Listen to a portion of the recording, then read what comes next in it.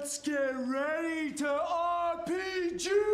RPG! RPG! RPG! RPG! RPG! Hello, everyone. Good evening. Welcome to the Knights of Last Call. My name is Derek Melenda, and tonight, we are going to be tackling the subject of travel. Specifically, well, like most things, it's probably going to end up in a very academic, philosophical approach to travel. And what does it mean? And we're going to start with a bunch of definitions. What even is travel? And all the other normal stuff that we do that makes these things take hours and hours and hours. Now, this topic came as a result of a poll that I ran with my patrons. And I said, hey, what are some stream topics that you guys would like to see covered? And there's a good couple of ones that we're going to be covering here in the next couple of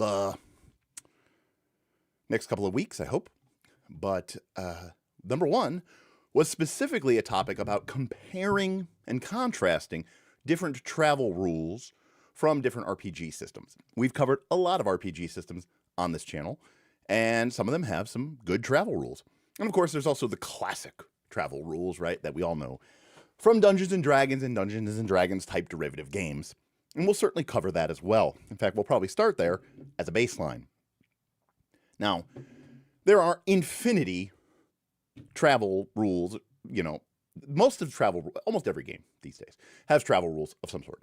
Most of them are pretty much like D&D or some variation. Even all the different D&D games may have slightly different variations about them, but they're all essentially the same. Now, that being said, there are games like The Wild Sea, which has a slightly more gamist approach to the traveling, the traveling element. There are games like Ryutama, which has a much more narrative element to the game. And then there are games like Traveler, which quite frankly kind of has shitty travel rules, even though the name of the game is Traveler. Well, at least they're not as cool as you think they might be. They're not. So there's a lot of stuff to cover. So the goal, in theory, will be that we will do the following. And so stay with me, bear with me. What I want to do is a couple of things. Number one, I want you to, for starters, understand what does it mean to have travel rules? What is it, and what is the difference? We're going to get into some definitions. Number two, we're going to talk about how you interface with the travel rules. And number three, we are going to cover potentially 5 or 6, if we can, we'll see, different systems that I think, again, there's a million of them. And you might even be able to shout one out. Maybe we have it on PDF. It might be on the shelf behind me. We could take a look at them and get some thoughts. And we can kind of start, pigeonholing different travel rules to different situations. But then, at the end, if there is such a thing, hopefully you will have reached a point where you will have come to, I think, really 2 important decisions. 1, do I even care about travel rules? Now, I'm going to begin with the end. A wise boss once told me that the key to a successful presentation is to tell them what you're going to tell them, then tell them, and then tell them what you just told them. And so if you get nothing else out of this stream, if you clicked in and now you clicked out, you probably don't need travel rules. And you could probably throw them out of your game. And your game will probably be fine for it. Even if the game itself that you're playing has travel rules, maybe you shouldn't use them. So that's that's probably the number one takeaway, if I had to say anything about that. And number 2 would be that if you do decide to use travel rules, that's when you need to get into sort of the elements that we're going to talk about the definitions between what I call traveling, journeying, and exploring. They're 3 different things. And then talk about how do you interface with those rules, right? So that's a little bit more of a complex discussion, which could potentially take a very long time.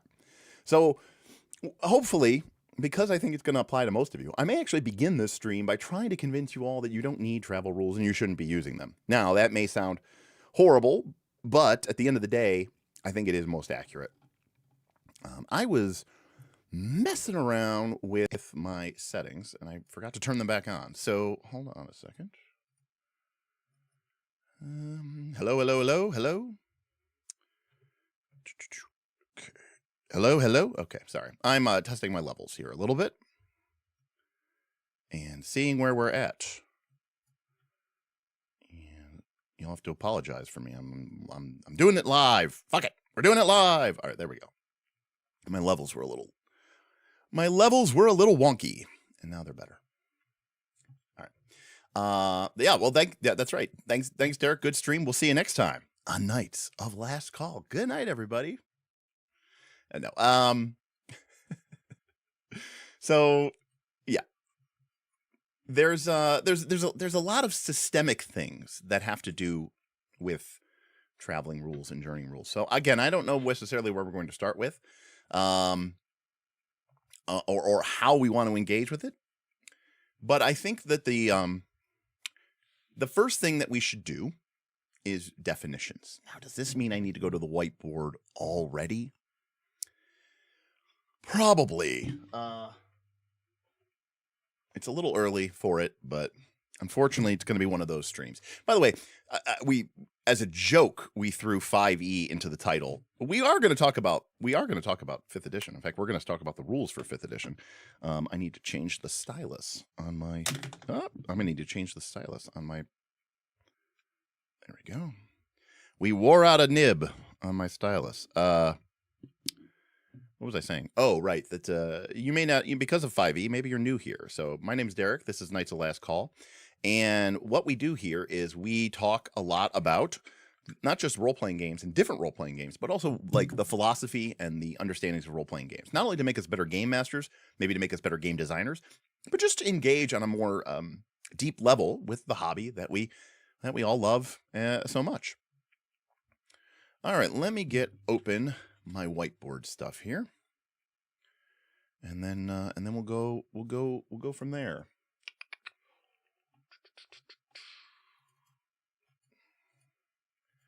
Here we go. Okay, let me put up the dark mode.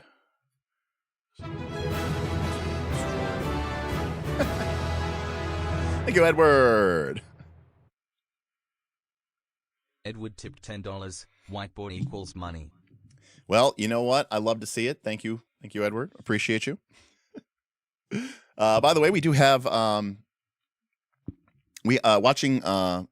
For those of you who may have not noticed, we do have a tip goal, and my tip goal is the Gamma Fund. What is the Gamma? The Gamma is the Game Manufacturers Association's annual convention. Now, Mr. Stephen Glicker has asked me to attend Gamma. However, I don't really have it 100% in my budget to do, because I'm also supposed to go to GaryCon, and I'm supposed to go to Gen Con, and I'm dropping $3,000 to go to Origins.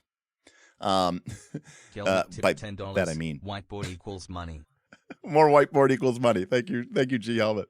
I'm renting a room at Origins in order for my patrons to have a place to play. So, you know, it's gonna get pretty pricey this summer. So hopefully we can have a way to do it. All right. So let's get into it if we can. For starters, I want to start with some definitions, and this really, I think, is the number one thing that should, if anything, determine why you don't want to probably use rules. Okay, for this. Okay, we start with definitions. All right.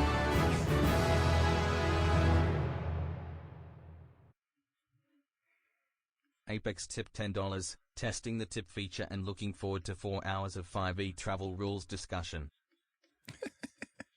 Thank you, Apex. The tipping feature does indeed work. Thank you. And yes, it'll probably take us a while to get through these. So I really appreciate that. Thank you.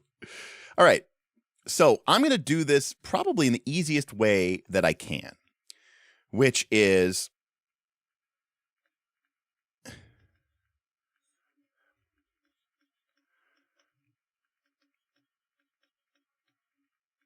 Okay. The way I break this down, and again, these are my definitions, so feel free to shit on them, but it's really, how I define things isn't important. What's really important is understanding why we're using these rules. But I call travel, journey, exploration. In travel, the route, okay, is known, and the destination is known. In a journey, the route is unknown, and the destination is known. And in exploration, the route is unknown, and the destination is unknown. Now, yes, I am very bad with my money. So we'll break these down, and we'll kind of talk about what this means and how this, you know. And by the way, some things that call things journey rules, and I thought, yeah, yes, Cinnabos says that's not all the combinations. Yes, technically you could have a route to an unknown destination. So we'll call that. I don't even know what that would be, but if we could think of something, I would love to add it. So, fine. We don't know what this is yet. Yeah, Mystery Railroad is probably the best thing that I could probably think about it. Yeah, you know what? Maybe you know what it is. You know what it is. I'm going to call it Mystery Railroad. That actually sounds pretty good. We have the Mystery Railroad. For lack of a better word. All right. So, by the way, other games may have called these things different things. Like they may call them journey rules, and they're really, in my opinion, travel. They may have called them travel rules, and they're really journey rules. So, like, I don't get caught up on the exact terms or the definitions. It's more about the ideas of what we're doing here. So, travel. Travel is where, think about, you know, when you're traveling to Miami. You go, look, I know where I'm going. I'm flying to Miami, and I know how I'm going to get there. I have a map. I have the road, you know, I have the route that I'm going to take. I'm getting on my plane. I'm traveling from A to B because what I want to do is at B. In fact, the things between me and my route and my destination, the route between me and my destination is a negative, right? If I could instantaneously teleport myself to Miami, I would. But I can't, so I have to take this route. And I know where I'm going, and I know how I'm getting there. And all I'm doing is just going through the motions to get where I'm going. Okay, because there's some distance between us. We call this travel. You know, you might work and you might say, oh, I have to travel that week. I'm traveling that week, right? It is, for lack of a better word, a chore. Okay?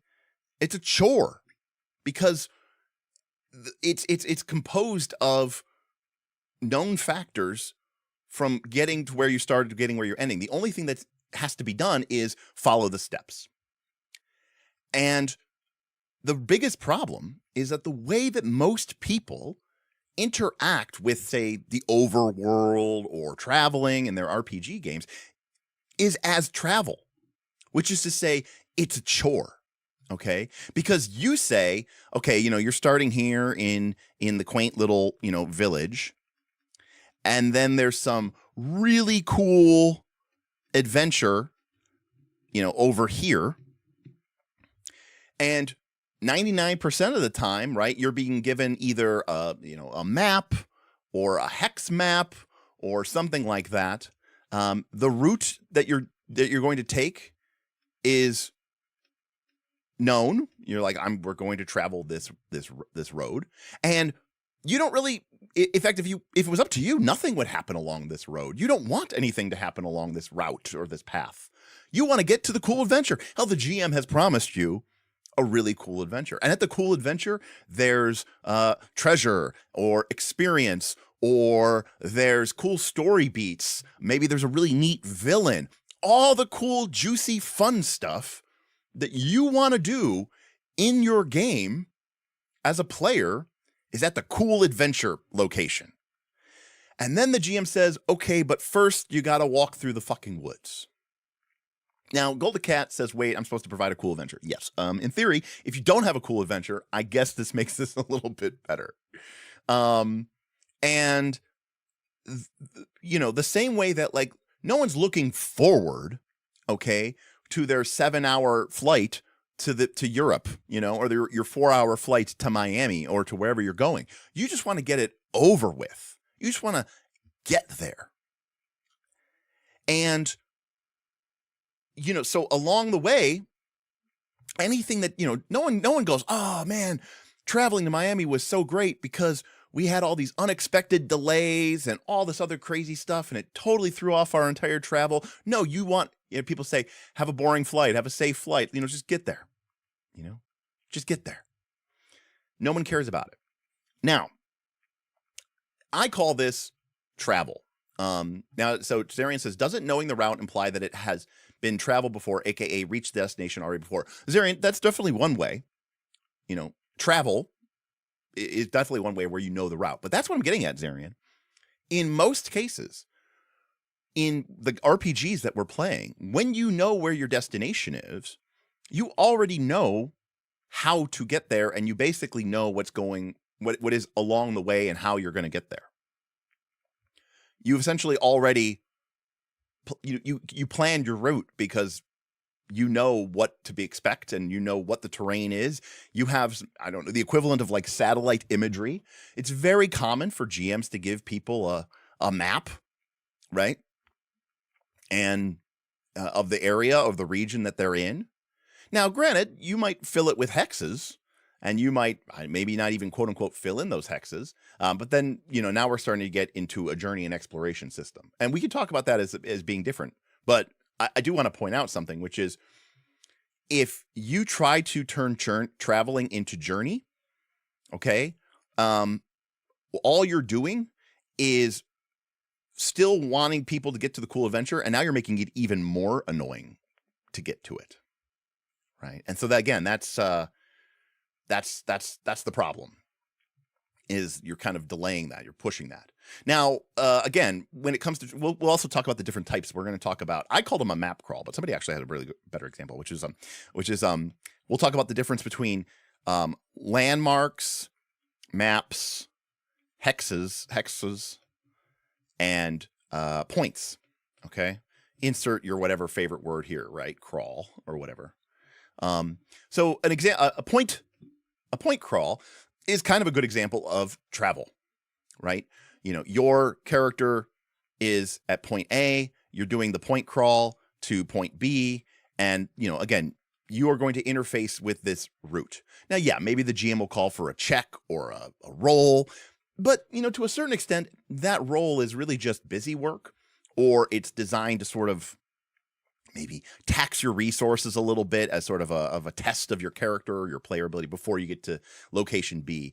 But don't kid yourself. It's not especially evocative or interesting.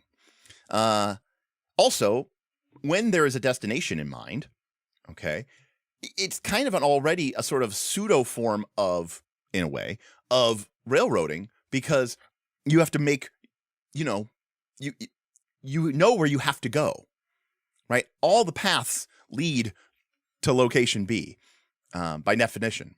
Hell, that's where you're trying to go. You've sort of self-railroaded yourself in a way.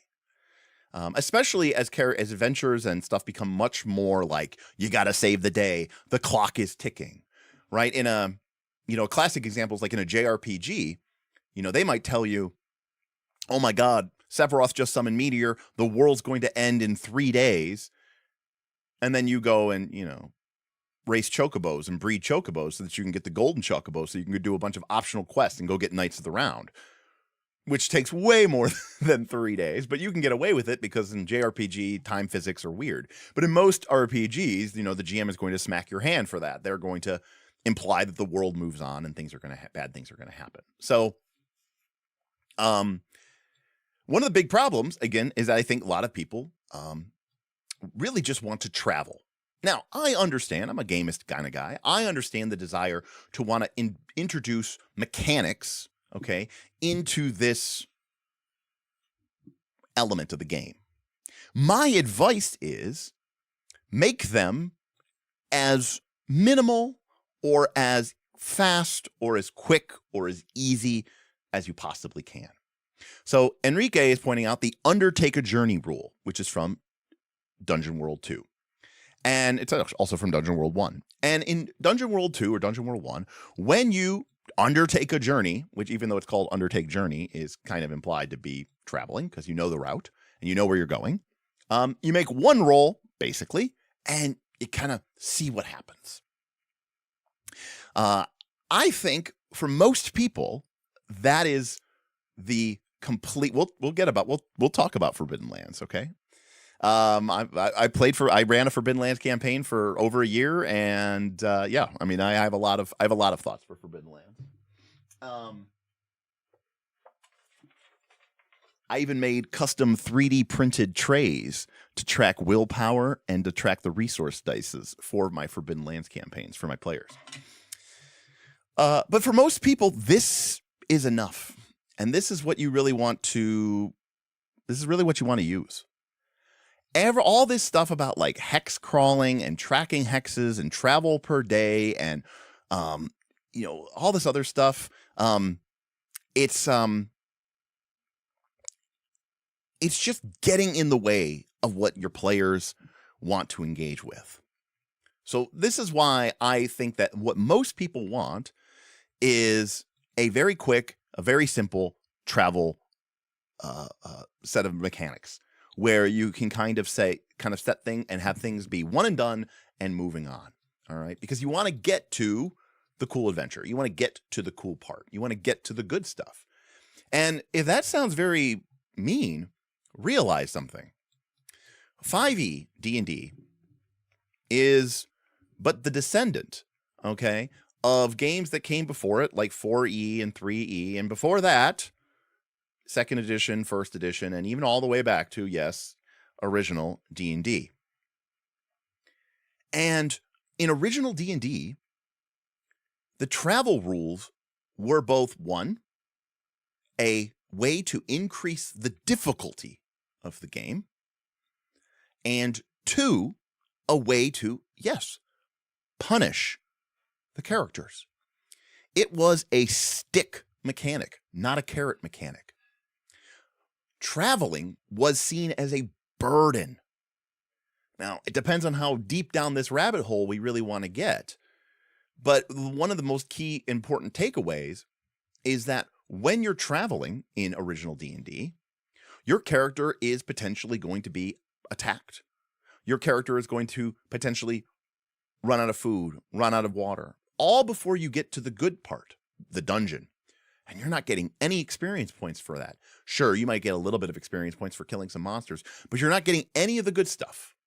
You're not getting any of the experience from the treasure. You're not getting the treasure itself.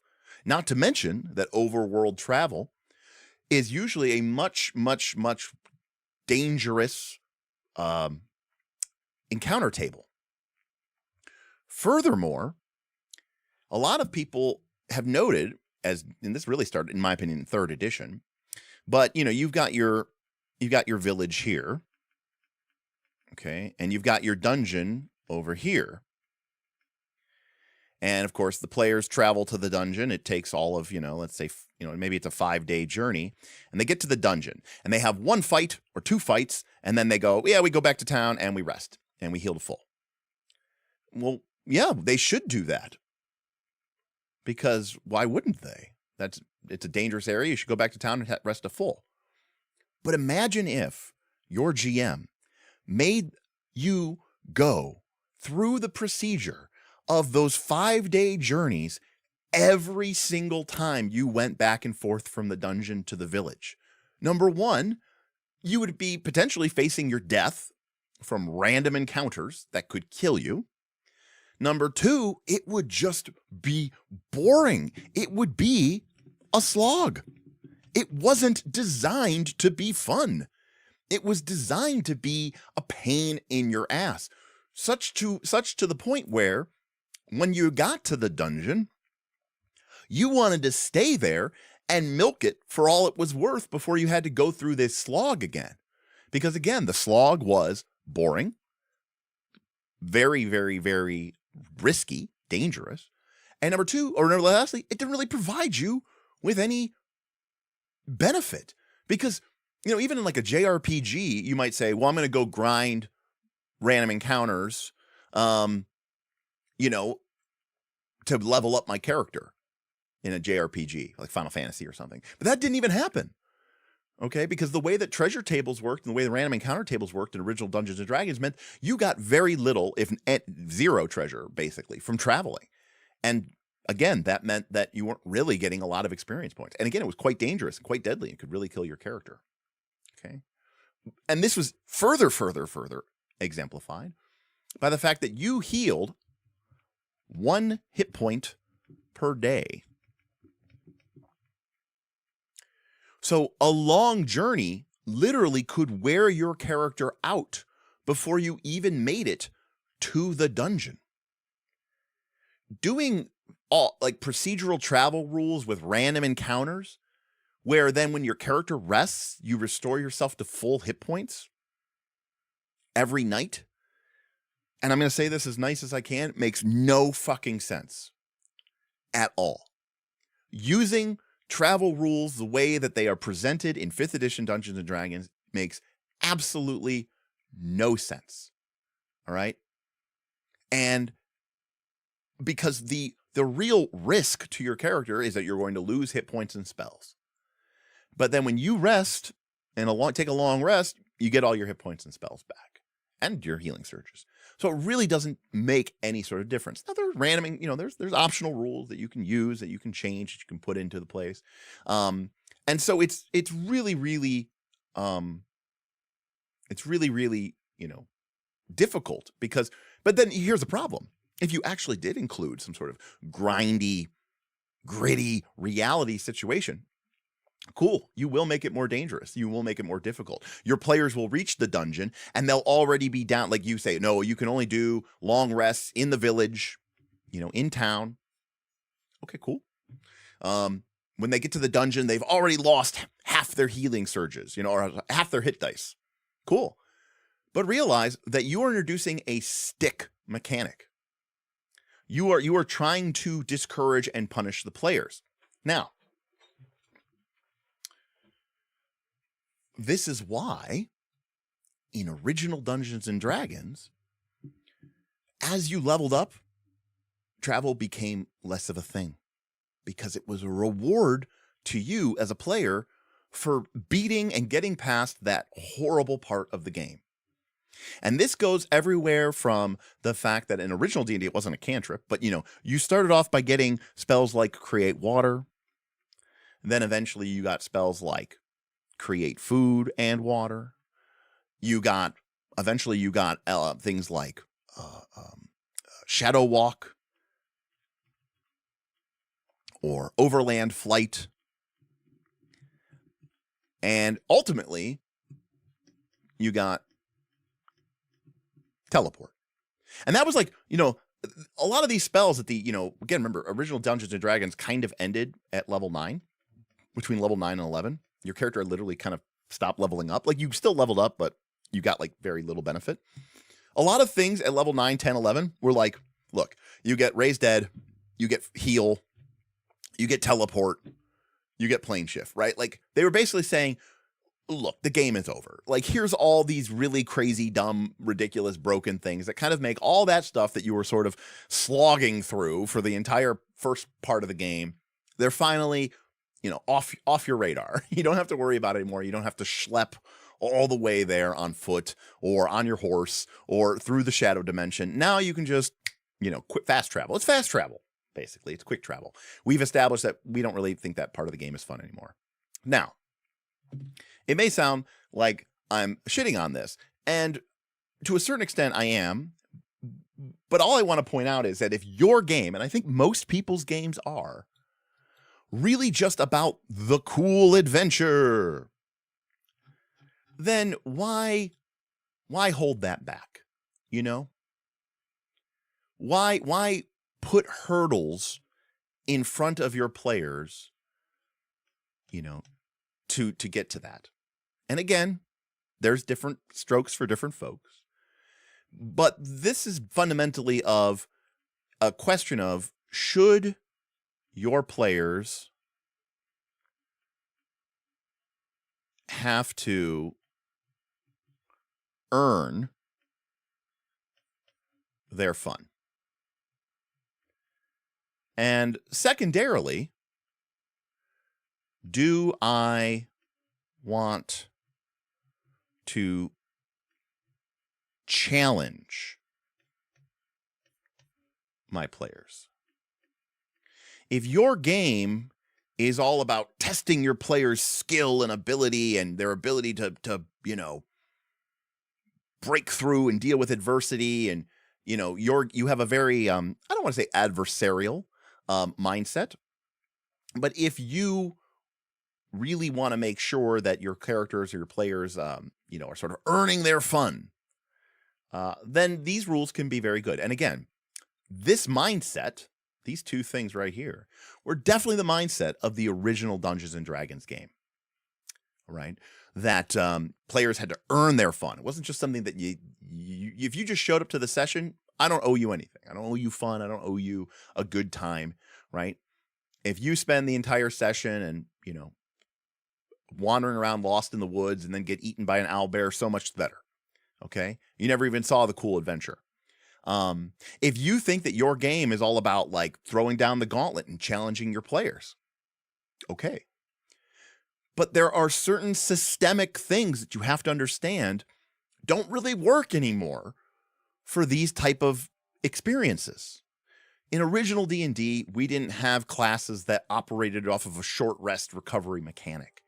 You didn't get back all of your hit points and all of your hit dice. Hit dice didn't even exist, but you didn't get back all of your hit dice every time you took a long rest. You got back at most 1 hit point per day. So the premise of challenging your players with a difficult travel was legitimate in original D&D.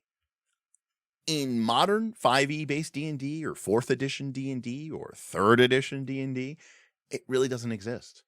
It just doesn't exist. They got rid of it. Because again, the game and what they discovered is that most people didn't really enjoy that mechanic, because that mechanic was designed as a way to sort of, test your might and see if you were good enough or strong enough, wily enough and clever enough to get through that, and ultimately to earn the right to go to an adventure. So that's just not the mentality. That's not the play style that most groups have anymore.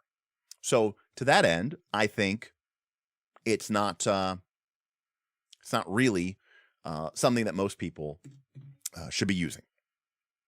So that's like my main point that I want to say here. Ningaski, well, I'll take some stuff from the channel here from the chat. The DM you just described is the kind I want to throw a beer can at. I selflessly made this torture campaign. You better find a way to enjoy it, or you suck at D&D. That's why I quit D&D in Pathfinder 2nd Edition. I don't think every D&D player, I don't think that is necessarily specifically a D&D or a Pathfinder 2nd Edition thing. I do think that mentality of game mastery is certainly still prevalent in some areas, in some places. And I don't think there's anything wrong with people wanting a game to be a challenge. That's okay. Games can be challenge. But yeah, I mean, I think that overall it's a question of, and by the way, it's not about the encounters themselves. I saw some people in chat say things like, well, an encounter doesn't always have to be a combat. What does that have to do with anything? I didn't say it had to be a combat. Even if you have an encounter that's, I don't know, really, it's interesting, it's still a problem or a delay for you getting to the cool adventure, right? It's very unlikely that if I'm flying from Cleveland to Miami and my plane gets, routed to somewhere else, and I end up spending half a day in some other area, but I kind of end up like meeting someone who's really cool. Like, that might be a neat way to do it, but on the bias, I really would rather have just flown and gotten to where I was trying to get to, anyways. So I don't necessarily think that it really matters that much, whether it's in a combat or not combat or any of those things, because it's still just taking up and eating up time at the table. Okay. Now, this is for what I think is like 90% of most groups, right? They know where they're going. They know how to get there. They know the route, right? They know how to get there and they know where they're going. Okay. And they're not really too interested on anything that's going to happen, along the way. So that's why I think that most people shouldn't really use travel rules, or they should use a very simple, maybe 1 or 2 rolls. And again, D&D doesn't always necessarily handle this particularly well, but like some games do. There are games that have better rules for this, where you just make like a group roll or a check or something like that, or some sort of travel rule, or and that I think is a little bit more expressive. And that, by the way, represents essentially the entire journey. And so to see a great example of this, we can take a look at the let's take a look at the Undertake a Perilous Journey rule from Dungeon World to take a look at that. Let's see here. Do I have those rules? I don't even remember if I might have been. I don't know if I downloaded them. I think I might have just been looking at them. Got to look at the alpha here. That's the play kits. It's the World of Dungeons. Dungeon World Guide. No, that's not it. Oh, here we go. Final alpha. Interesting. I don't know why I didn't actually download this, but apparently I did not. All right. So if we look at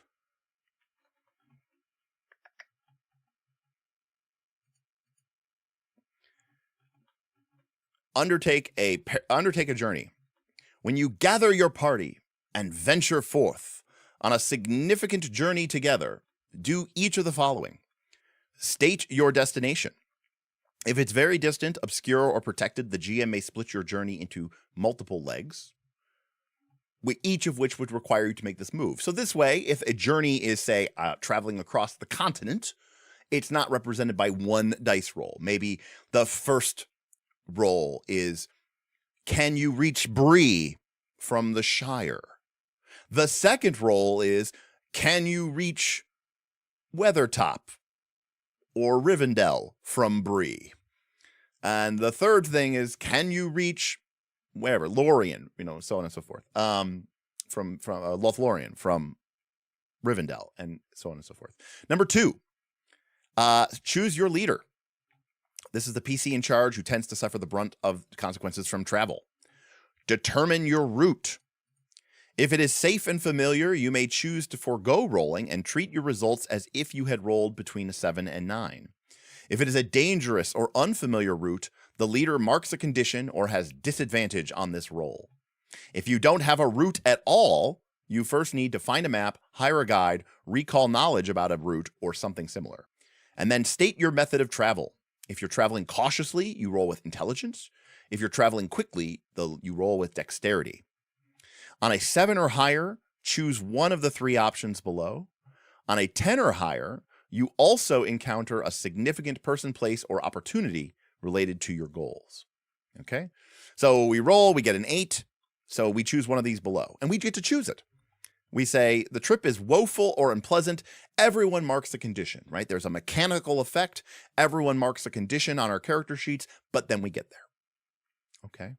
We might encounter something dangerous. We encounter, it's a week-long journey. It's a 2-week-long journey, whatever it feels appropriate for you. And we're going to have a random fight. We're going to have one random encounter. Okay. But you notice it first. Maybe you can sneak away. Maybe you can ambush it. Maybe you can talk to it. All right. And only if you roll a 6-, which in this game is like failing, does a danger ambush you along the way. All right. Some sort of danger. Okay. And note, the players choose this, not the GM. So if the leader rolls a 7, 8, 9, remember you're adding a bonus. If let's say we're traveling cautiously, right? So we're going to add our intelligence. Our wizard, an old man who seems to be immortal, is our guide. And he rolls with intelligence, and that's maybe one of your players, and they roll a 7, 8, 9, 10, 11, 12. They nobody wants to get into a fight, so they just say, our trip is unpleasant. Everyone mark a condition. Done. That's it. Moving on. Now, just like any role of a game, if you play D&D or whatever, Pathfinder, if your game consists of you saying, I activate the attack move, or I activate the attack action, and I use longsword, your game is going to be pretty, stale and crusty.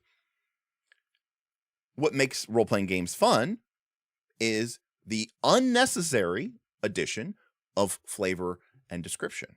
Mechanically, this is what this action is represented. But because this only takes maybe a matter of moments, this gives us an opportunity to chew the scenario.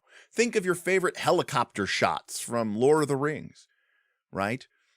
And again, your trip was unpleasant, and maybe everyone marks a condition, and you describe the driving winds and the biting cold as they make their way over the great mountain range.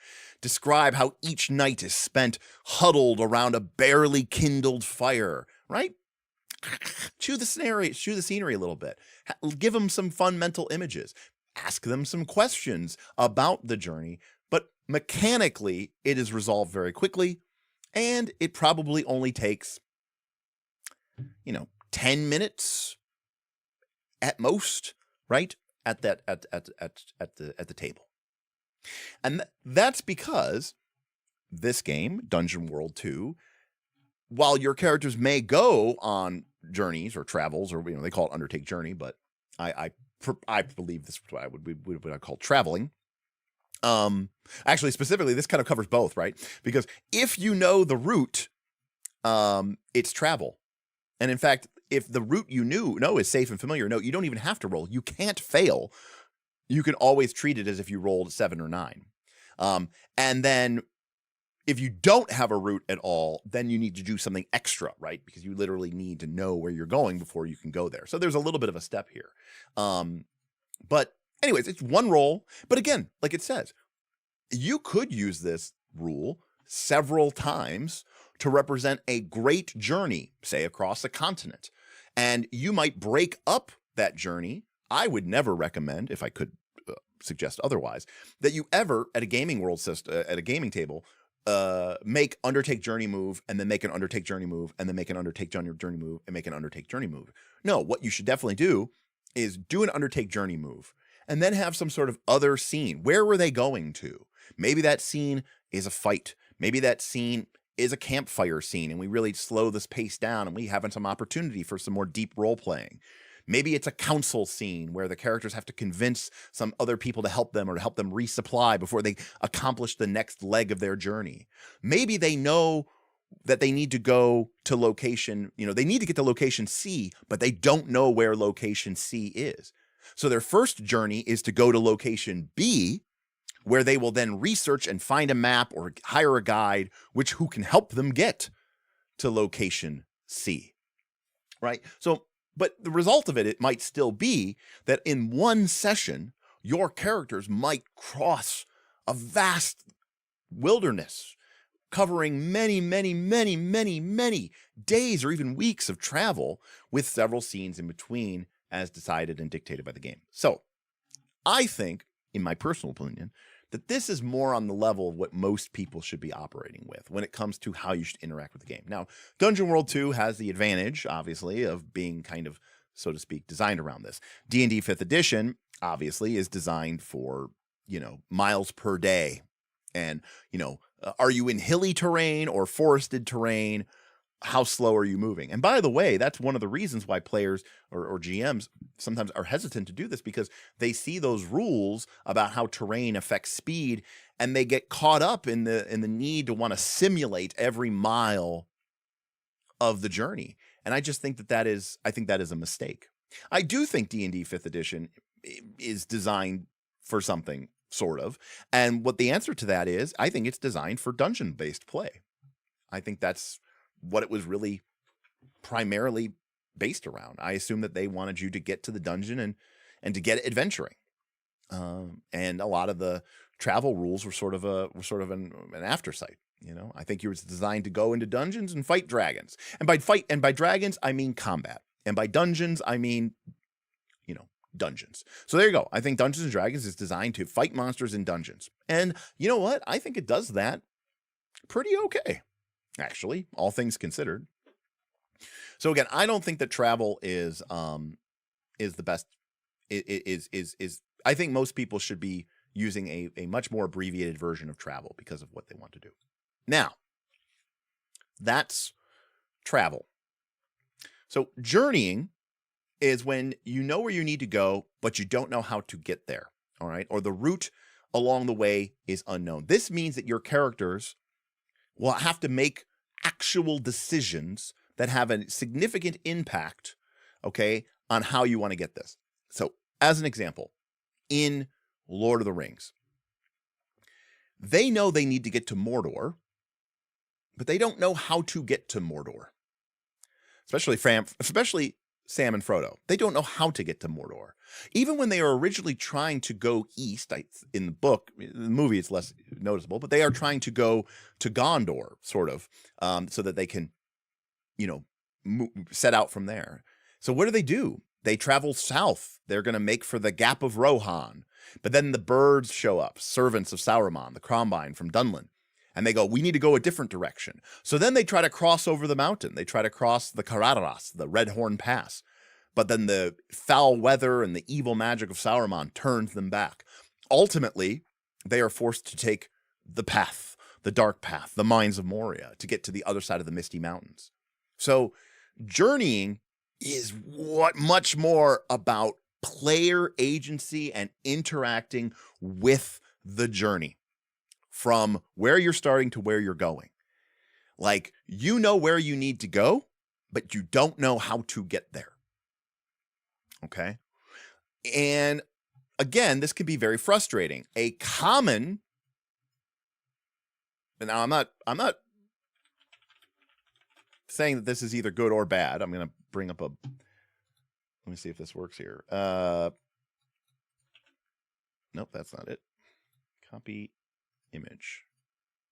Is this going to work? Nope. Is this going to work? Nope. All right, come on. Come on, Google search. Don't let me down.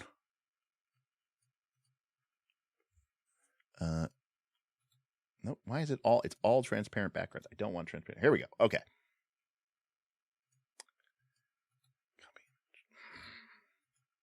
That took entirely too long. All right. We've got some hex. All right. The classic example of this is like, it's like, okay, you guys are here in the starting village. The dungeon is here. What do you do? How do you get there? You have no idea what the terrain is. You have no idea what this is. You know, maybe you do, maybe you don't. Now, I have a lot of thoughts and perspectives on this type of what people would call hex crawling. But obviously, you would ideally create a straight line. Okay? That was not even, I didn't even draw a straight line. Ideally, you would do a straight line. Okay? And if the players can basically go in a straight line, you probably didn't really even, what are we even doing here? You know, what do we need to do? So an example of this might be that, and this is why I say, a lot of times when people do these blank hex maps, it's kind of like, really nobody knows anything about the region. It's true, straight. That's true. Okay, it's here, so that way you can actually go in a straight line in the hex. But a great example of this might be like, after a time period, again, assuming nobody knows anything about this world and nobody knows where anything is, including mountain ranges and all this other stuff. But let's say that you travel for a while and you go here, and then, you know, suddenly you see, okay, the GM tells you that there are mountains in front of you, stretching out to the east and west. Well, now you have some decisions to make, right? Like, do we try to cross the mountains? Do we go around the mountains? What's to the west of the mountains? I don't know. Now, remember, if you have a detailed map, you will have already known what's to the west of the mountains. You're like, oh yeah, there's more mountains. So no, we're not going to go that way. Part of the problem with a journey is your group might say, I don't know, mountains are tough. Oh, hey, thank you, Tasty Trekkie, for becoming a sponsor. Appreciate it. Tasty Trekkie says, Mythic Bastion Land gets it right. You have a vague outline of the overall region, but the details in each hex aren't found until you're there. I do think Mythic Bastion Land does it better than most. So I will agree with you there, Tasty Trekkie. But, you know, your characters might go, okay, let's head west to the mountains. And we head to here. And the GM describes more mountains. And then you're like, okay, let's go one more hex. And let's say you can only see what the hexes are next to you. And then you go to this hex, and the GM's like, oh, okay, there's some light hills. And you go, cool, all right, we found our way across. And then you cross into these hills, and you discover that there's a vast, boreal forest. And you're like, oh, I guess we need to go through that. Do we want to go through that? Do we need to back up?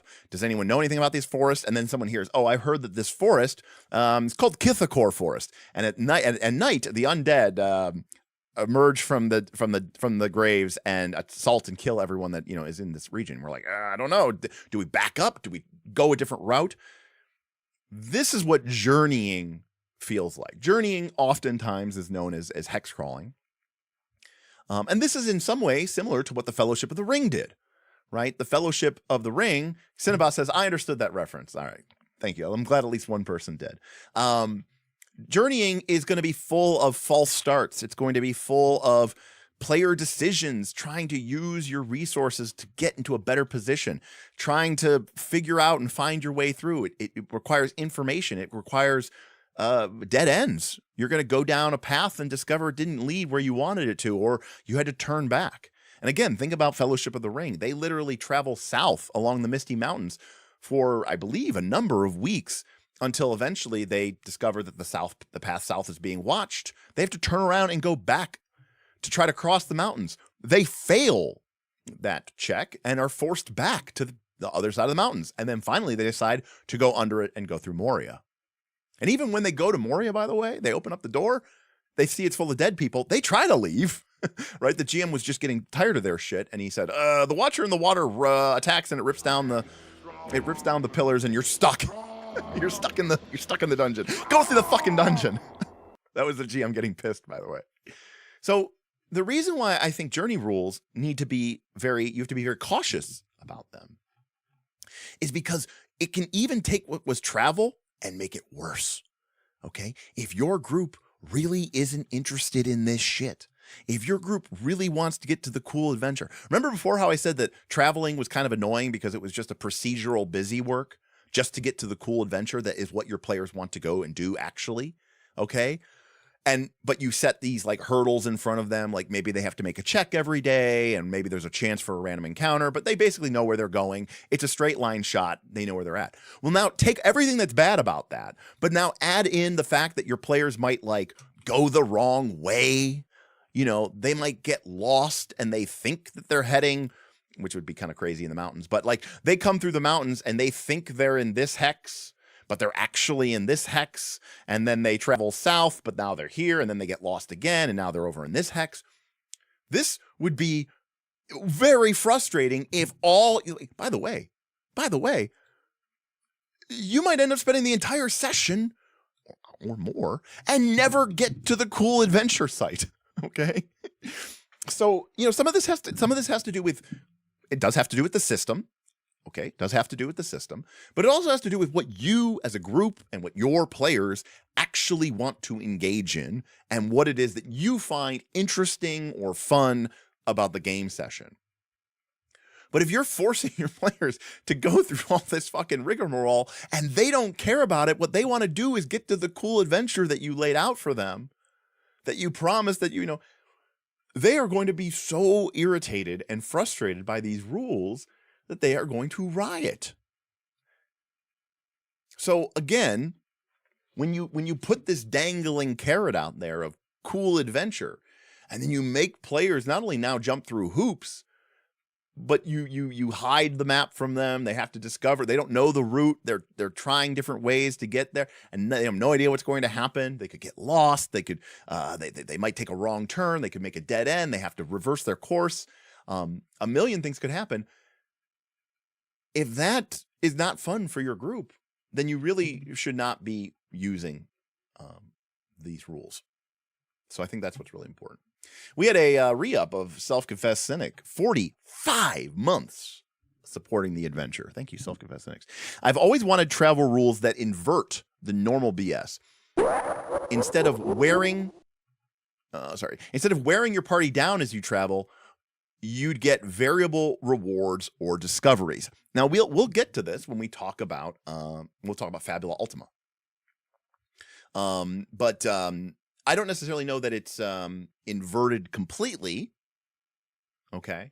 But we'll talk about Fabula Ultima, and we'll talk about, some of modern games and PBTA and Perilous. I mean, there's so much to talk about, like dangers and discoveries, and the advantages from discovering and all this other stuff. It really comes down to, again, how are you engaging with the world, and how are your players engaging with this? And I think it's really, really important. I feel like players would like travel more if it gave them more burr, and I do tend to agree. Yeah, find the way through the maze before you can have fun. And we've talked before on this channel, and I know that maybe we have some new people here. Actually, it's a great question. I put my kind of clickbait image. I mean, to be clear, we've talked a lot about 5e, and this really is about 5e, but it was kind of more of a joke. And we wanted to see if throwing 5e in the thing would make a difference. And let's see if it did. Yeah, we're over 100 people. Welcome, everybody. Of course, we're also not just talking about some really super obscure RPG, so that could help too. Tasty Trekkie says Samwise and his taters and bunnies. Yes, Samwise was definitely in the middle of a journey and getting a little bit frustrated. Simon says it's also not fun for most GMs. Also true. I mean, I think a lot of GMs get very frustrated with the procedural elements and the boringness of it as well. Especially because many groups just end up turning it into like a very boring procedure where you're just rolling dice every day, and you're not really doing anything to like bring the world to life, and you're not really making that many decisions. You're just sort of going through the procedure. Now, we said before, but there's fun and there's interesting, and both could be enjoyable. All right. As I said before, certain things are designed to be fun. Certain things are designed to be interesting, but that doesn't necessarily mean that you enjoy them. Okay. Mario Party and slot machines are designed to be fun, but you may not find them enjoyable. Okay. Chess and Sudoku are designed to be interesting, but you may not find them enjoyable. So the question you should ask yourself is, what kind of experience are you, looking to have with your role-playing game? And for a lot of people, for most people, they are looking for fun. They want that experience. Now, Cinnabos says, a riot of TTRPG players is terrifying. I keep D4 solely to scatter behind me while I flee. Yes, that could be very useful at times. If anyone ever wanted to know what caltrops were really for, it's to run away from people. Now, Beowulf says, fuck the cool adventure site. Just play the game. Every step is the cool adventure site. Every NPC is a cool encounter. Every scene is the game. Embrace it. Well, that is definitely a mindset. If that's how you perceive and play the game, then absolutely. Then you could go full bore. In fact, you could go all the way from travel to journey to exploration. Now, exploration is the rarest of gems. Exploration is where the GM says, you guys are here, go. And you don't have a destination, right? And it's just wander around and encounter stuff and see where it takes you. Now, there may be rumors, so you might have heard that there's a legendary temple of gold located somewhere to the southeast, right? Doesn't mean that you literally have to have no information.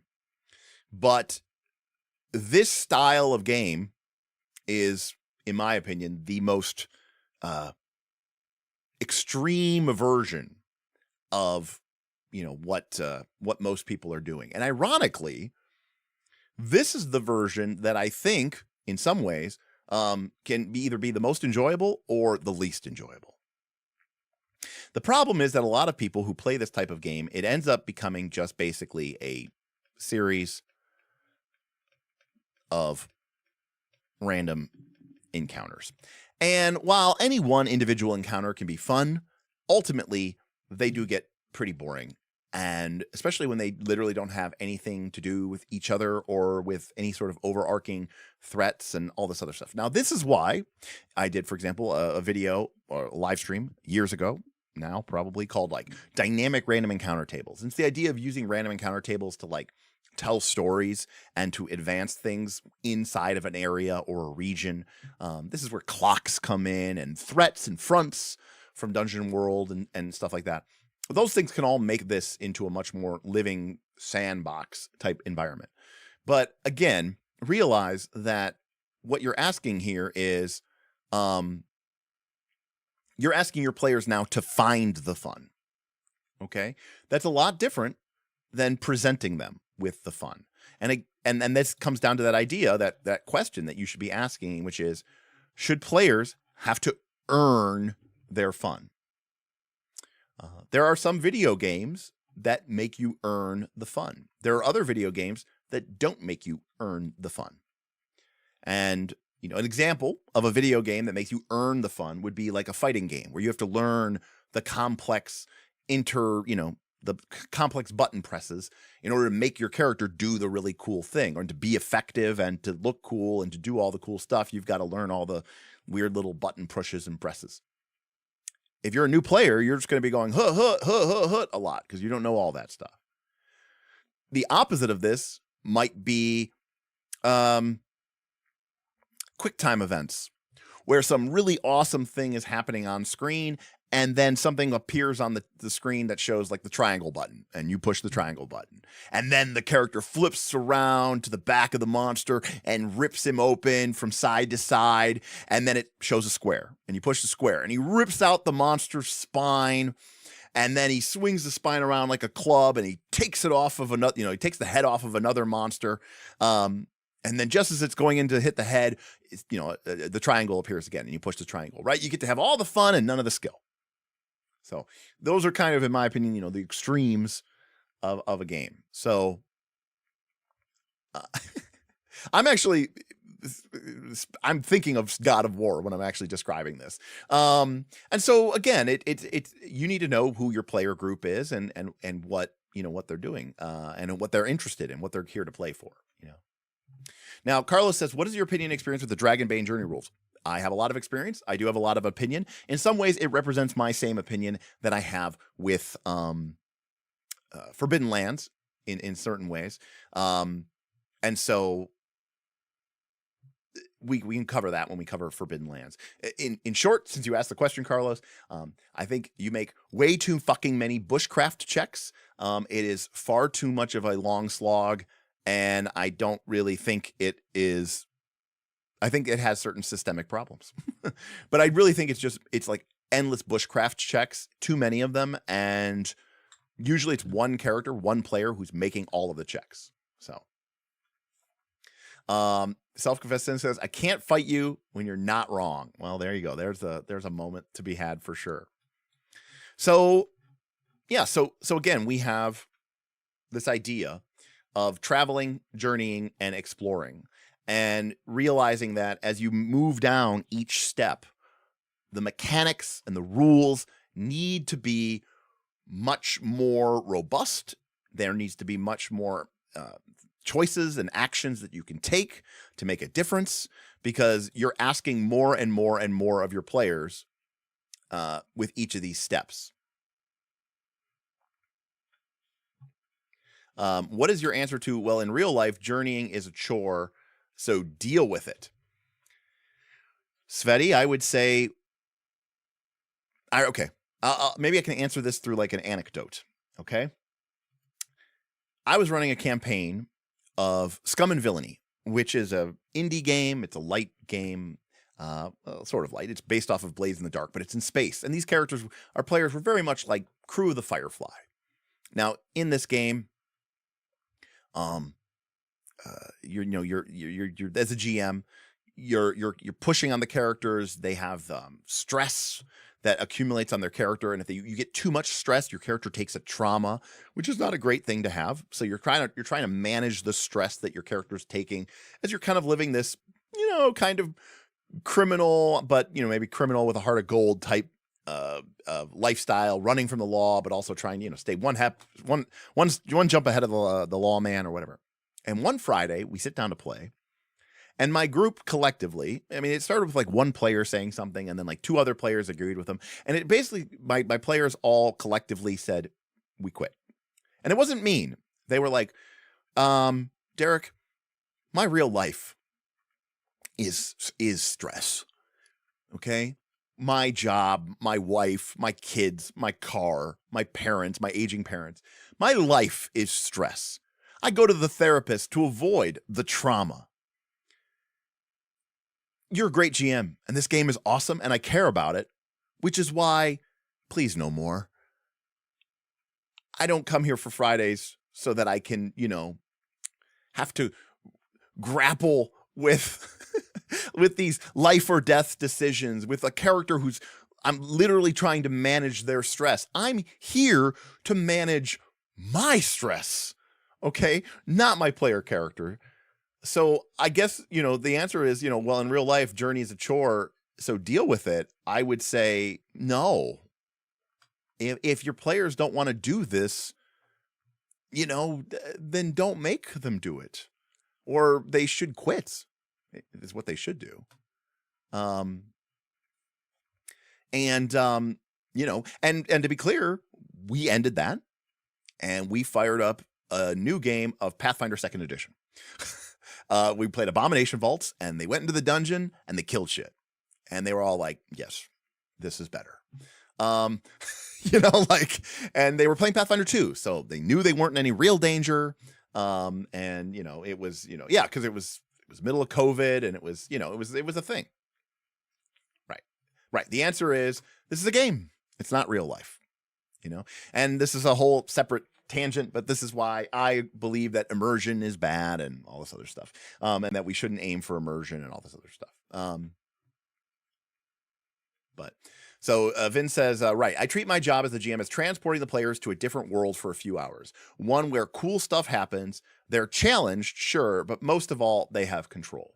And again, this comes down to what is it that your players want to engage with? What is it that your players want to do and engage with in your game world, So that is sort of what we have to kind of consider and we have to take into account here. Now, before we move to 5e at the 1 hour mark, I do want to kind of quickly decide. I do want to quickly talk about 4 things: landmarks, maps, hexes, and points.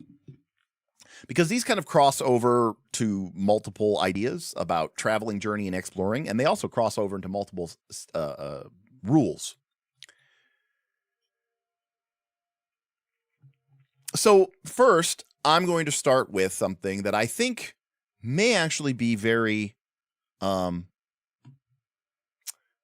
controversial, maybe, which is, I think, the biggest mistake that we make as GMs is we use maps and hexes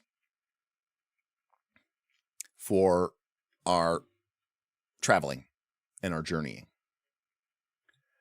Number one, maps weren't particularly well known in the fantasy era equivalent.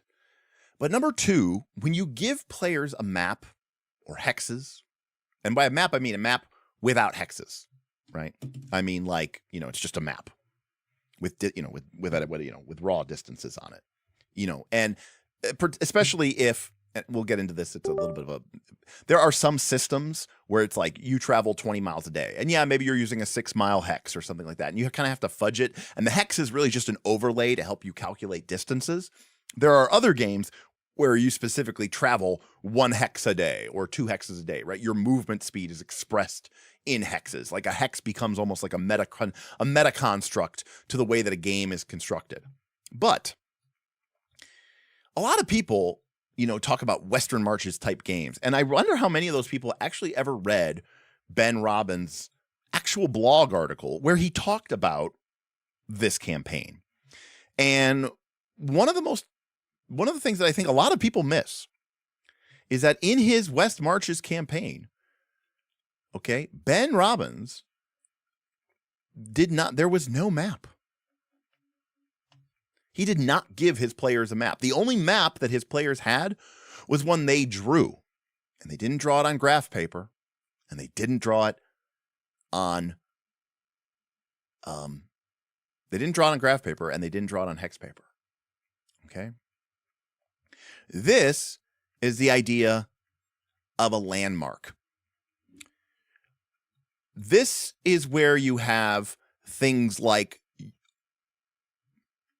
right? You have like the village of Ember Wash. And then your map looks like this. 2 days along river to the Burnt Oak.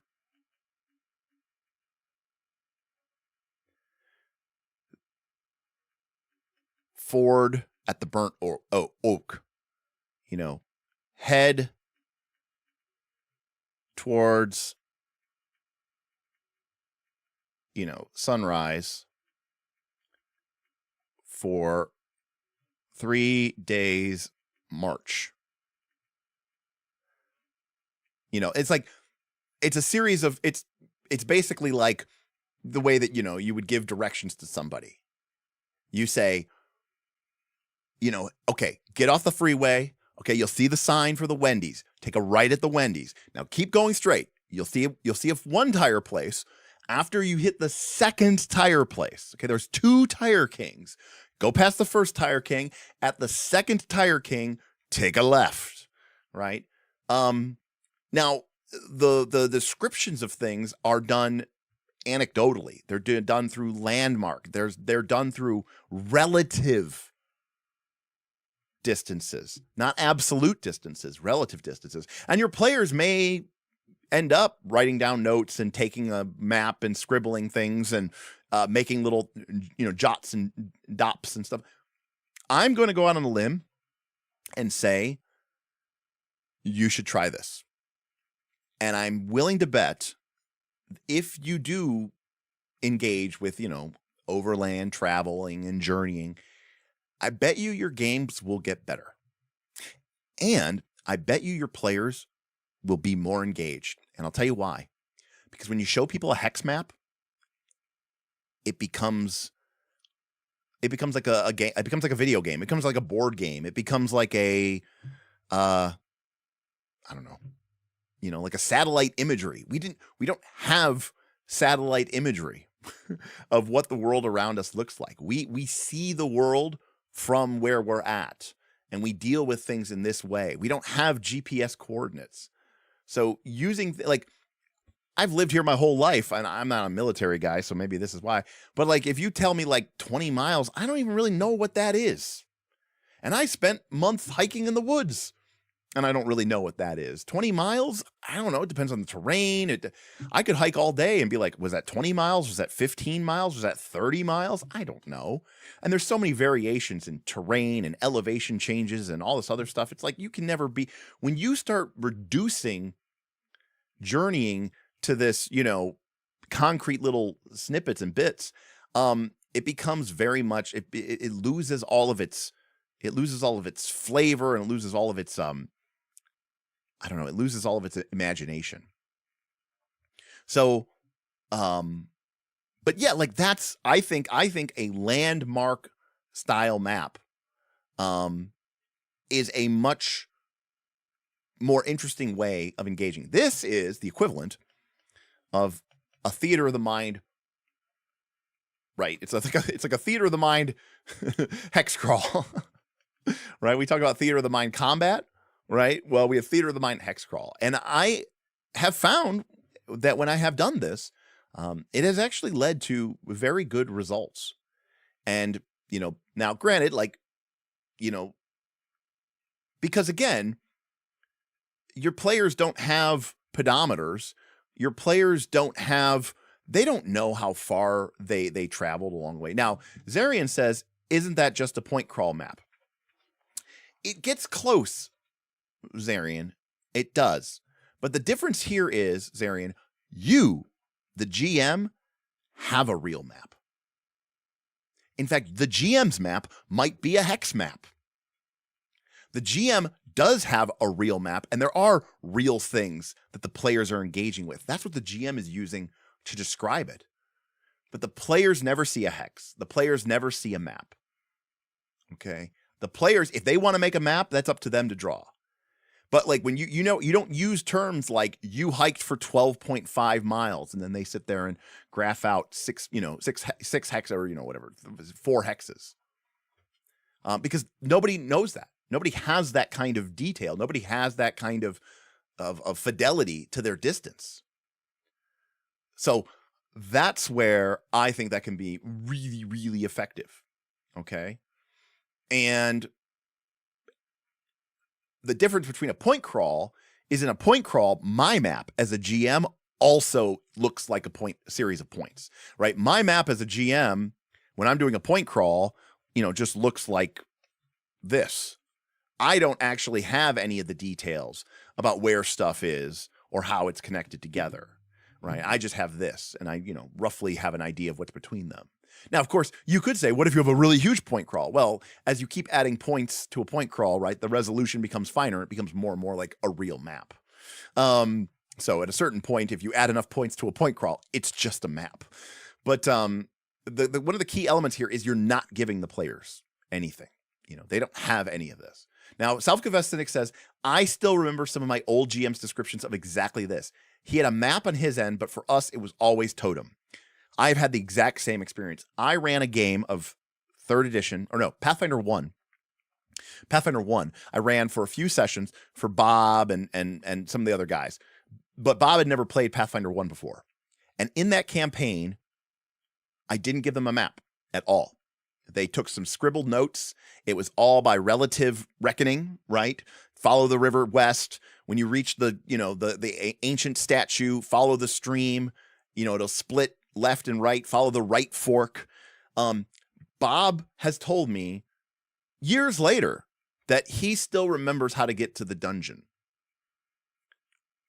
from those descriptions, those landmarks, those maps.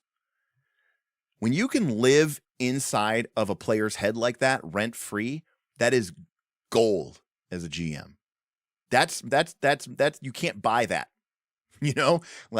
This is a way to hijack their cerebellum or whatever and get inside. And I find it to be extremely powerful. This, I think, is the best method. And I'm going to assume most of you are not like me. Most of you are immersionists. Most of you are, simulationists. Most of you want this kind of element, right?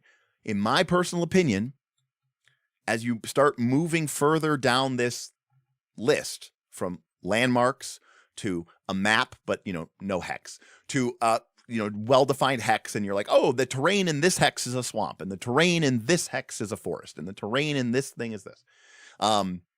Each hex has an encounter. Each hex has a thing. And then when you eventually get to point crawls, where it's literally, like this, as you move down that map, as you move down this list, and especially if this is the way that the players interact with this, you become more and more game-like. The RPG becomes more and more gamist, okay? And less, yes, perfectly said. Wow, good. The moment you give them a map, converse to expectations, you actually end up increasing the gamism. Now, that's not entirely true, because you could give your players this map, right? Scribbled notes on a piece of paper.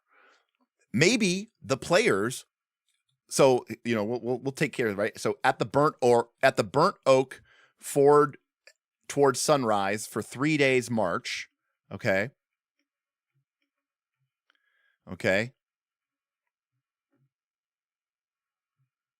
3 sisters,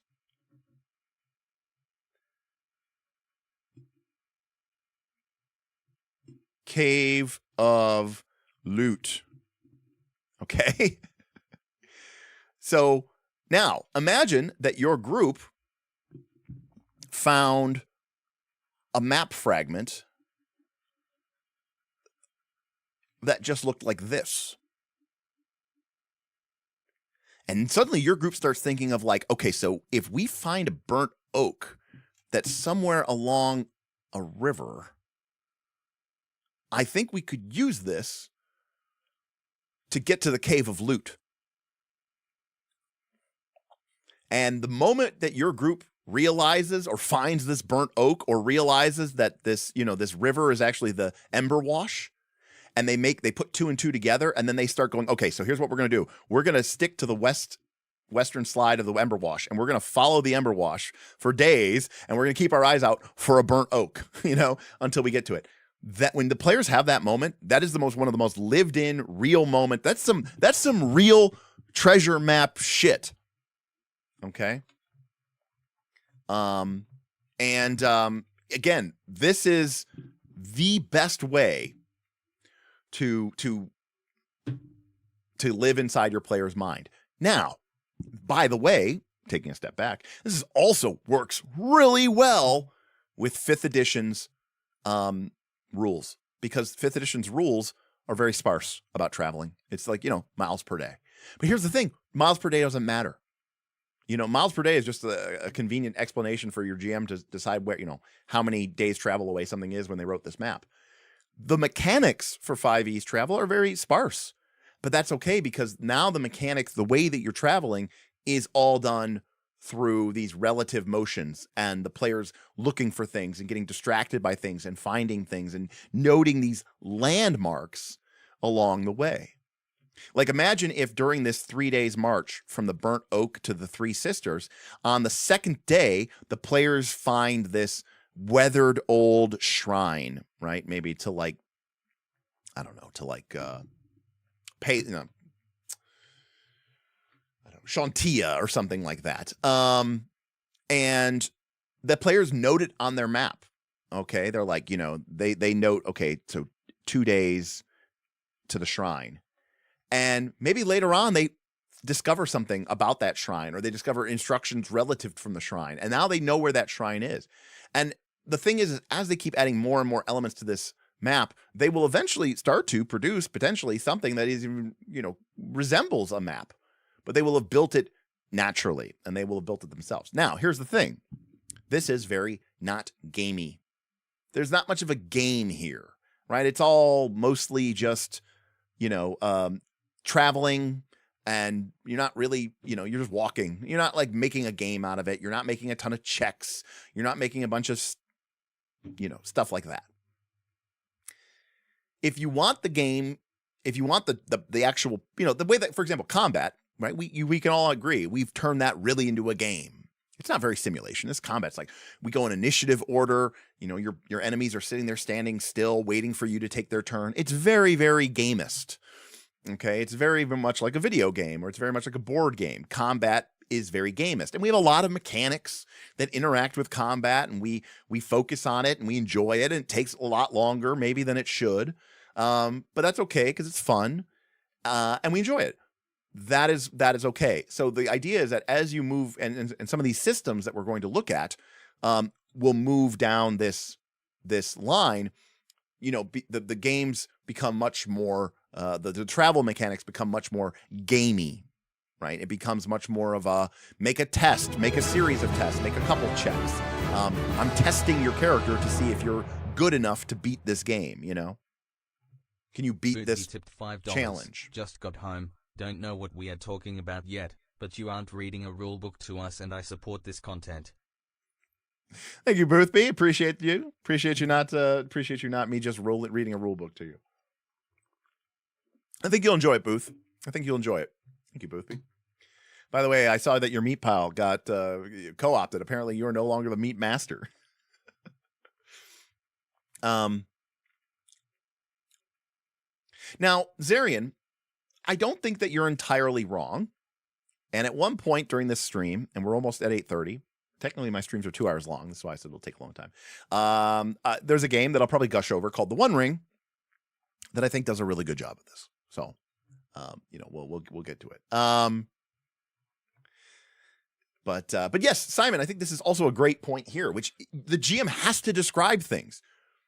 So one of the things, again, that I like about Theater of the Mind combat is that in Theater of the Mind combat, you are forced to constantly be describing things, where somebody is, what they're doing, where they're moving, where they're looking, because the players have no other reference.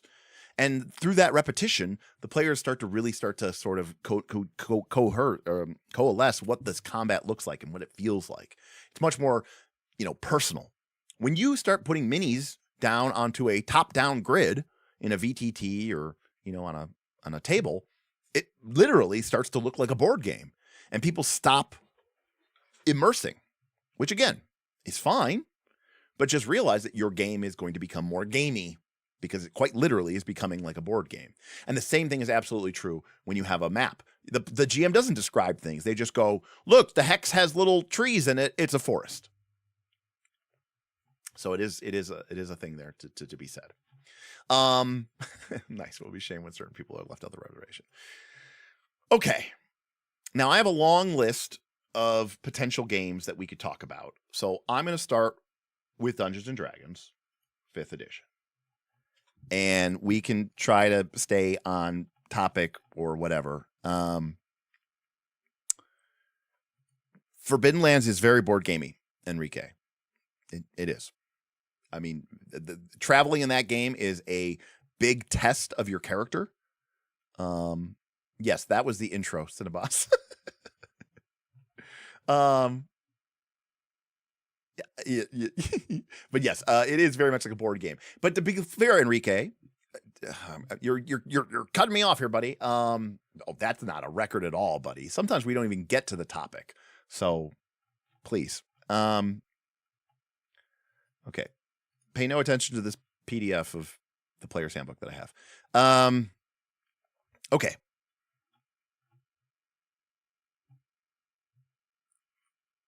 Correct, Adam. I mean, this is a big part of what I was talking about, is that it really depends on, what it is that you and your players want to deal with.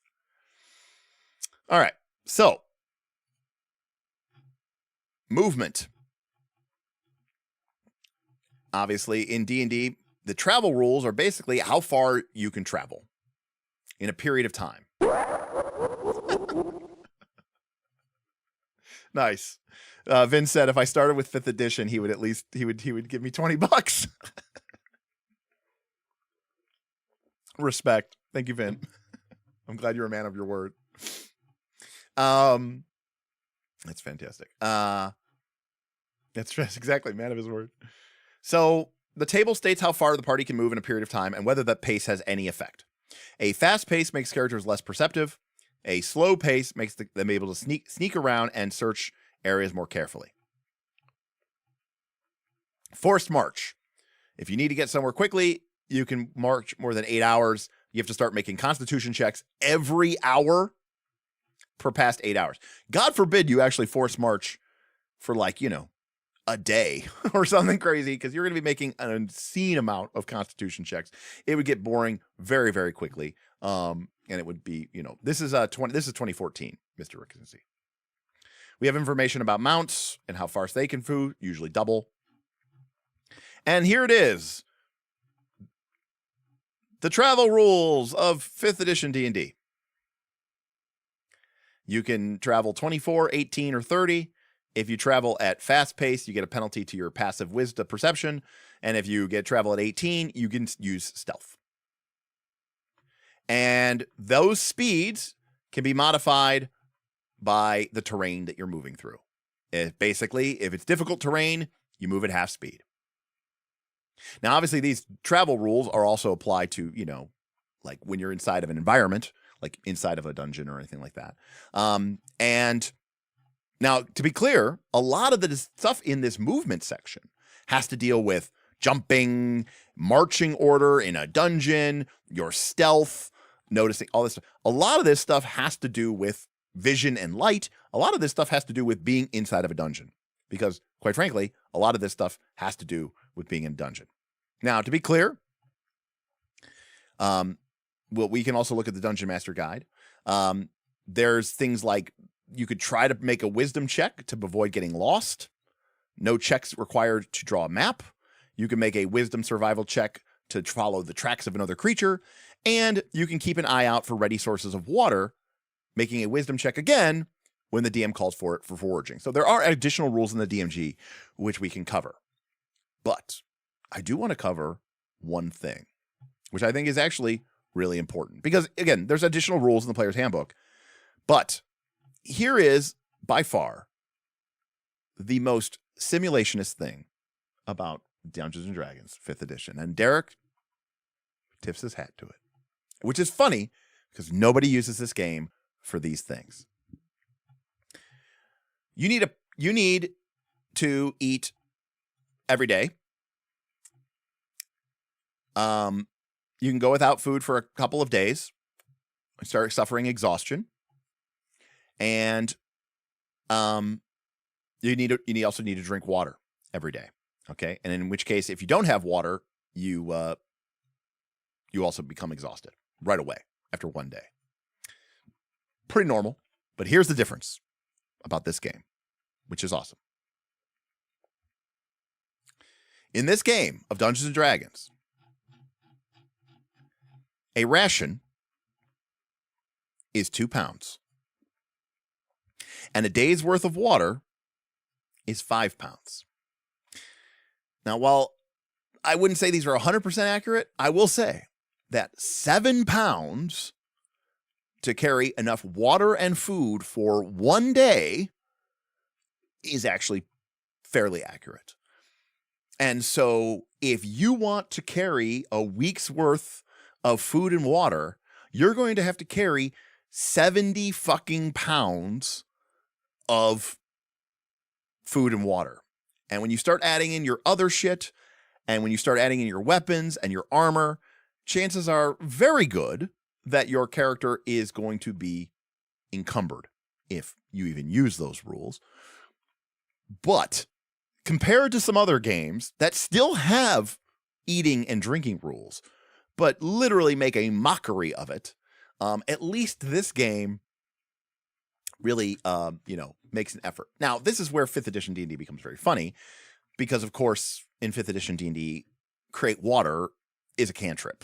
And I think, 85% of classes are spellcasters. So even if this was an issue, it's really not an issue.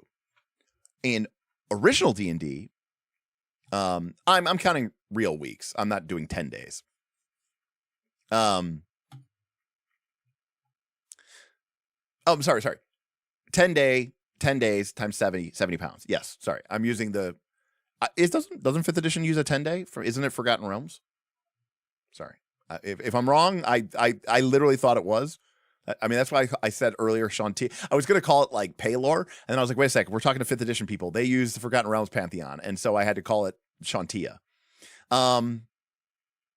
Something no player has written on their inventory ever. They just write the base weight and assume they replenish every day. There you go, Casey. So, by comparison, in Pathfinder 2, a week's worth of rations is light bulk, which means it's 1/10 of a bulk point, which is basically the equivalent of an arrow. It's like literally nothing for a week's worth of food. In Pathfinder 2, a week is 7 days. Anyways, point is, if you want to carry 10 days of food and water, it's going to be 70 pounds. That's a lot. And that is actually a constraint on your ability to travel, especially if you are playing a game where you also have heavy armor and heavy arms and armor. If your character is wearing, chainmail, that weighs 55 fucking pounds. Okay. Now, we'll also show a moment of things of 5th edition, which I really hate, because I did look this up beforehand, which is to go to the indents, and I go, okay, let me look up encumbrance rules, just so I remember what they are specifically. So you do all the work of going into the encumbrance rule, and you get to encumbrance, and it says, C, lifting and carrying. Fuck you, just give me the page. Why do I now have to go to a different page of the index? It would be less words, less ink to just give me the page reference. No, you got to go to lifting and carrying.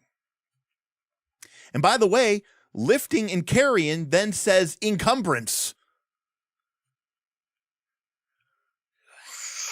This is my index in my D&D 2014 player's handbook is ripped out. I got so mad one day while playing D&D 5th edition. This is, by the way, back in 2014 when we were playing it. I literally said, this thing is useless. And I was so frustrated. I was so mad because it happened to me like 4 times in a row because we were relatively new to the game.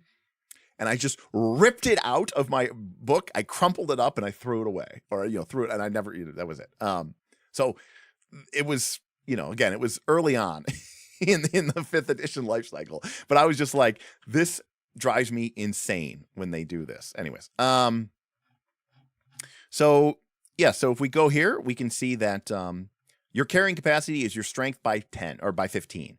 Now, this is the simplified carry capacity, by the way. You could also, if you really want to, you can use the encumbrance variant rule, which makes you encumbered if you're carrying more than 5 times your strength score. So if your strength score is, say, a nice 14, if you're carrying 70 pounds, you are encumbered and moving at a slower speed. Well, that 10 days of food and water alone is 70 pounds, not to mention your armor, your weapons, your backpack, and all that other stuff. So again, if you follow the 5e rules as written and choose particularly to use this variant encumbrance rule, it is actually a very punishing amount of restriction on how much food and water you can carry. This may shock people. It is actually 5th edition D&D 2014 at least is more punishing on how much food and water you can carry than Forbidden Lands, which is the so-called hex crawl the game, right?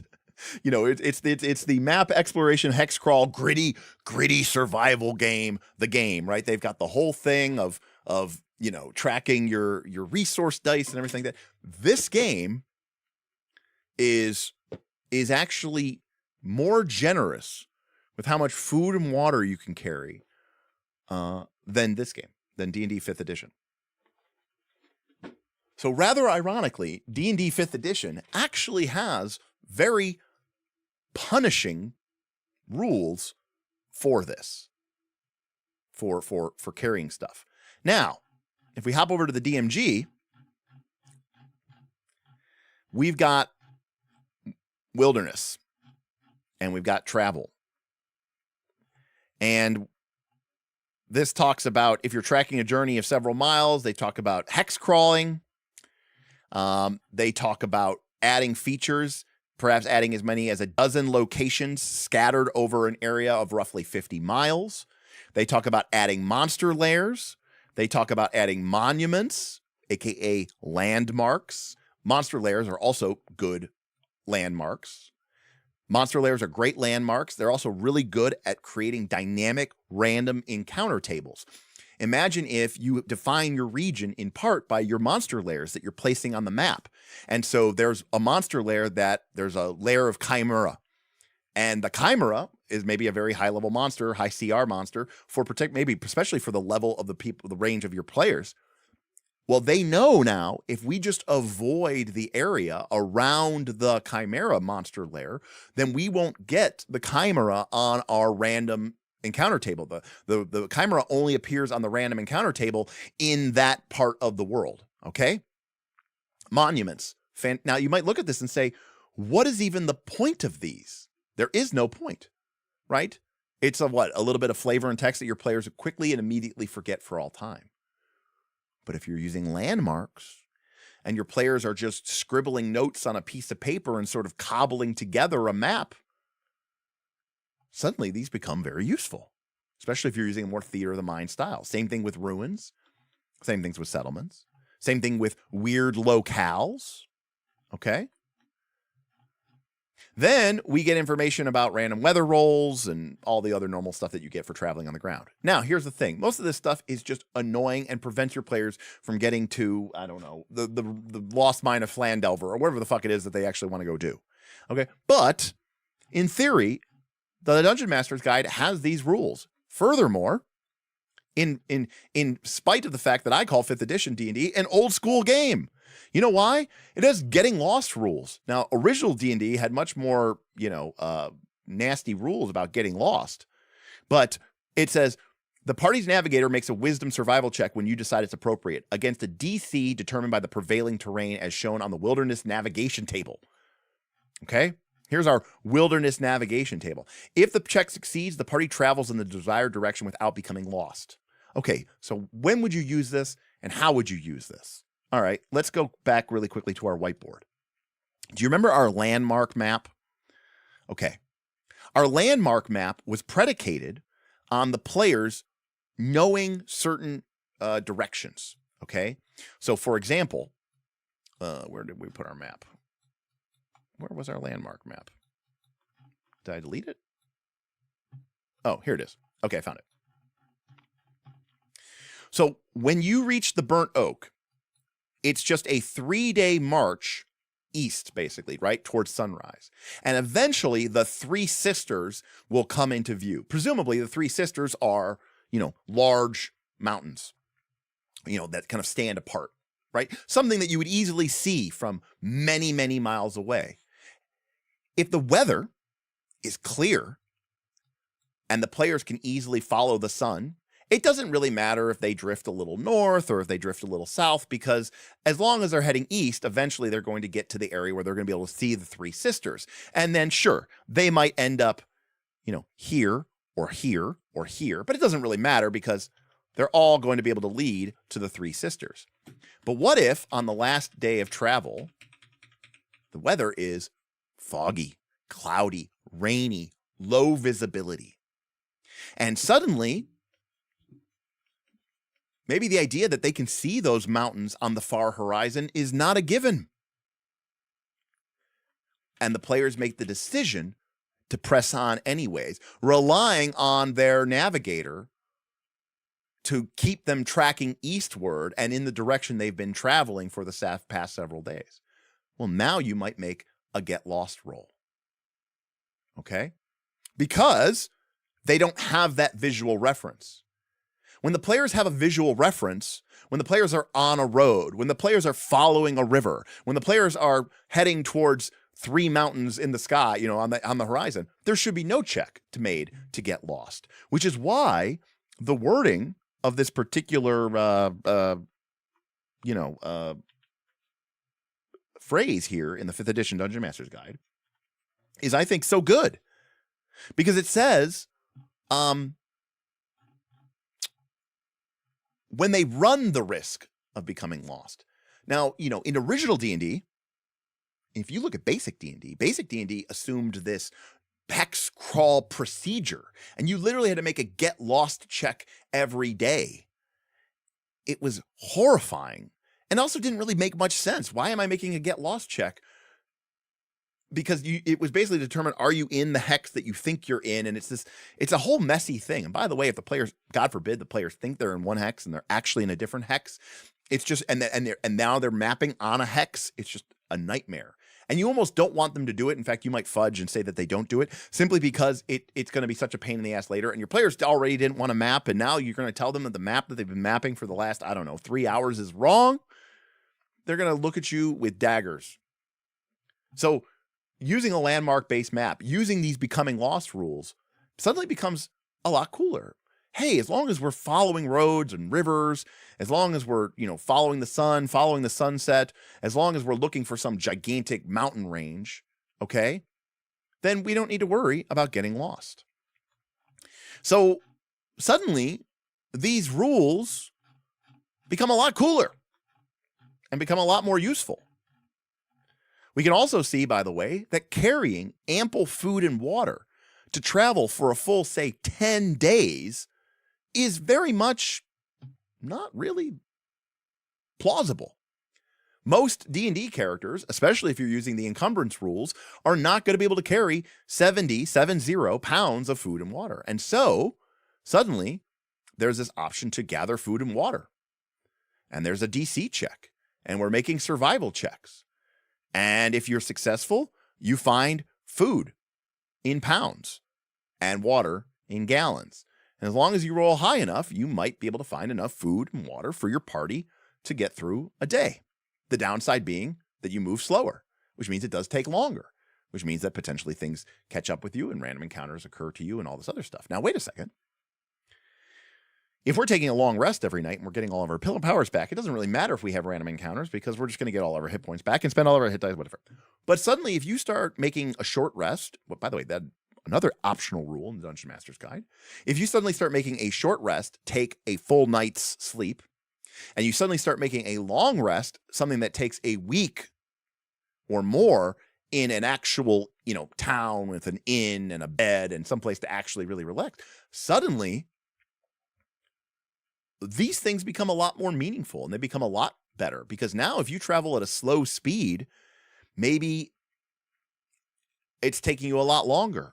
Suddenly there's more chances of things going wrong. Maybe there's a part of you that goes, if we let's carry some food and water, let's travel fast, let's get in and out before anybody notices us.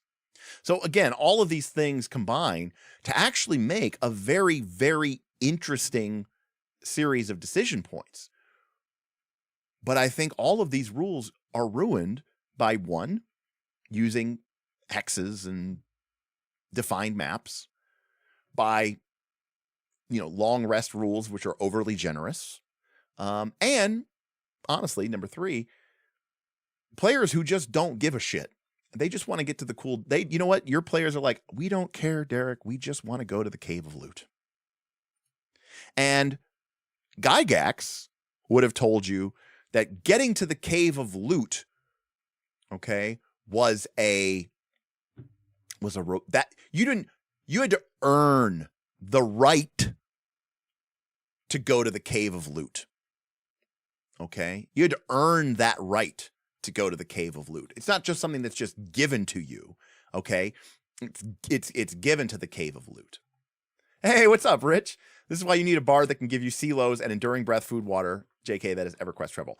But you're not entirely wrong, right? Which is to say that, as you get higher level in EverQuest, your character becomes much more proficient at traveling, and then you don't have to worry about it anymore. It's a reward that you get for playing the game and traveling it. Now,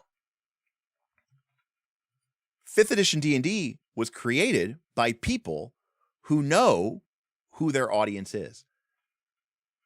Which is why, what KC is saying, but they can skip all the food and foraging if they take the Outlander background and make all those DMG pages less useful than toilet paper. Correct.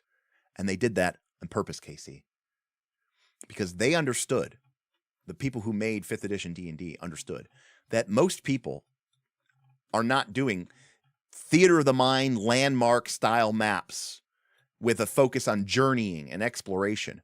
Most people are using hex crawls or maps, and they want to travel. They're starting here in Baldur's Gate, and they're heading here, the Dungeon of Teeth. And they want to get there because that's where the cool thing is, and that's where the game is, and the game's about dungeons, and the game's about dragons. And you know what? We want to skip all this. Can we just get to the dungeon, please?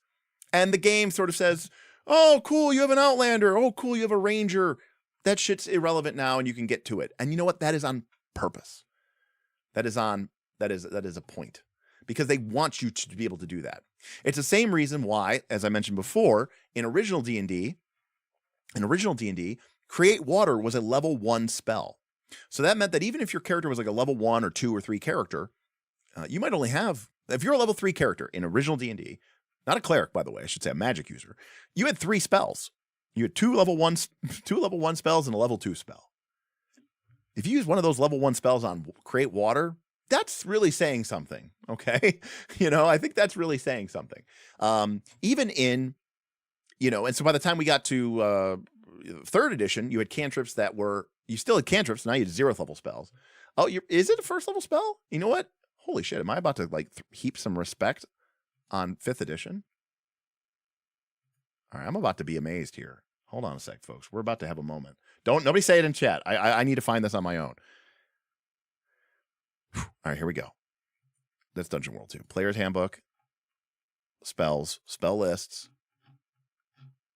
1st level. What is this? Wizards? What am I looking at here? Oh, these are bard spells. Okay. Cleric spells. It's got to be a cleric spell. Holy shit. Man. More proof. 5e was so OSR coded. Holy shit. I am having a moment right now. I don't know why people... It is a testament. Again, I've always said before that I don't hate 5e as much as the people who hate 5e. So, okay, yeah, Goodberry is a good example of a cheat code. Do you have anything that you could take at 0th level? Let's see here. Light mending, resistance, spare the dying, thaumaturgy. Not really. Yeah, Goodberry was ridiculous even in 3rd edition as well. But now here's the point though that I'm trying to make. This is true, Casey. How it's written and how it's played is vastly different. I completely agree with you. It was written in a very it was written in 2014. People were sick of 4th edition. D&D said, okay, we're going to go back. We're going to go back in time, baby. We're going to give you, we're going to give you the old school experience, but we're going to clean it up a little bit. So I completely agree with you. But I do want to highlight something, which I think is also really important to note, that I think also a lot of people make the mistake of. D&D was never, a lot of people go, oh, D&D sucks because you get these spells and abilities that trivialize elements of traveling. And now I can't grind my players into death and to No, you're missing the point. The point is that those things are a pain in the ass. And aren't you glad you have a druid? That's the point. Maybe it's overdone because obviously the focus and the emphasis has changed as time has gone on. But the whole point is supposed to be, wow, this is cool. Like, our characters have access to sweet, awesome magical abilities, or we have a ranger, or we have an outlander, and all of these things that would be massive inconveniences and pains in the ass suddenly aren't. Because the idea, remember, was that if you asked old school D&D characters, okay, like I'll give you an example. Now, this is kind of a very basic example, but you've got the starting town. And here, nearby, right outside the starting town, okay, we have a dungeon, okay? And the average CR of this dungeon is 1. And the average treasure level is low. Okay. Now over here, we have a dungeon where the average CR is 3 and the treasure is good.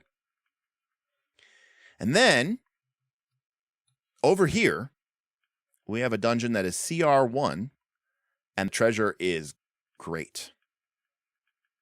Now imagine that the treasure is also the way that you gained your experience. If you're a level 1 party or a level 2 party, which dungeon do you want to go to? The reward in original D&D was that, of course, you would want to go to this dungeon. That's where the good loot was, and it's for the taking. It's easy. But getting there is almost an impossibility. The amount of food you'd have to carry, the amount of magical items that you'd have to handle, the terrain is horrible. But suddenly, if you had maybe a druid or a ranger, you had access to these abilities that made the journey not only does it make the journey possible, it makes the journey maybe even a bit easy.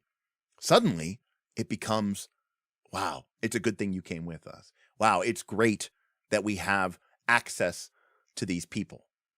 I mean, Scotty, you kind of kid, but think about the journey of Sam and Frodo. Okay? Especially after they broke with the Fellowship. They were cheating. They had magical cloaks that made them invisible, basically, in natural terrain, cloaks of elvenkind, and they had magic way bread. You know, they basically had Pathfinder 2 rations, where, you know, a full week of food was light bulk. And so it's all about the presentation, and it's all about how it is sort of structured and played to it. So I think the problem with the 5th edition rules is that they work very badly with things like hexes. And I think they work really badly because of the way that most people use and run long rest rules. And I think they work really badly because most playgroups they view the journey to wherever they're going as a hurdle, as a pain point, as a stick. And to be clear, in many ways, it is. It is designed that way. Okay.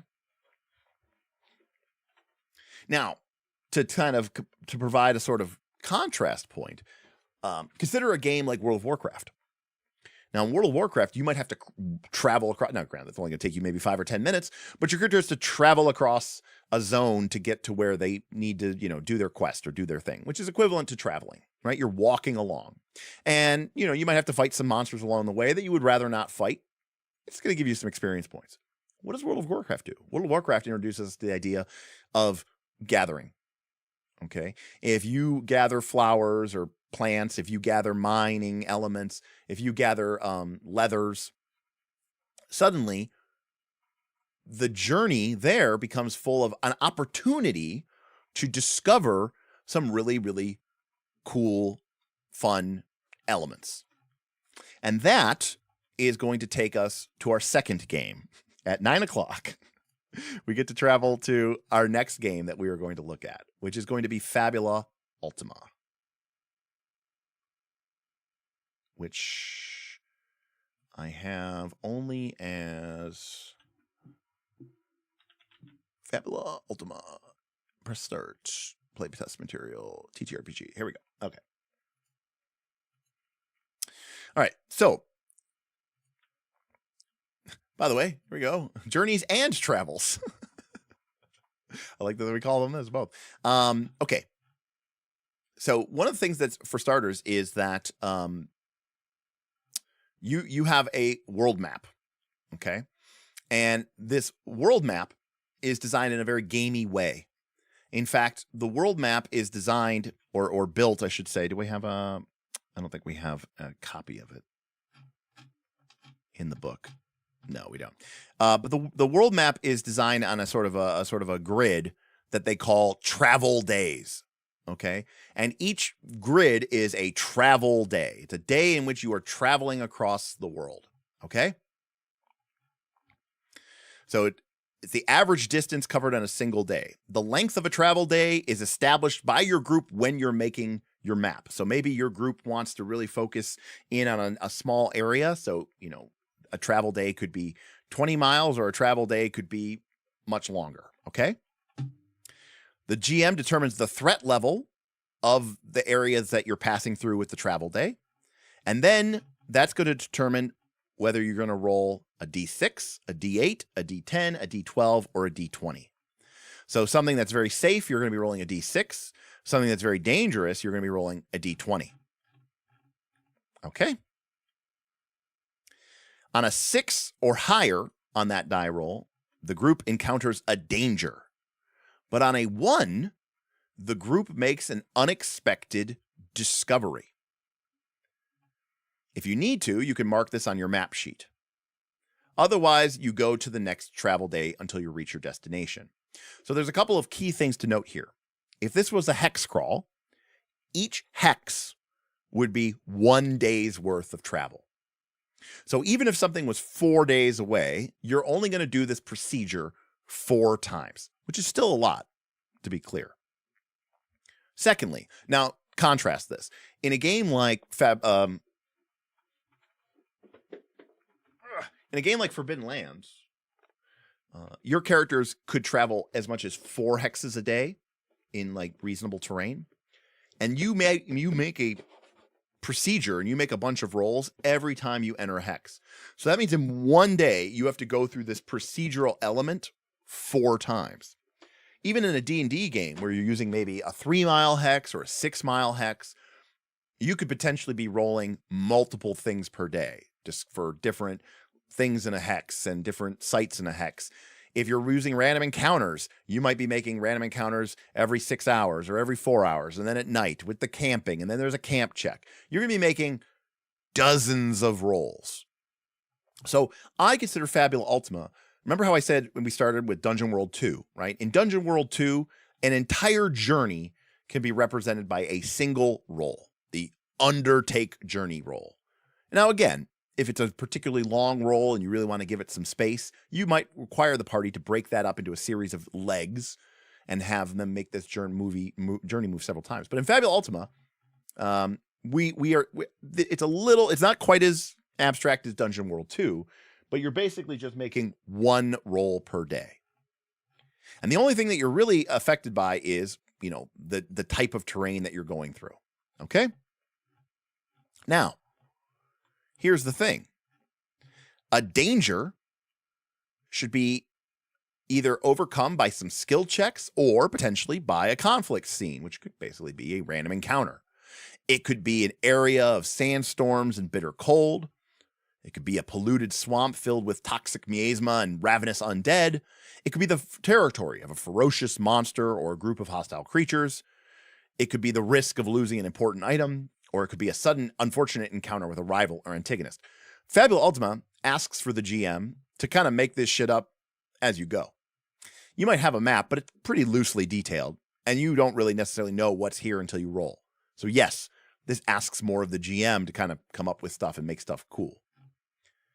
Note that while playing, the GM is free to add new landmarks and settlements to their map sheet whenever they feel appropriate, especially if the group encounters a new one, or if the players spend one of their Fabula points to add something new to the map while they're playing it.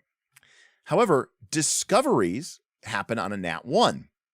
Now, when you're rolling a d20 or a d12, the chances of rolling a 1 are pretty slow. But if you're traveling through relatively moderate risk areas of d8s and d10s, you're going to roll 1s pretty good often. But it could be things like a merchant caravan. It could be a secluded village or a safe haven. It could be a precious item or an important piece of information. It could even be the entrance to an ancient ruin. A dungeon, basically, a mini dungeon maybe that you found. Now remember, Fabula Ultima is a very different type of game. But the point that Fabula Ultima is trying to make is it's trying to gamify the travel a bit. And a great way that it tries to gamify the traveling is by looking at some of the character classes.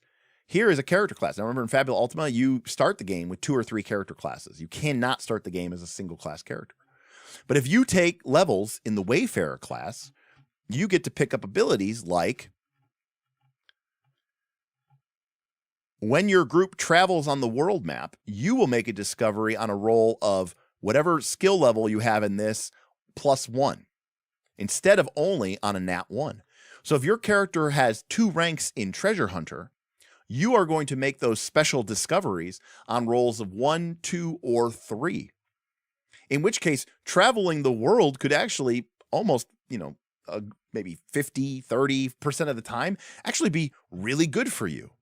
Additionally, you could take the well-traveled ability, which reduces that die size. Remember, the higher the die, the more dangerous it is. Because if you roll a 6 or higher, right, you encounter a danger.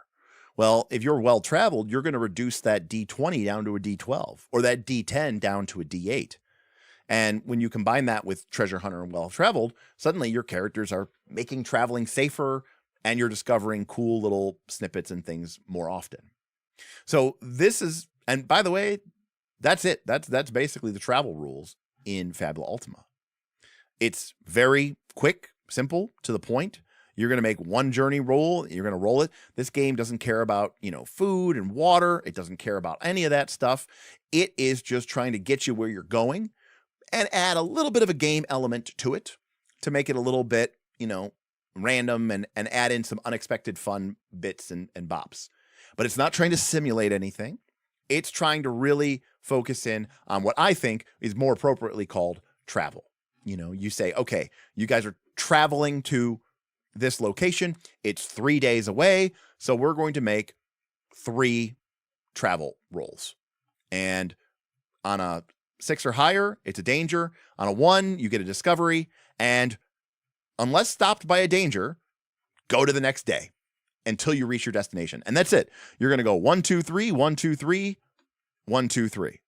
Now, Cinnabon says not immersive enough /S. Yes, it is not particularly immersive. Of course, the GM can, you know, chew on the scenery and add little flourishes and elements, but it really is just, you know, designed to sort of give a little bit of game interaction and then move on. Now, Fermi says encountering a danger sounds a lot like a random encounter, which sounds like not a lot of fun, slowing down the plot as we kill wolves for no reason and no lost resources. So we'll talk about that, Fermi. Edward tipped $10. This has been an amazing lecture. I'm learning a lot. Thanks as always. Well, I appreciate you, Edward. Thank you for appreciating me. It is well loved and well appreciated. Yeah, I mean, again, I understand why people are frustrated, because I think some of these game systems present you with travel rules that aren't particularly interesting. And I also think that some groups are using the wrong rules, and they never really thought about it. You know, they just saw some YouTubers say hex crawls are cool, and they think, oh, I need to use hex crawls. Maybe you don't. Maybe you shouldn't. Depends what you want. So Fermi, number 1, the dangers can be anything. It could be a swamp, and the GM asks for a check to cross the swamp.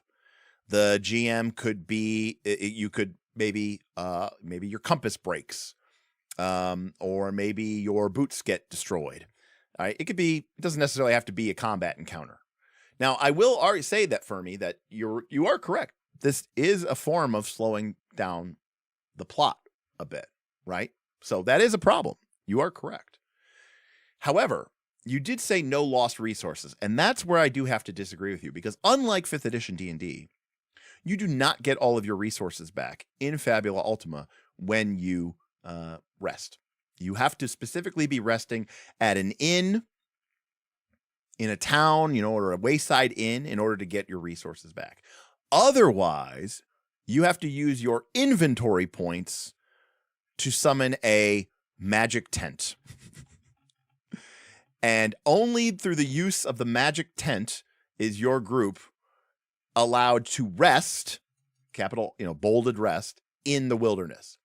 And inventory points are this game's form of it's a form of quantum inventory. You don't actually track how many elixirs and remedies and tonics and tents you have on your character. Your character just has a certain amount of inventory points. And you cannot acquire inventory points when you're out in the middle of the wilderness. You have to, you know, buy them at town. Now, Daryl says rangers should be able to recover resources at camp. Daryl, they got you covered, baby.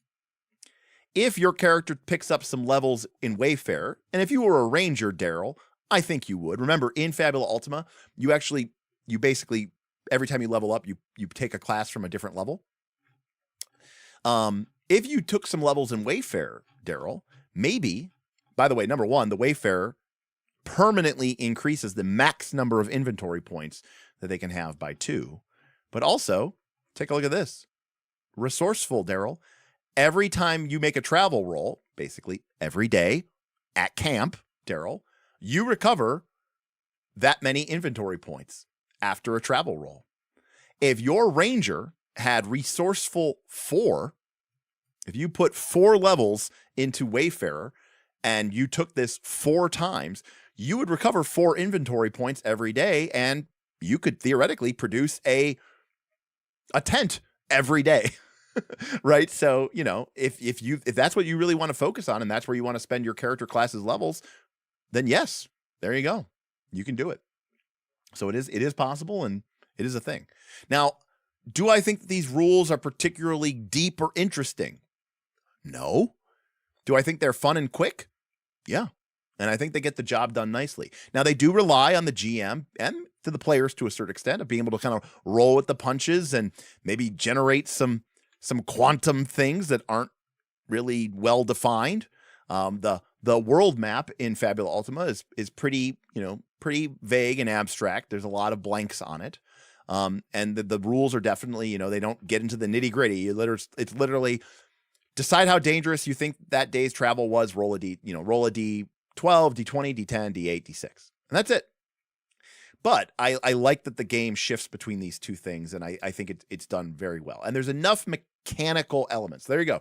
Casey says, I think the book suggests that the ranger would be a sharpshooter combined with a wayfarer. So that makes sense. There you go.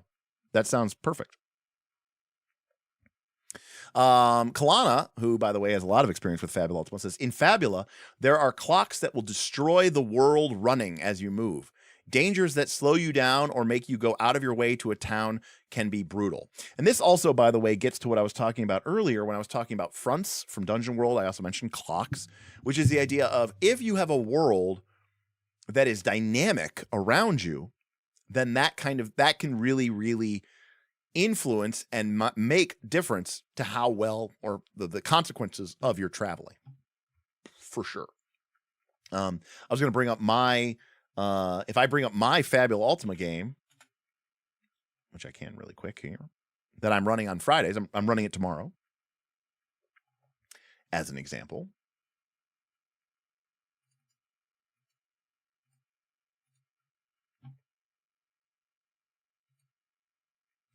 Loading, please wait.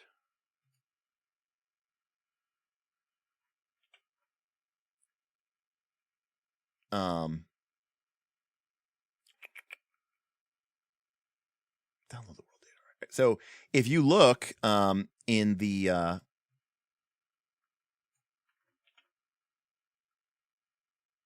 is it gonna look? Come on, Forge. You can do it. Here you go. If you look in the upper right hand corner, you can see that we have several clocks going. Okay. Now we don't really have a world map, so we're kind of because our game takes place in a world that was shattered into hundreds, if not thousands, of floating landbergs in a roughly spherical planetoid shape. Drawing a map is kind of difficult, but you can see we have a clock, which is how far they are away to the keep. This clock is counting down how long it will take until the Empire reaches the keep and attacks it. And this clock is tracking how long it will be until the Inquisition arrives and tries to apprehend and do badness to one of the players, Kairoth. So when they get delayed or they end up spending time, one of the things that happens is these clocks right here keep ticking, right? And so there are real consequences when they go ahead, at their thing, which I think is really important to the way that the game plays out and the like. So again, I think that stuff can really matter. And so if their players were to somehow, for some reason, get lost or get delayed, it would be a problem. What clock module is that? I wish I knew.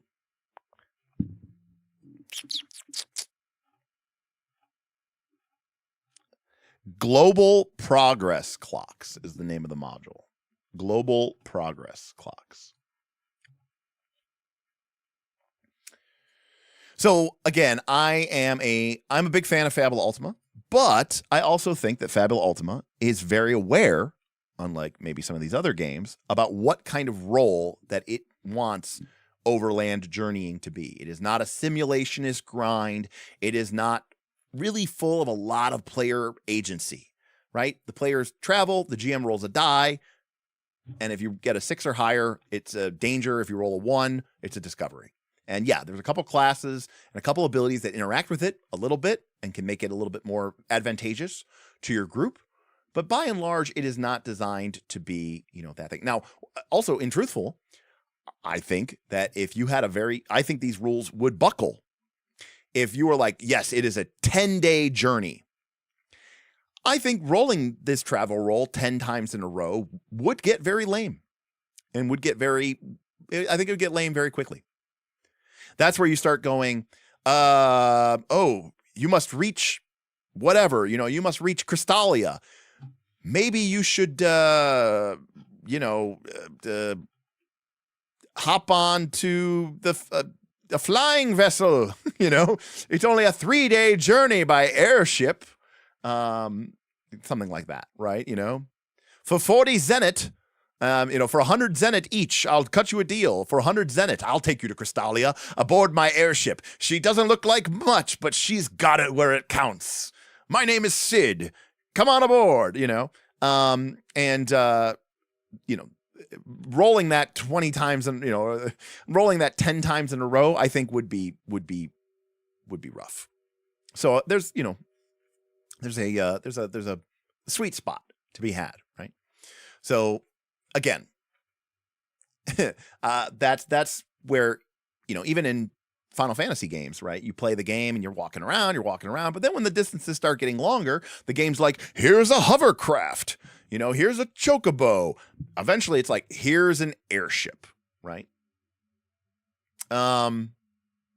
So very cool rules. And like I said, very good at understanding what role you're going to do with your rules in this game. Fabula Ultima is not trying to do, you know, hex crawl exploration. In fact, the players in session 0 help you draw the map of the world. In fact, they have a map of the world. So they know where they're going. They know their route. They know their destination. It's travel. And, you know, we might just go, okay, you know, we're heading, it's, you know, we're here. It's a terrible thing because it's white. You know, we're here. And the destination is here. That's 1, 2, 3 travel days away. So we're going to make 3 travel rolls as we travel through the forest of unknown dreams. And the GM's like, that's a D10. And they roll the D10. And then they roll the D10. And then they roll the D10. And that's it. That was it. Right. It was hopefully quick. I mean, there's a very good chance that nothing will happen, you know, and it ends up becoming just a vignette of like, several days pass and nothing bad happens and blah, blah, blah, blah, blah. I haven't played enough Fabula Ultima yet, but I could see a situation where as a GM, I might roll all 3 dice at once, just so that I can kind of get a sense for what the journey is going to be like and maybe kind of try to link them together a little bit and maybe link them into a thing. And if I roll, you know, a 4, a 3, and a 5, which means nothing happens, then I can just quickly just sort of elide time and just describe this pleasant journey through the rolling countryside, aside from that one day where there was a mist of rain before they reach the other side of the forest of broken dreams or whatever. And then we're back to it. And then we're going to the cool thing that we wanted to do anyways, right? Which is, you know, go into the dungeon or confront the boss, the villain, and have a cool fight or whatever it is that we're doing in our Fabula Ultima session. So again, now, of course, Fabula Ultima does also give the player the ability to spend Fabula points to potentially alter the story, including add locations to a map. But if a player is doing that, then that's them saying, I do want something to be here. I want to interact with this. It'd be cool if there was like a strange inn or maybe a strange community of, you know, of dwarven miners who we come across at the end of the second day. And I want to add something to the map and I want to spend a Fabula point. And the GM says, okay, look, you guys want to engage with this? Cool. Let's engage with it. Interesting. You like making the players roll their travel roll so you can groan at them. Okay. Fair enough. So I like Fabula Ultima, but it's very different, you know, than D&D 5th edition, right? It's a very different set of rules. It is trying to accomplish something that is very different. It is trying to actually work for traveling. And it is trying to actually deliver what it is that players want. And more importantly, there's some upside to it. You know, you might find some cool discoveries, especially if you have built a character who, you know, makes that a more of a likely possibility. But the game doesn't try to make things that make it irrelevant or erases it because they know that the travel rolls are so fast and so quick that it's never going to be something that the players are going to be like, you know, we hate this. We wish we had a class that let us skip this part of the game. At the same time, it's also mechanically not that deep, because the game goes, look, you're probably going to be engaging with this mechanic for a few minutes at most. So we don't need this to be a particularly deep mechanic full of player agency. It's really kind of a cool way to see, did some fun things, bad or good, happen along the way. And, kind of play to find out and add some fun details to our map. And I agree that the upsides add a lot to the vibe. And I completely agree with you. Tasty Tracker says, why is everyone obsessed with dwarven miners? Spelled minor. The beardy kiddos can't hurt anyone, and they can't even drink till they're 180. I like to think that dwarven children are drinking pretty much right out the womb, I have to imagine. So, I think Fabula Ultima is a fantastic example of a game that has managed to understand, they got the mission. What are we trying to do with our rules? We think most of our players are interested in just doing a quick travel. They're not going to be doing hex crawling in Fabula Ultima, right? They're not going to be doing like roaming the world map in Fabula Ultima. They're going where they're going to get to the next story beat, right? It's a very narrative forward game in that way. The game already has the ability for players to spend Fabula points to add things to the map. Like this is more about vibes than skill. We're not trying to challenge the players, and we're certainly not trying to gatekeep or time lock or whatever the fun. But there's a little bit of a game element here. We're going to engage with it to kind of represent that overland travel scene that you get in a lot of JRPGs, right? And it does that really well. So it's designed for that, and it delivers on it. And I think it's really good. Now, is it a particularly deep and interesting system? No, you're not making a lot of cool, interesting decisions. And it would be very bad to use, I think, for journeying and exploration type games because, yeah, it is what it is. So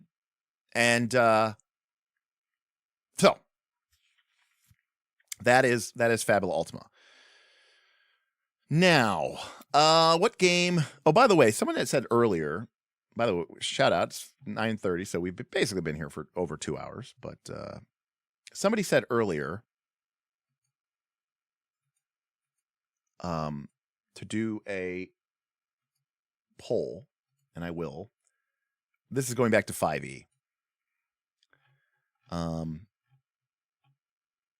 So I'm going to do a poll, which is, did you / your group ever actually use the real 5e travel / wilderness rules? Yes. All the time. Yes. Once. Never again. No. Never.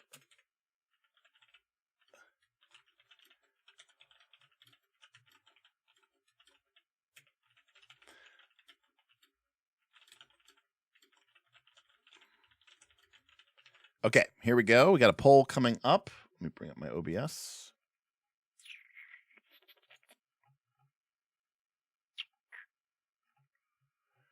Really need to get this on my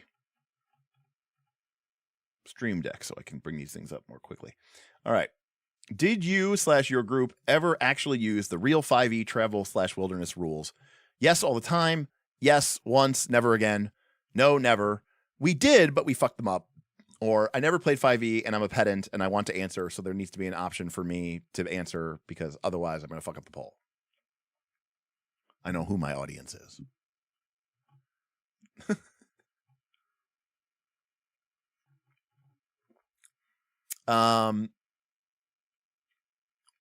Right, Cinnabos. There's no grinding on the map for leveling up, Cinnabos. That's funny, Cinnabos.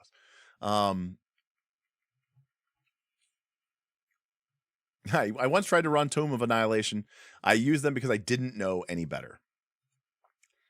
Well, there's a lot of threes here, huh? Oh. Yeah, I mean, yeah, PF2 is a now. I mean, I say 5e here, but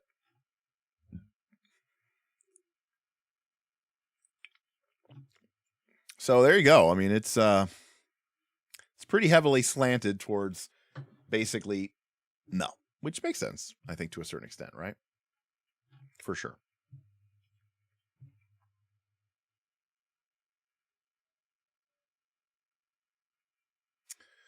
Now, I originally had thought of creating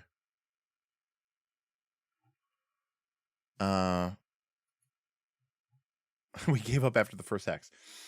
I had originally thought of a couple different games to use. I'm going to put these under the poll, but we could talk about self-confessed cynic says he wants to ask another poll. Okay, all right. You know what, self-confessed cynic? I'll do it. Okay.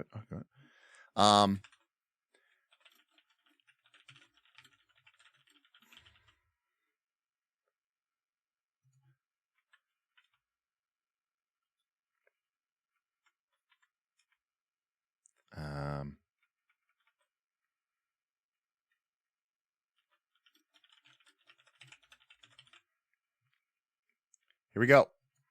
New poll. Do you so I'm going to reset it because somebody voted. I'm resetting. Okay, here we go. Now it's up for real. Do you ever use travel rules? Yes, all the time. Yes, once, never again. No, never. We did, but we fucked them up. Or we don't ever travel. I got a couple polls that I want to ask here. Self-confessed cynic says we did, but we fucked them up. That's great. Beowulf said the same thing. Respect to people saying 4.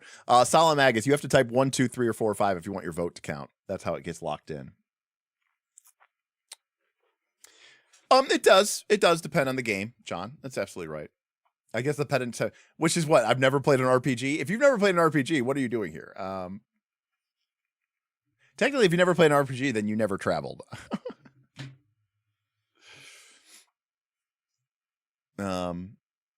That is true. There is no option for yes sometimes, I guess. That is a weirder option to me than, you know. Sometimes when that's actually even a weirder. That's even a weirder option for me as well. It's like, yeah, sometimes we travel, but sometimes we don't. But you know what? I will include that for the next one. This is all over the place, huh? Now, given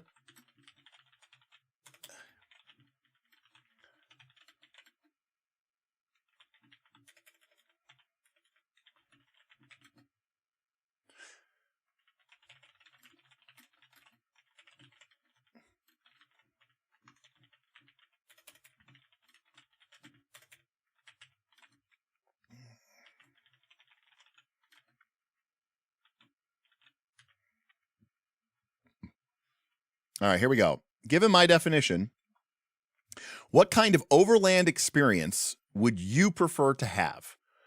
And you know what? This is, I mean, obviously it depends on the game, but in your heart of hearts, given the definitions that we spent the first 2 hours of this stream aligning to, you know, what kind of experience do you want to have when you play a game?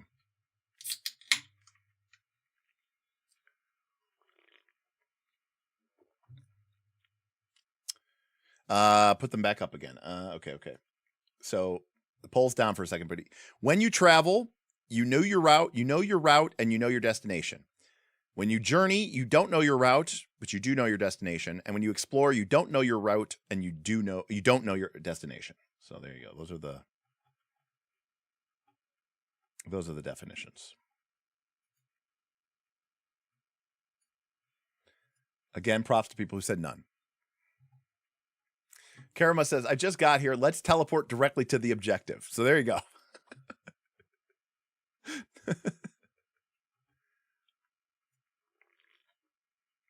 That would be a none. I don't want to have any sort of overland experience. Can I just teleport into the dungeon? I think you could change your vote, London. I'm not sure, but I might be able to. I'm not sure.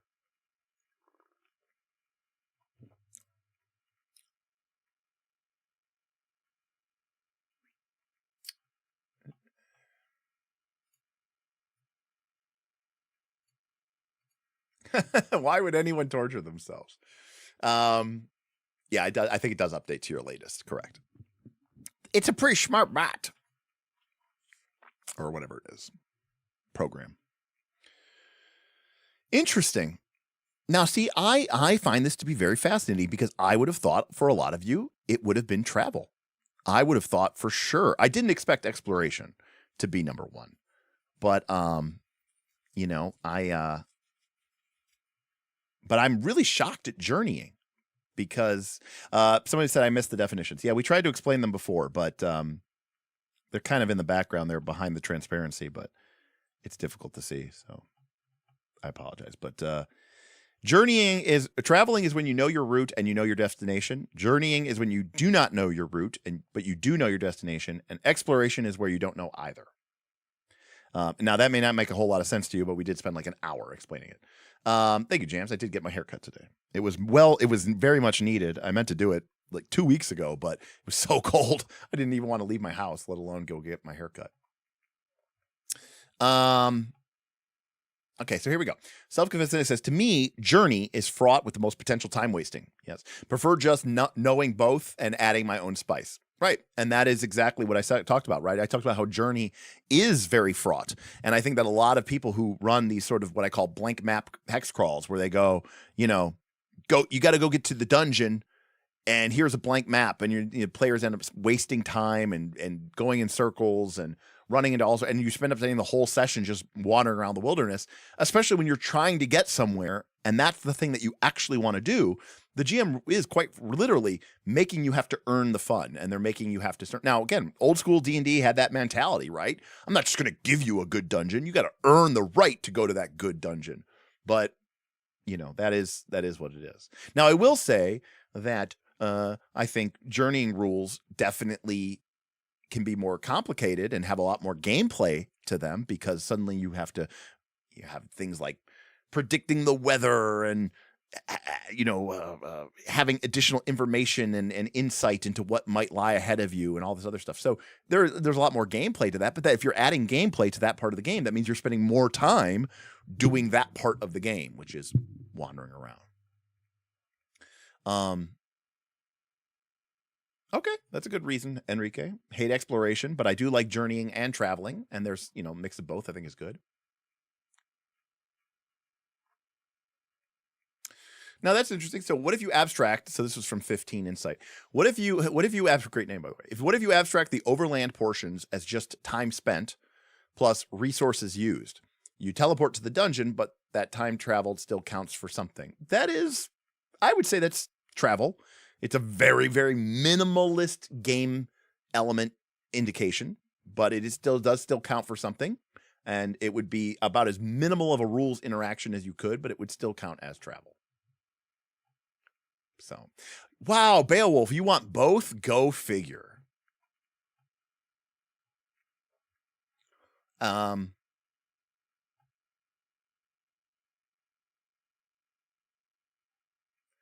Now, Cal says, so this is why I do virtual hex crawls, so that players always end up someplace interesting. Now, when he says virtual, I think he means quantum, and I don't necessarily know that I agree with that. In Dragontide, in order to get to the Frogfolk village, you had to follow the river from the shore, but I didn't have hex map.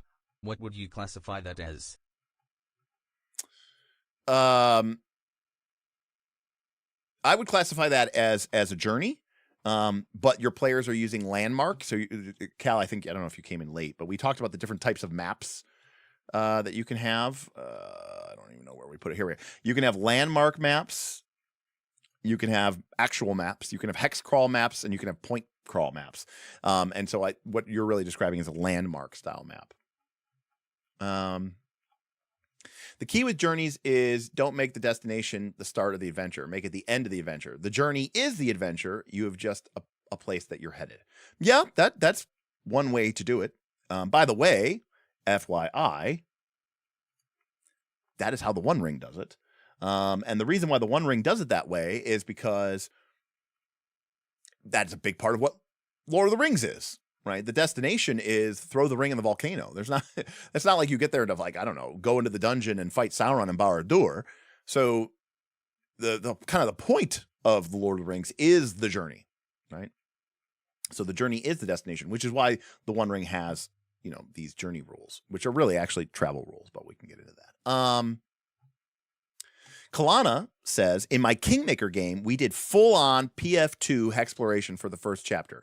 It definitely added to the carving out the wilderness vibe, but we've mostly glossed over it since Kingdom was established. And I think that's fine, simply because at a certain point, even original D&D assumed that you were going to get to a point where you had enough spells and powerful magical abilities that the wilderness was no longer the kind of threat that you would expect it to be. All right, TT. Sounds good. Sounds good. Okay, a mix of point crawls and landmarks. I could see that.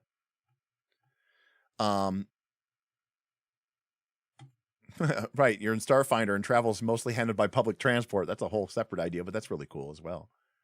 Now I agree, Simon, to a certain extent. If you're putting the interesting stuff in front of them, you might as well not even have them choose a direction. I do tend to agree. Obvious as Bob, probably Mystery Railroad sounds sweet. Yes. You use your exploration method with dungeons as well. Yes. I will say though, I actually have a personal philosophy for me personally. Nope, that's not it.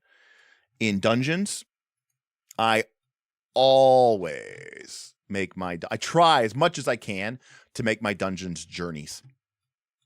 Always. Now, I don't really use these same terms, but I do not like dungeons to be exploration, and I do not like dungeons to be travel. Dungeons that are exploration is how people get really bored. Dungeons that are travel is a railroad.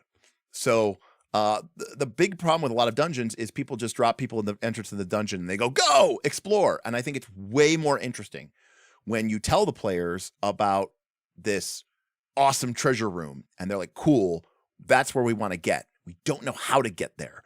But boy, if we can figure it out, it would be cool. It would be awesome. And now the puzzle of the dungeon becomes, how do we get to the room of treasure? How do we get to the MacGuffin? And I think that's really cool. So I like journey rules, especially for dungeon exploration, for me personally. So I don't think there's anything wrong with that philosophy that Kalana had or that John has, right? Like once you kind of tame the wilderness and overcome that part of the game, why keep running it back and keep doing it? Especially if you treat it as like a challenge and you're like, okay, you overcame the challenge once or twice. We don't need to do it again, right? We've done it enough times. So I'm going to do another poll, which is going to be like, okay, what system do we want to cover next? Because I mean, I can go for another hour or so. We'll let the people describe. So we've got the One Ring. We've got Forbidden Lands. We can put Traveler on there. Why not? We've got Torchbearer. We've got Wild Sea. We've got Ultraviolet Grasslands. Anybody else? This is your chance. Throw out some stuff there. Oh, Legend in the Mist. Okay. I don't quite remember Legend in the Mist, how that works. So we'll have to look that up together. We only did the first look. Vaults of Von. We haven't even looked at that game. So no, we're not looking that. All right. Going. All right. Here we go. Resetting the poll. Poll is locked. All right. What system next?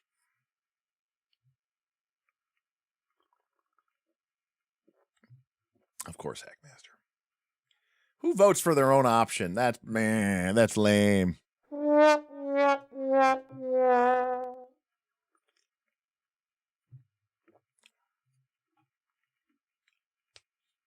right, you guys vote for a second. I'll be right back. Use the restroom.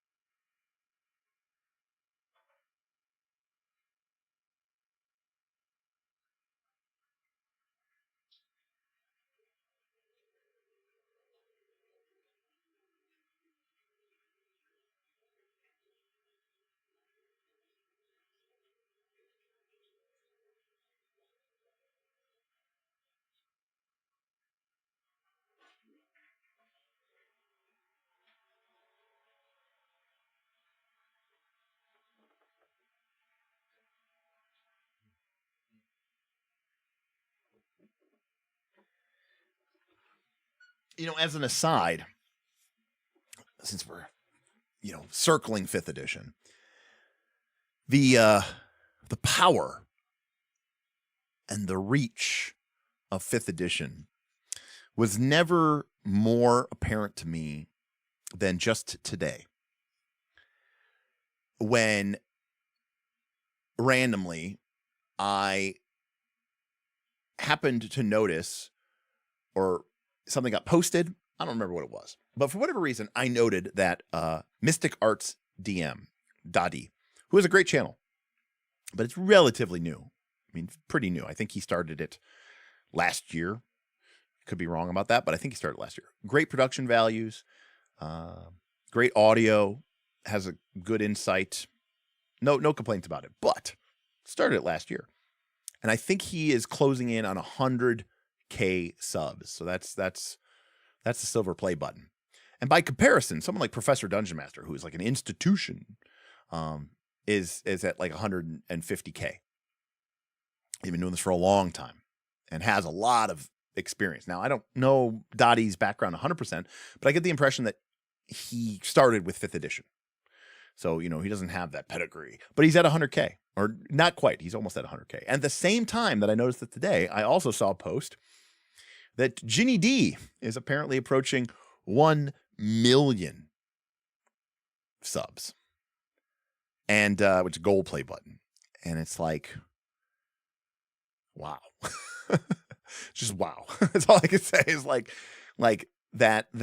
Now, obviously, Ginny D's been in the game for a while, but the fact that like someone who is like relatively brand new can be at 100K, and the fact that anyone can, in the D&D space, can be at 1 million is just crazy, yeah.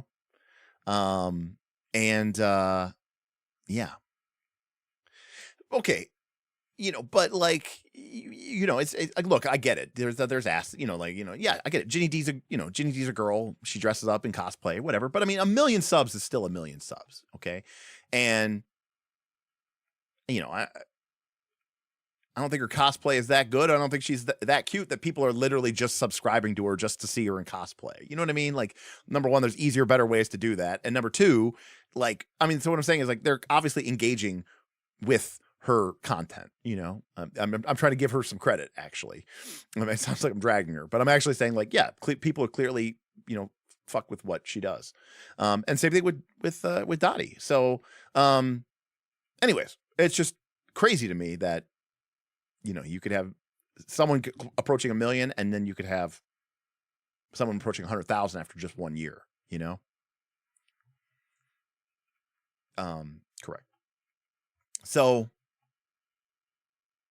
yeah, I'm not necessarily saying I agree with everything that he says. I just saying that, he puts together a nice show. All right, so we've got Tor, Torchbearer, and Wild Sea with 6 votes. So we'll knock those out real quick. Okay, so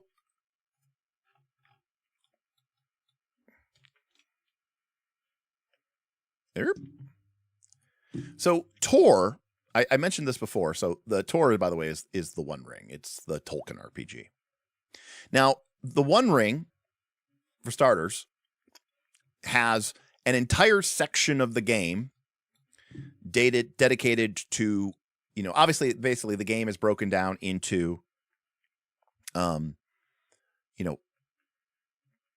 free scenes where you're just, there's no real structure to the game. You're just sort of, there's no procedural elements. You're just sort of, doing the stuff that you're doing. It could be role playing. It could be making the occasional check. Maybe you're just doing whatever. And the other type of scenes are called conflicts. And this is where basically the rules get involved. And there's a little bit more structure and there's a little bit more procedure. And there's 3 types of conflicts. There's combat, there's councils, and then there are journeys. And using my definitions, these journeys are actually more like travel. And I'm actually okay with that. I'm going to actually be okay with that. So one of the first things that you should note is that the One Ring cares more about the process of traveling than other games that maybe like than Fabula Ultima, because it's such a big part of Lord of the Rings. Part of the whole idea is this idea of interacting with the world, exploring the world, seeing the world. And, you know, a lot of people, you know, basically describe most of the Lord of the Rings as people just walking, and they're not entirely wrong. So I think that's a really important thing to note. But there's a couple of really important takeaways that I think we can learn. And I think in particular, I think this is pretty brilliant. And I think it's going to be a very popular way to do things from here on out, because I think it kind of gets the best of both worlds. All right. So first things first. In the beginning of the book of the One Ring, you get this map of Eriador. Okay, now notice the map. It doesn't really have a lot of detail. And I can't remember who it was. Was it Beowulf? I think it was Beowulf who was like, I don't like this map because, or he said something about, I don't remember, but he was basically like, oh, it sucks that the Weather Hills only have 8 hills or 9 hills. And I went, no. The Weather Hills have hundreds of hills. These are just a representation on the map. And he was like, wait, what? I don't know if it was Beowulf. If it was Beowulf, buddy, I'm sorry, but I thought it was somebody. But there, and I'm not going to look it up because it's in the rules text. But one of the things that it says is that this is a map of Eriador, which is the Lost Realm, and it's fair. You know, it's got details, but it's not super detailed. And the game specifically highlights. Okay, it was not me. Okay. The game specifically makes a point that 99% of the people living in Eriador have no idea what this map looks like. And maps like this just don't exist everywhere. In fact, it's very likely that your players themselves don't have a map that is this. Instead, the game makes it very clear that your characters, being adventurers, right, are a little bit special. And they have a broader they have a broader understanding of where things are relative to other things than 99% of everybody else. So that's, I think, an important, kind of point that this game makes, which is that this player map sort of represents accumulated knowledge that the players we can all collectively agree on that the players possess, that represents advanced knowledge. It's essentially a way of metagaming the players to know things that their player characters know, And that is really cool because it means that your player characters don't physically have this map. But your characters can say things like, I know that, for example, the Tower Hills are west of Michel Delving, right? We know that, if you travel down the Greenway from Bree, you'll eventually reach Tharbad, right? Where the Grey Flood and the Swan Fleet meet, right? It's kind of like it's almost like a version of a landmark map, even though it is a real map. Does that make sense? Okay. So number one, this map is not all inclusive. It's descriptive. It is not prescriptive. Okay. Now the thing is, spoiler alert, this is the GM's version of the same map. It's in the back of the book, so technically your players could look at it. But the GM's version of the map has more details. It has color-coded regions representing how dangerous areas are. Okay, it has certain territories carved out that the players are not aware of. It has hexes. So the GM's map and the player's map align, okay, but the GM's map has more structure and has more detail. Now, that is important because when you want to do a journey conflict in the Lord of the Rings, the One Ring game, we go to our journey rules,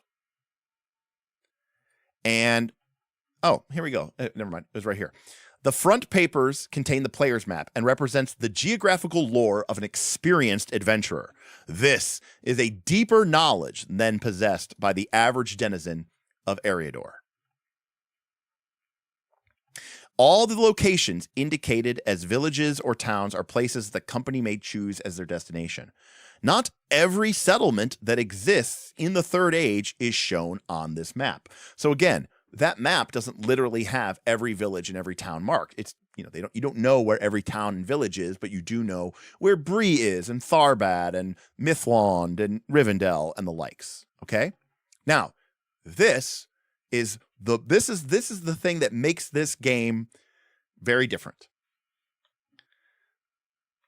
And by the way, they call it the journey rules, but then they say the rules for traveling. And I would, using my definitions, I would call this traveling. The rules for traveling in the One Ring assume that the company is trying to reach a specific destination. These rules do not work for the group just traveling around and wandering the wilderness. These rules are for the party goes, we want to go here, right? We want to travel here.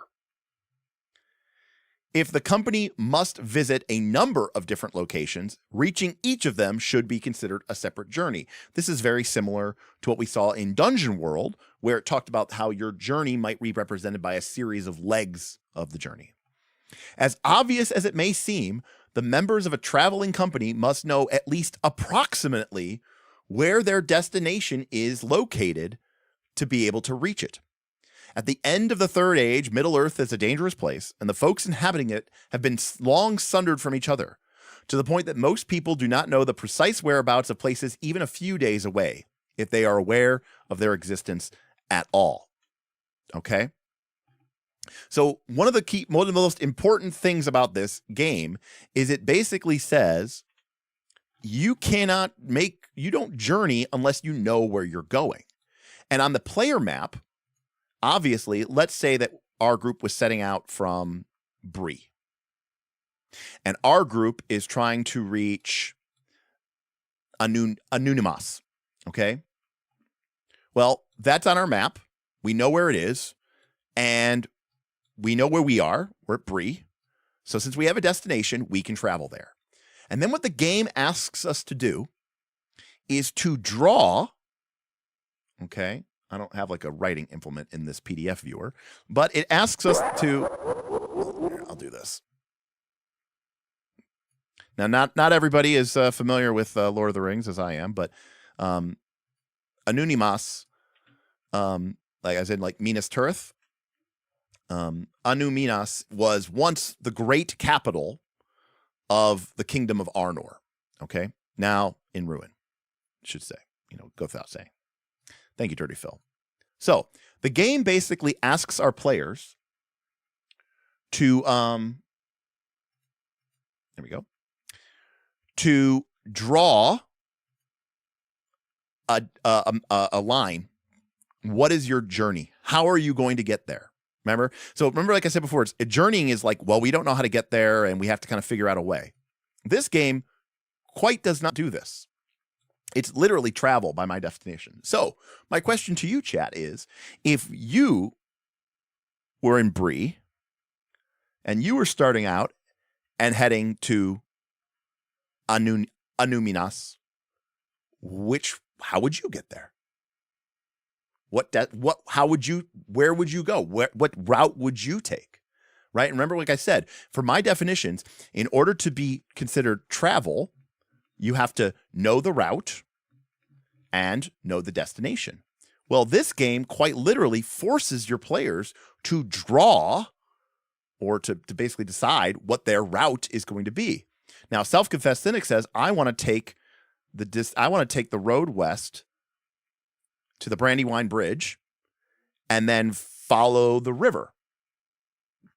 Now, do you want to follow the bank like this?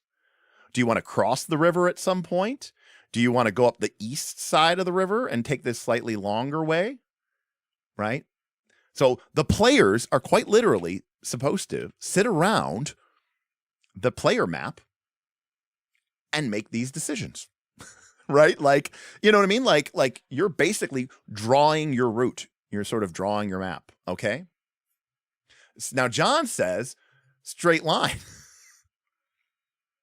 You could totally do that. Right? That's totally a reason to do it. Okay. It does flow south. Self-confessed cynic. It does flow south. Gross that I know that, but it does. Now, TT Bike says, down the road, across the Brandywine Bridge, and northwood along the Branduin. You get this because you correctly called it the Branduin. I am strong. Cheers. Strong. Strong. Now, another group might say, maybe we should travel first to Hobbiton, recover our strength after the journey, and then set out from Hobbiton, freshly recovered, and make a straight journey north to Anunumas. That could be an option to do as well. Now, Beowulf likes heading the road north to Fornost, then head west till you hit the river and follow it all the way in, right? So my point is, do you see what we're doing right now? We are making decisions. We're making the thing. You just call Sid. Yes, 100%. Okay. Now, here's where it gets in. So, what are our options?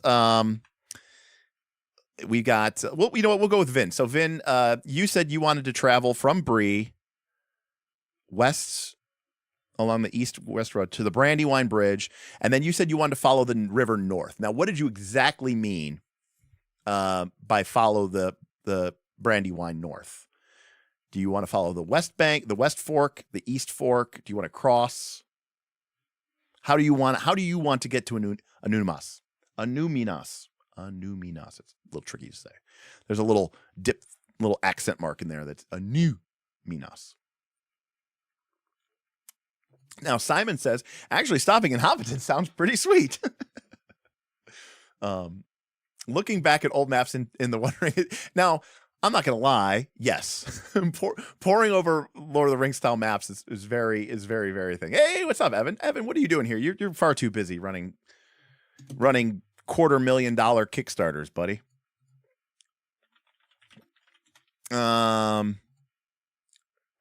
Just curious here. Oh, yeah. Oh, 275. All right. We're on our way to 300. Nicely done. Nicely done, sir.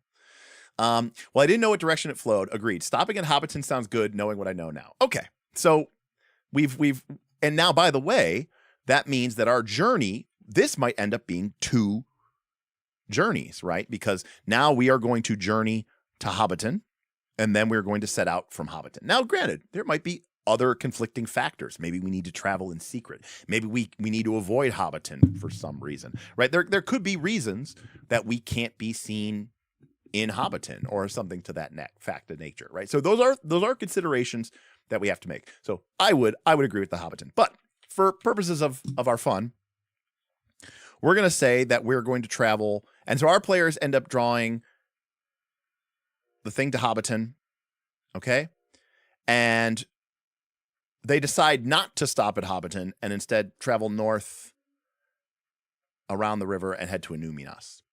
Now, technically, once that's done, the GM then takes the route that the players have sketched out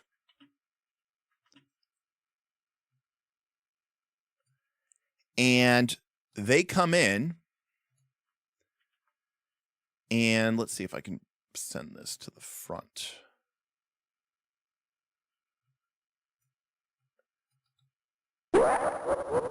And they then take their map of the region and they look at your route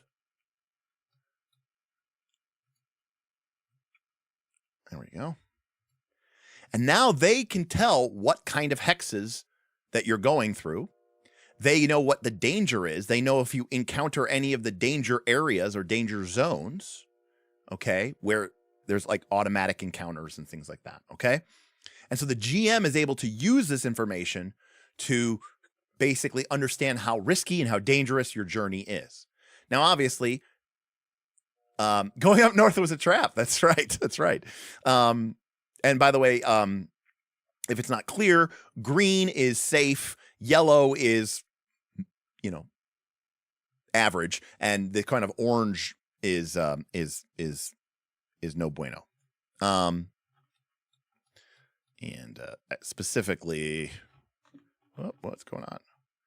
Why is that zoomed in so much? Holy shit.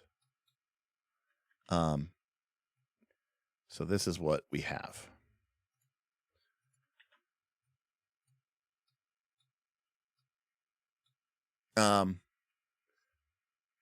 So we have Borderlands, Wildlands, and Darklands. All right.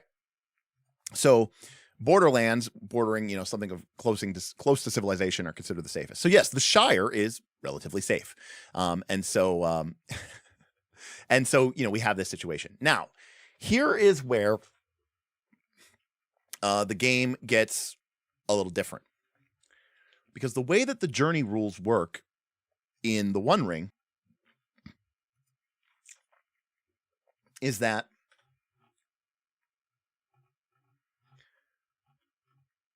oh yeah, I should know. Yeah, that road, correct, is mostly abandoned except for dangerous folk like bandits. Yes, that is the north-south road. It is not necessarily safe at all. Before you go on a journey, you need a PC to cover each of the 4 roles: guide, hunter, lookout, scout. Now, if you don't have 4 people, that's fine. Somebody can do both, okay? But here's what's really great about this game is it doesn't make you roll all of these things every single day. It doesn't make you roll these things every single journey. Instead, what you do is the guide, who, you know, admittedly, when you're traveling in the wilderness, is the most important, okay, makes a check called a marching test. And depending on how good that test is, determines how many hexes on the GM's map, which doesn't really mean anything to you as a player, before you have some sort of event or some sort of, you know, encounter. Okay. So if the guide makes a really good check, you might travel 2 or 3 or 4 hexes before you have an event. If the guide rolls a really bad result, you might have an event after only a couple days travel, just maybe 1 or 2 hexes. So what the game kind of does is, even though it's got hexes and it's a real map, it basically says we're not rolling for random encounters every day. We're not rolling for events every day. We're just going to see, do you have an event after 1 or 2 days, or do you have an event after 3 or 4 or 5 days? So in the event of, let's say your guide said that, okay, you're going to have an event after 3 days. Okay, so that would put us right into that hex, like right underneath Brandywine Bridge. Okay, right? So we're maybe about a day's travel away. Now, we're traveling the first couple of days. The GM can describe the passing of us heading to the north of the Barrow Downs, and maybe he gives us a little bit of history about the Barrow Downs and how scary they are. And, you know, you pass by, you know, the forest of Tom Bombadil and all that other stuff. And then the GM rolls a d6 to determine which of the other 3 rolls the event targets, and then rolls a d12 to determine what that event is. Now, this is all generic and abstracted and relies on the GM to make this into something. So, for example, if I roll a 1 or a 2, it's going to target whoever's in the scout role. And if I roll a 9, I get a shortcut. Now, the consequences of this skill roll are if the scout manages to make their check, we decrease the length of the journey by 1 day. Now, mechanically, this is very dry. But it's an opportunity to, create and describe something that adds flavor to your game. So it's just like Fabula Ultima, right? But in Fabula Ultima, you're literally making that travel roll every single day. And so in my opinion, Fabula Ultima does not do long journeys particularly well, because if you were going to make a 10-day journey, you might have to have literally 10 event rolls, and you might end up getting a lot of dangers and a lot of discoveries, and it could take a long time. The Lord of the Rings game, because it makes journeys more important, wants you to have these longer journeys such that you might have 3 or 4 days between events, right? So you're not rolling literally for every day and turning it into a horrible, awful slog. Exactly, Mateo. But more important than that, journeying in the One Ring makes you accumulate fatigue. And fatigue has a very real effect in this game. It doesn't go away while you're out traveling and wildernessing and camping. It doesn't go away until you're back safe and sound in Rivendell, or at an inn in Bree or wherever, or Lothlorien or Gondor or Minas Tirith. And so a longer journey will eventually begin to accumulate all this fatigue, which has a very real mechanical effect on the way that the character operates. But also notice that when you are traveling, there's also an opportunity if you roll, again, it's a D12. And the only difference is instead of there's 1 through 10, and then there's an Eye of Sauron symbol, and then there's a Gandalf rune. Note that if you get an 8 or a 9 or a 10 or a Gandalf rune, it's actually a good thing. Okay. If you get a 4 through 7, it's kind of it's not great, but it's not terrible. And then if you get the worst ones, not only do they add a lot of fatigue to your journey, but it also potentially could result in you gaining shadow, which is to say that your character begins to sort of feel the fear and doubt and despair that grip at you as you travel throughout the world. So again, this is one of those things that's really, really, really interesting. Now, someone asked, how does the color code affect things? Great. So remember, rolling high, good. Rolling low, bad.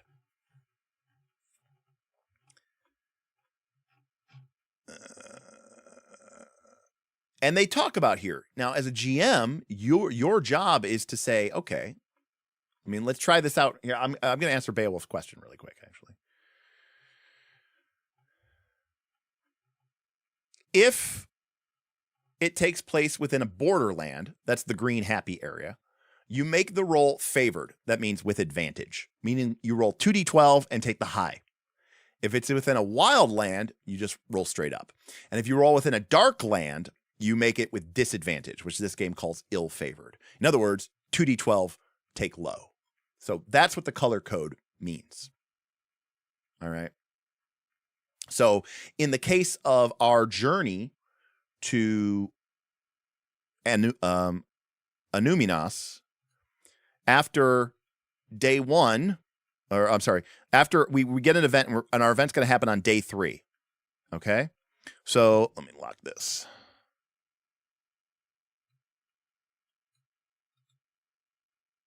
Now, I think the road, because we are traveling the road, even though my thing doesn't 100% align with it. Come on. It's all locked together now. But we were clearly traveling the road. The road is clearly not in a dark land, right? The road is clearly in a wild land. So that would just be a straight up D12. Okay. So then we have then our guide makes the next check, and they get, 4 days. So that was our first encounter. Our first event occurred here on the road from Bree to Hobbiton.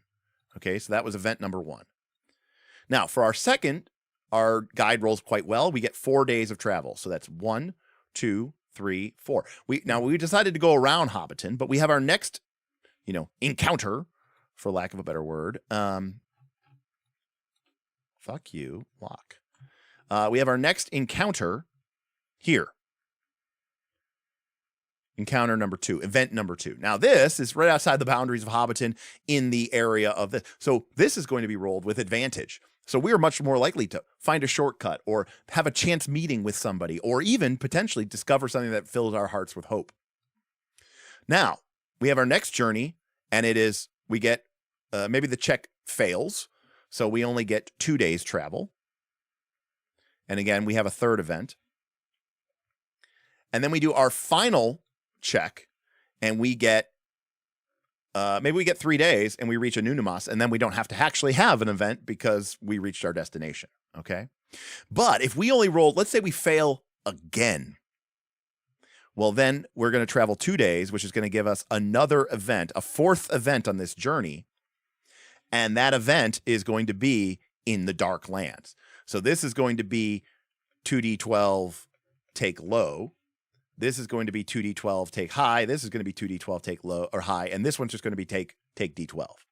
So potentially this journey of, let's say 1,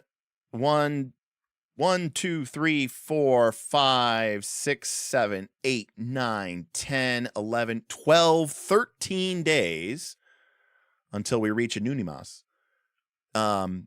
We have 4 events because of our guide. Now, if our guide rolled really badly, this potentially could have been 5 events or 6 events.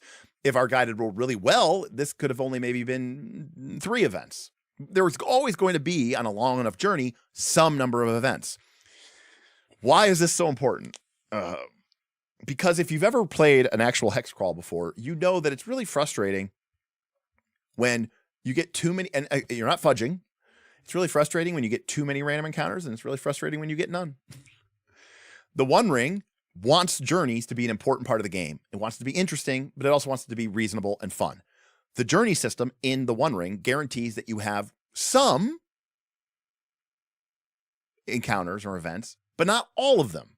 And that's what is so important, is that a journey is always going to have some number of events. The question isn't if, the question is how many. Okay. Now, Beowulf wants to know what our encounter was. Okay, this is a good segue because I want to challenge chat here. Okay. So this is going to be our first encounter. We're traveling from Bree and we're traveling along the east-west road and we're heading towards the Brandywine Bridge. We're just north of the Barrow Downs and we're just north of the Old Forest. Sticking to the road, basically, if we were to venture south at all, things would get dark very quickly. You remember what happened to the hobbits there. But we are there, and so the GM rolls for our event. So they roll a d6,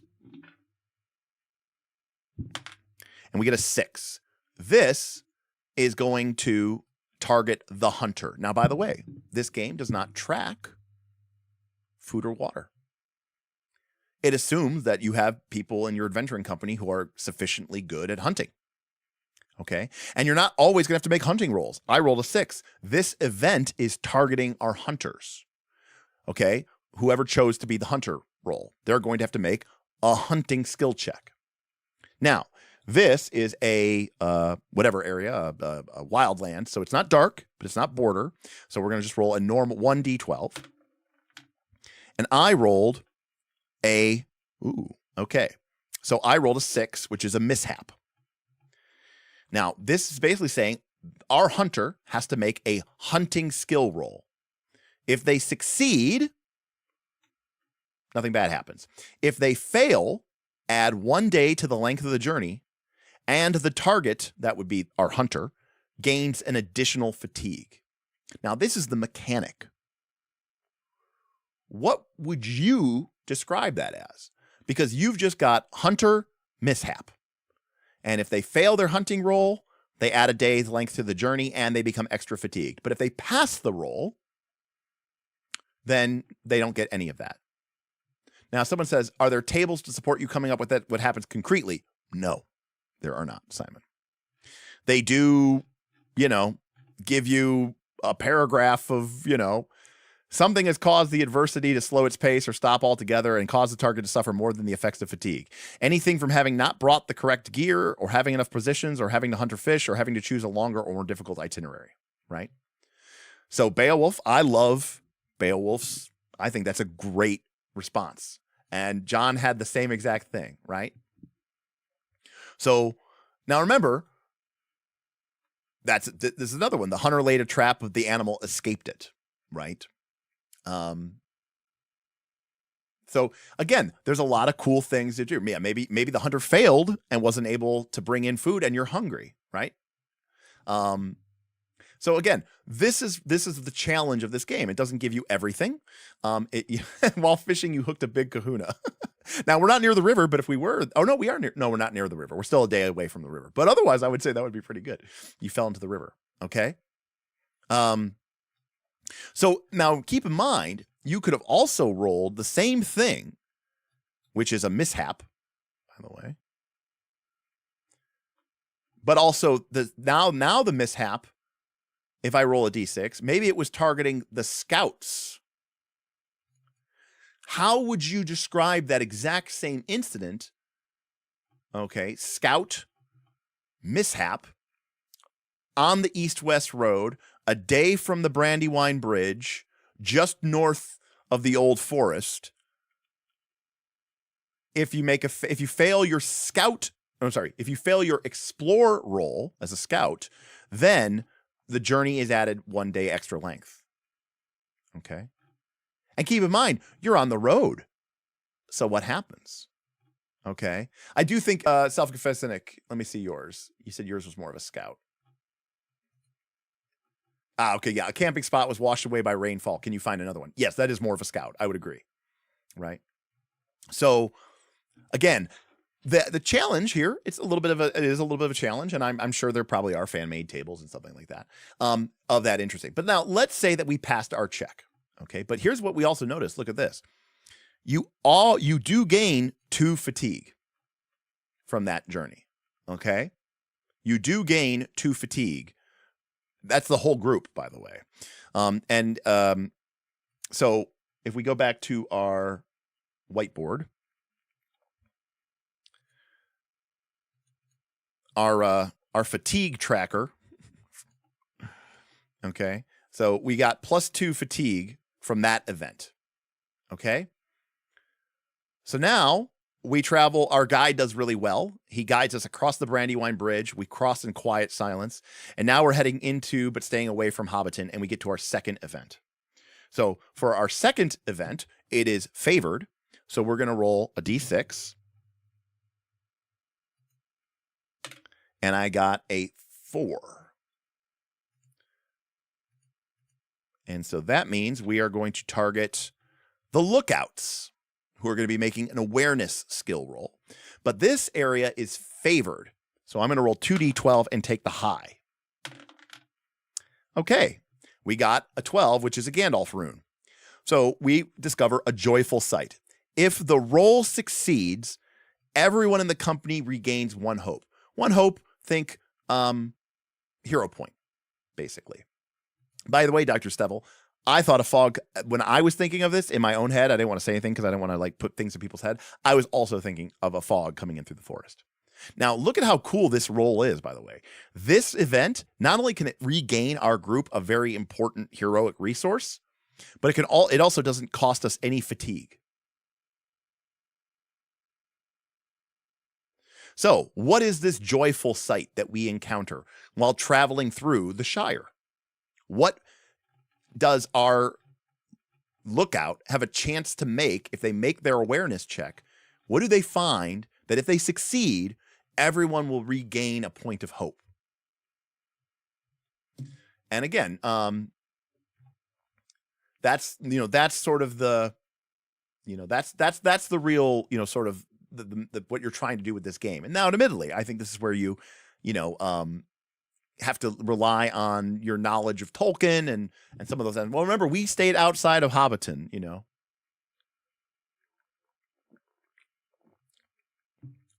But a lot of people have said Hobbit picnic parties, a festival, groups of hobbits sharing pipe weed.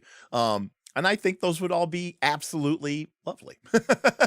Now, that's if our group or if our lookout, right, can find them and spot them and have that moment.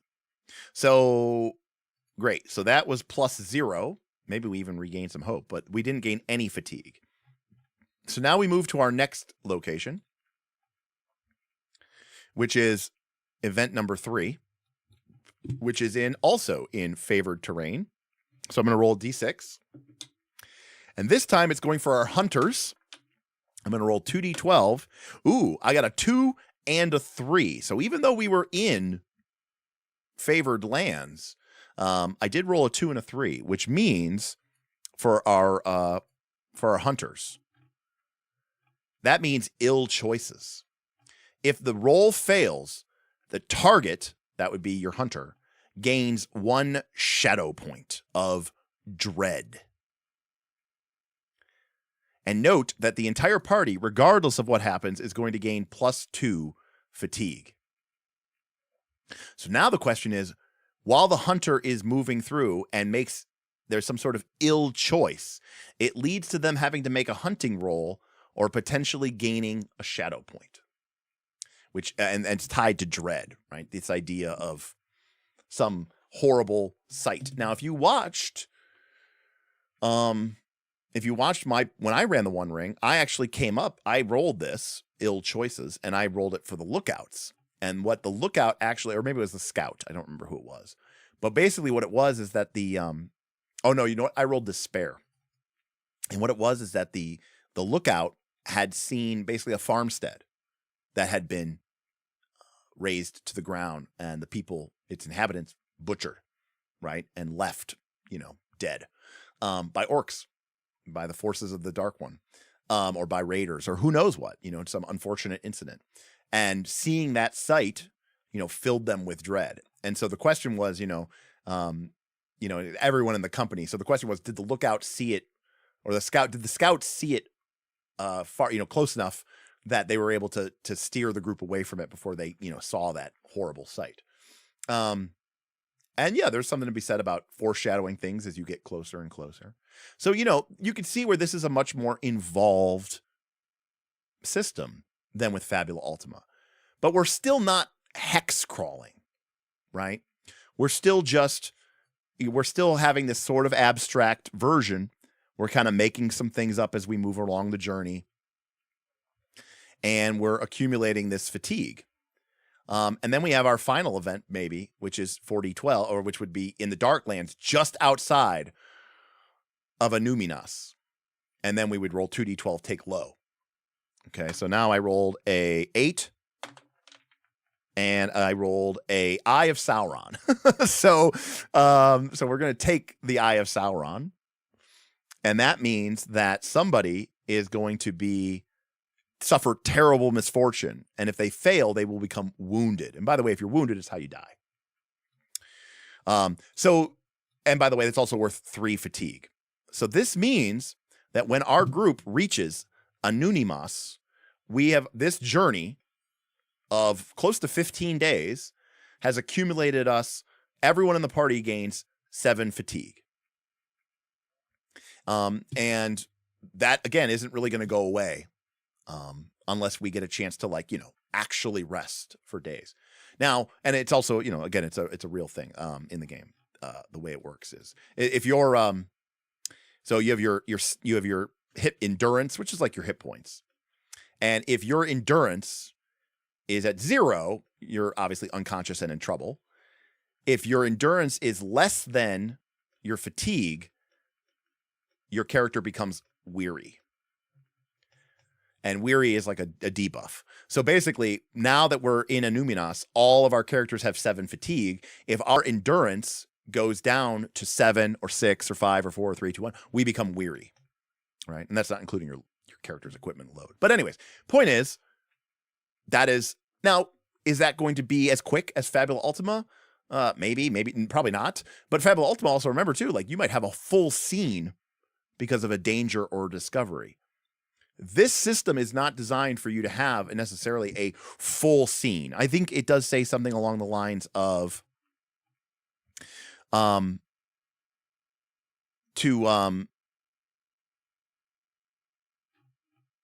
to describe the event based on a short scene describing what is happening to the company, to give you a broader sense and a context. Okay, but it's really more about the flavor.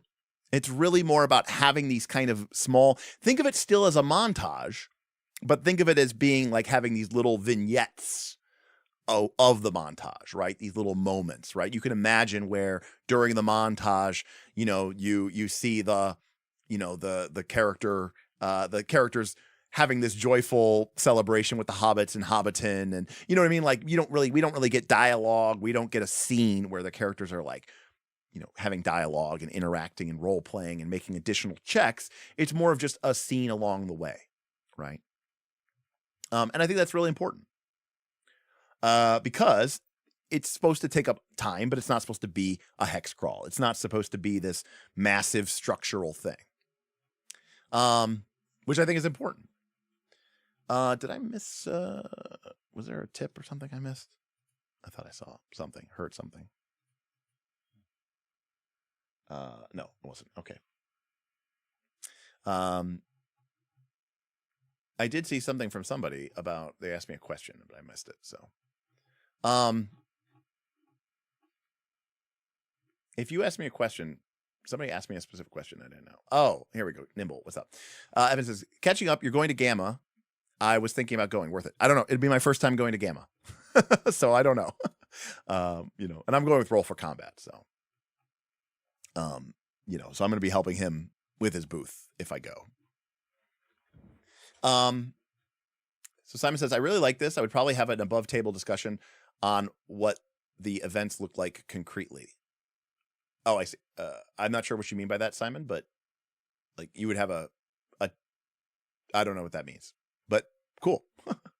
But yes, it isn't quick, but it's flavorful, and that I agree. But it's not like super long either, right? And Boothby says, it's a nice middle ground where things happen without having to come up with a map, tokens, encounter math because of... Right, and that's the key. Boothby got it exactly right with this travel system. You get to have these moments and events, but it's never going to cause a random encounter. It's never going to cause you to have to bust out another system just to deal with the journey, right? We're on a journey, remember, but it's not a journey. Using my definition, it's travel. The characters want to get to Anunimas. And by God, we're going to get there. Now, we're not going to get there in 5 seconds. We're not going to hand wave it, okay?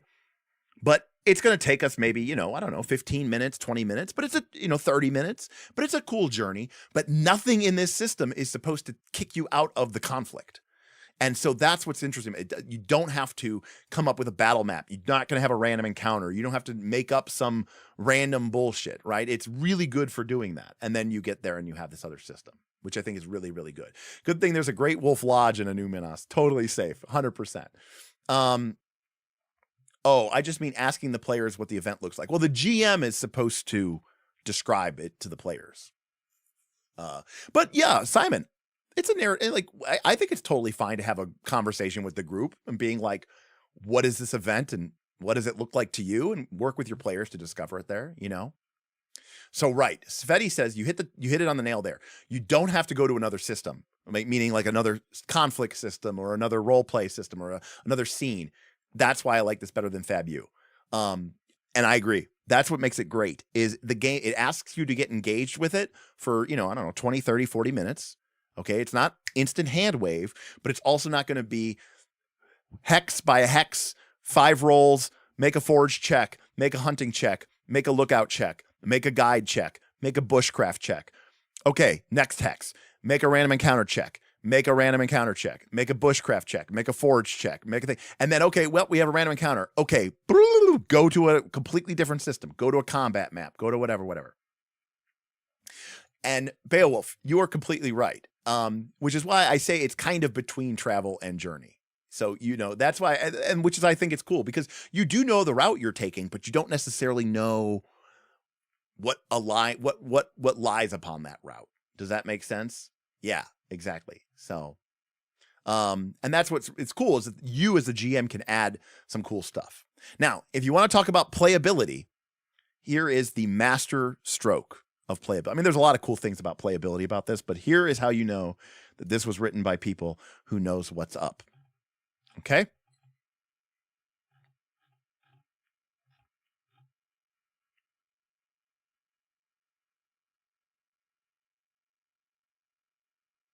looking for it. Hold on a sec.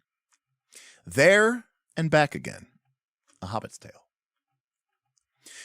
The rules for journey resolution have been devised to make traveling across the land a vital component of gameplay, but they are not meant to be used every time the company is on the road. In particular, they should be rarely used when the heroes are on their way back home. This is because the main effects of adventuring on the player heroes is not very relevant if the members of the company are headed for a safe haven where they can rest without problems, or if they were now traveling without any concern for the amount of time that it will take them to make the trip.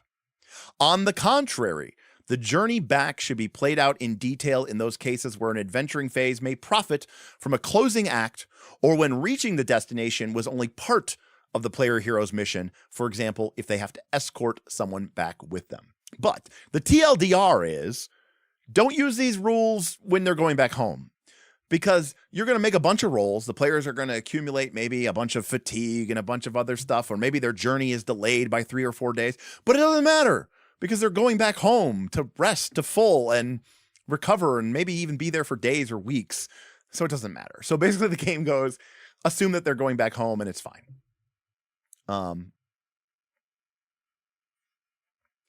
So if we had made Hobbiton our first destination, we would have skipped the journey rules entirety for that first leg of the journey because we were going to rest there anyway. Beowulf, yeah, potentially. Now, granted, Beowulf, I will say that, you know, depending on the length of the trip, you may still want to make those rolls. But yeah, potentially, if you made Hobbiton your journey, you're traveling along the road, yeah, we could do it. I mean, it might be worth it, Beowulf, just because it's a long enough journey that your characters, and it's, you know, it's through relatively wild areas. You know, your character could always end up getting some shadow points. Your character could always end up getting wounded, and those don't go away automatically anyways. So that's why I agree with Jams. Maybe not because it's right by a dangerous area. So if we go back to our map, you know, that is a pretty, you know, that's like this is not a nothing journey. Now, if we were traveling from Hobbiton to Michel Delving, yeah, probably not. We can just hand wave that. But I think this is still worth the trip. I think it's still worth it. We don't worry about, you're correct. We don't worry about the fatigue. That part we don't worry about. So you would just make 2 journey jump events. You would do Bree to Hobbiton, and then you could do Hobbiton to Anuminas. So, yeah, Jams, you could even have your destination be Brandywine Bridge, which is kind of the entrance to the Shire. And you could potentially say, once you're in the, you know, within the confines of the Shire, you're relatively safe. You know, it all depends on you and your group. But yeah, because remember, the consequences from traveling don't just include fatigue. The consequences from traveling can also include things like shadow and the like. But it all depends on your view of what that journey is, and quite frankly, how narratively important it is. Now,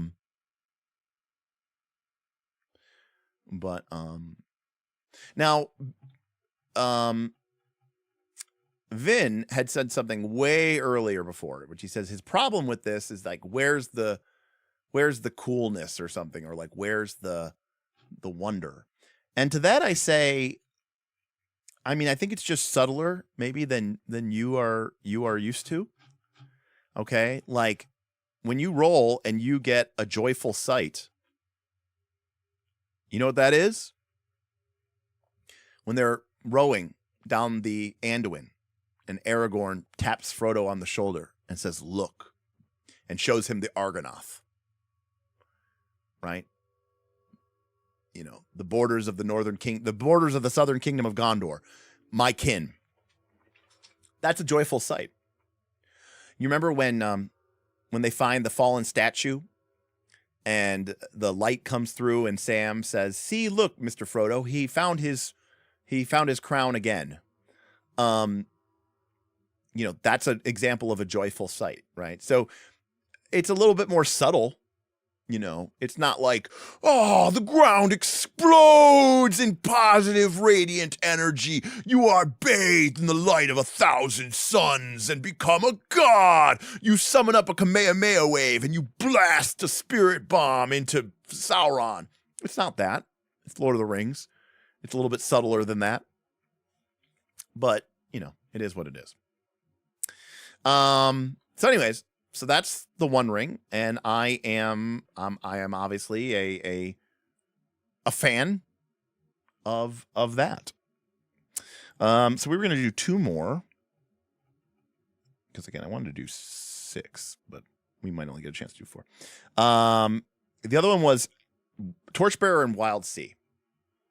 Okay, I'm not gonna get like super into the rules on Torchbearer because they would take a while, but to say the least, there's a couple of things that I want to say about Torchbearer.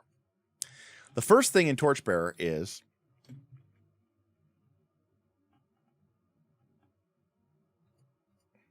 okay. In Torchbearer, Boothby says never travel in Torchbearer. That is generally a good idea. In Torchbearer, your character is either on the adventure, they are in camp, or they are in town. If you are on the adventure, your character is subject to the grind. Torchbearer is a very, very gamey system that tries to use the game to really push you into exciting narrative moments.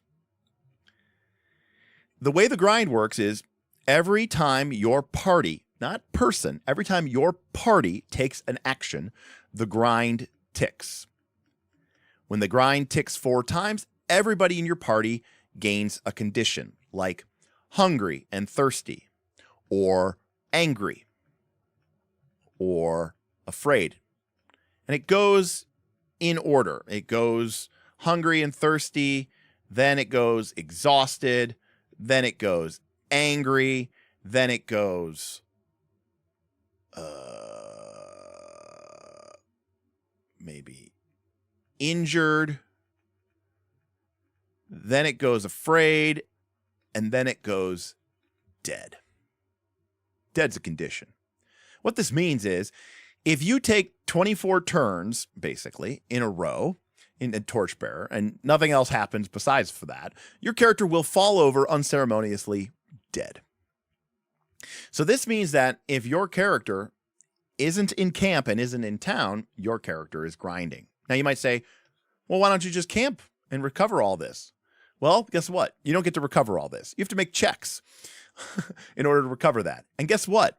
Yes, Jam says, holy crap, holy cow, afraid before dead is deep. Yes, holy cow. The last condition you get before you drop dead is afraid. You become injured. Oh, sickened is the other one. I did forget one. There is sickened. You become all the other things first. The last one you become is afraid right before you drop dead of just utter and complete weakness and exhaustion.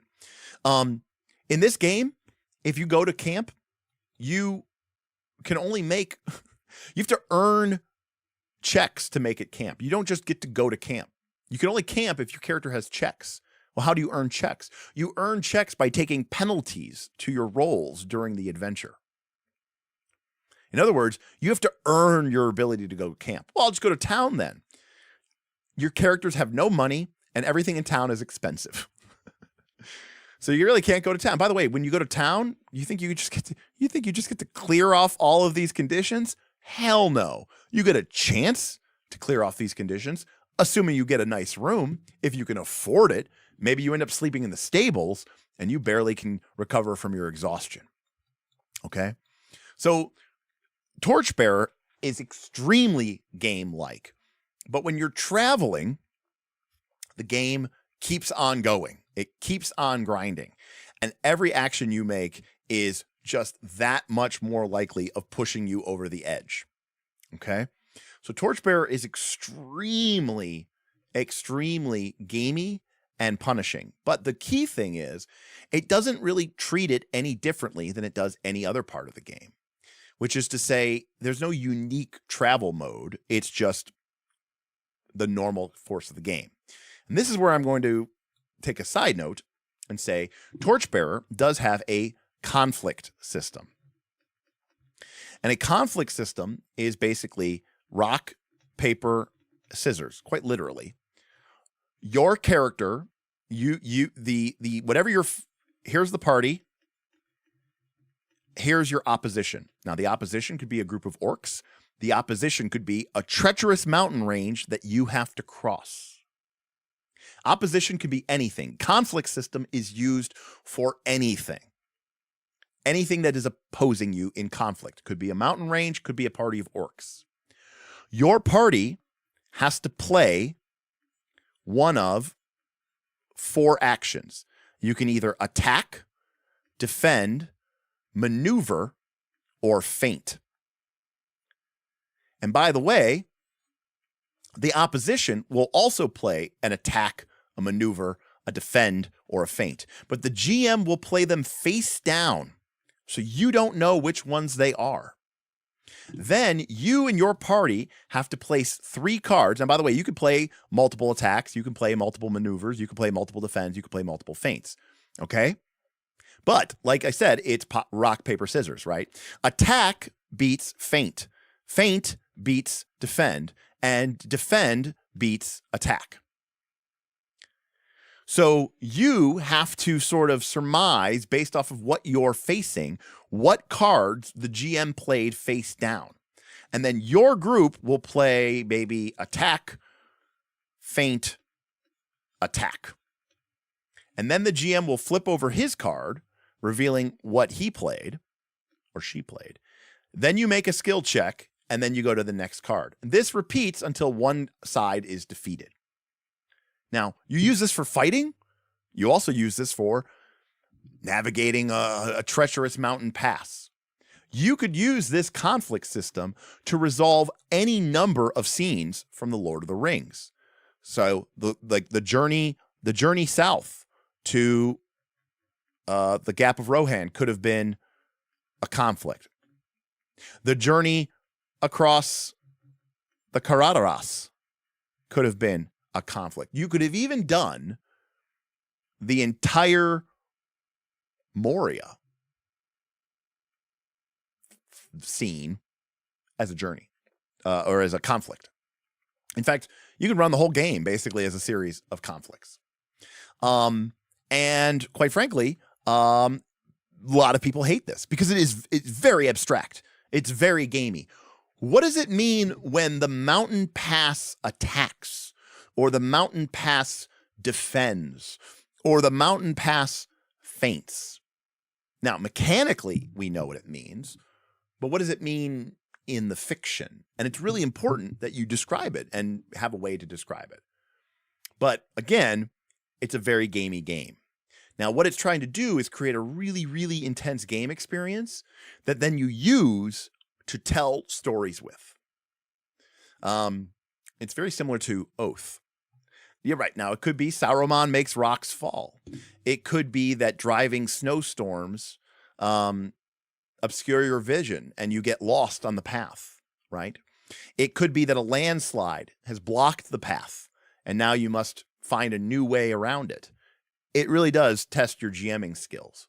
But again, not every player is going to like this. In fact, I'm going to argue that 95% of players won't like this system and they won't like this game.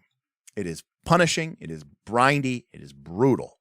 But one of the most important things to take about it is traveling in Torchbearer uses the generic system that everything else uses. The conflict system and the grind and the conditions all apply whether you're fighting monsters, whether you're navigating a dungeon, or whether you're journeying across a treacherous mountain path. Now, that is probably true of most of Luke Crane's games. That is definitely true. Yes, the GM has to be honest. 100%. What you described so far is punishing beyond belief. It is very unrealistic and unfun. Yes. There is a certain schadenfreude that comes from playing Torchbearer, that it's so hard that you actually feel like legitimately you've earned it. Okay? You've earned it, you know? So Derek loves and oh, it's great. It's great. I mean, you can see here, Boothby says, it is so much fun. Sounds fun as hell to me. Simon says, yeah, it's great. So obviously there's different, there's different elements and there's different places of how people respond to it. It is a game for sickos. It is. But you create some incredibly intense moments because of the game. And because that the game, a lot of people I think know deep down inside that when you're playing a role-playing game, right? Like the role-playing game wants you to win. Like it's like a challenge rating. Come on, it's not really challenging. Like it's not that. But it's a very different game experience. And the real key takeaway for it is that the journey system uses a very generic system that everything in the game uses. Not that you would ever do a journey system in like Blades in the Dark, but if you did do a journey system in Blades in the Dark, you would treat it kind of just like anything else. It'd be an action roll or a group roll, or you would use a clock, right? You would do it the same way that you do pretty much everyone. Yeah, there's an element of Torchbearer does not want you to win. It kind of wants you to suffer in style until you die. Yes, agreed. And that means if you do win somehow, it's all the sweeter, right? Because the game is punishingly. But yes, most games want you to win, and this game does not. And that is true. Now, and because of that, as the GM, right, you can be very, like, guys, I'm pulling for you. I know this system I know that the system is stacked against you. Okay. I know most of you don't know Torchbearer, so I'm going to tell you something right now that will nope out 99% of you. Okay? Ready? Here's the grind. Okay? Remember, every 4 turns, the grind happens. Okay? So the party enters a room. And the rogue says, I'm going to search, the door for traps. And the wizard says, I'm going to examine these runes on the wall and see if they make any sense. And the cleric says, I'm going to take a brief moment to bandage the fighter's wounds. And the fighter says that they are going to, they're going to, quickly scout down a nearby passage and see if there's any sign of the creatures that they have been tracking.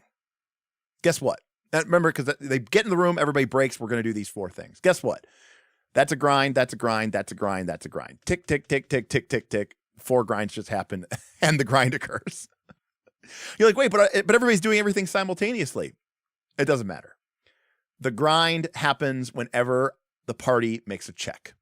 Well, I'm sorry. Whenever the party makes a test, that is the correct term. So if this is a test, mark a grind. If this is a test, mark a grind. If this is a test, mark a grind. If this is a test, mark a grind. And now you get your next condition on the list.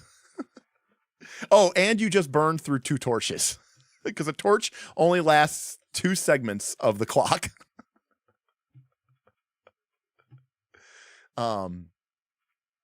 So yeah. So anyways, it is, wait, so it just doesn't work with more than 4 players? No, Mateo, it doesn't matter how many players you have.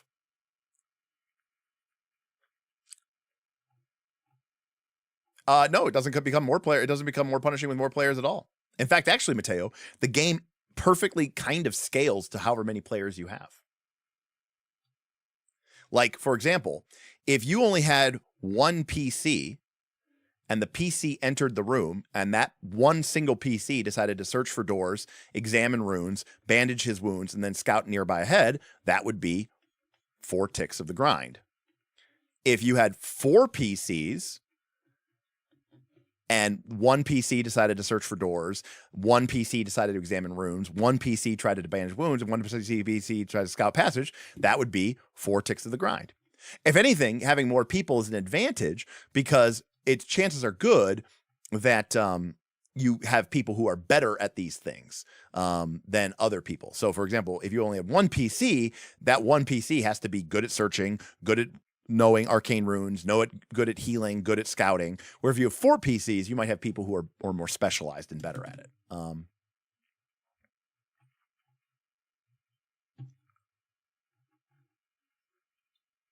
Simon says using actions as measurement of time is pretty cool, but it's not simulationist at all. And you need to think really hard about what you do and what is actually important to do. Correct. And yes, this is a classic. A lot of people cannot get over this hurdle at all. Cinnabos just says, nope. Undead Bear says, gross. Did Luke say why he did this? I don't know, because he's awesome. I don't know. Tor technically wrote the game, but Mike, it happens, But yes, yeah, more players that'd be true too, Jams. You could spread those conditions out. Although remember, when the grind happens, technically now 5 or 6 people are all getting conditions, so it's fine. Yes, Boothby's going into instincts, and so the other thing about Torchbearer is a game that literally goes, we want you to get good. There is a way to be better at playing Torchbearer than there is to not be playing Torchbearer. If you know what you're doing and you know how to play the game, you can have a much greater success rate. And I don't mean like being good at playing Warhammer skirmish battle on a grid, which is what most people think of when they think of being good at a game. There is a way to understand how the systems of Torchbearer interact with one another in order to create a powerful character or a powerful set of actions. Okay. But any case, that is Torchbearer. So again, we're going to it. So now our last one that we're going to cover is the Wild Sea.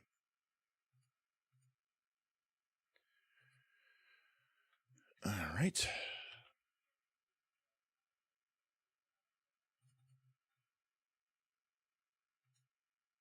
So this is The Wild Sea by Felix Isaacs, who from MythWorks Games.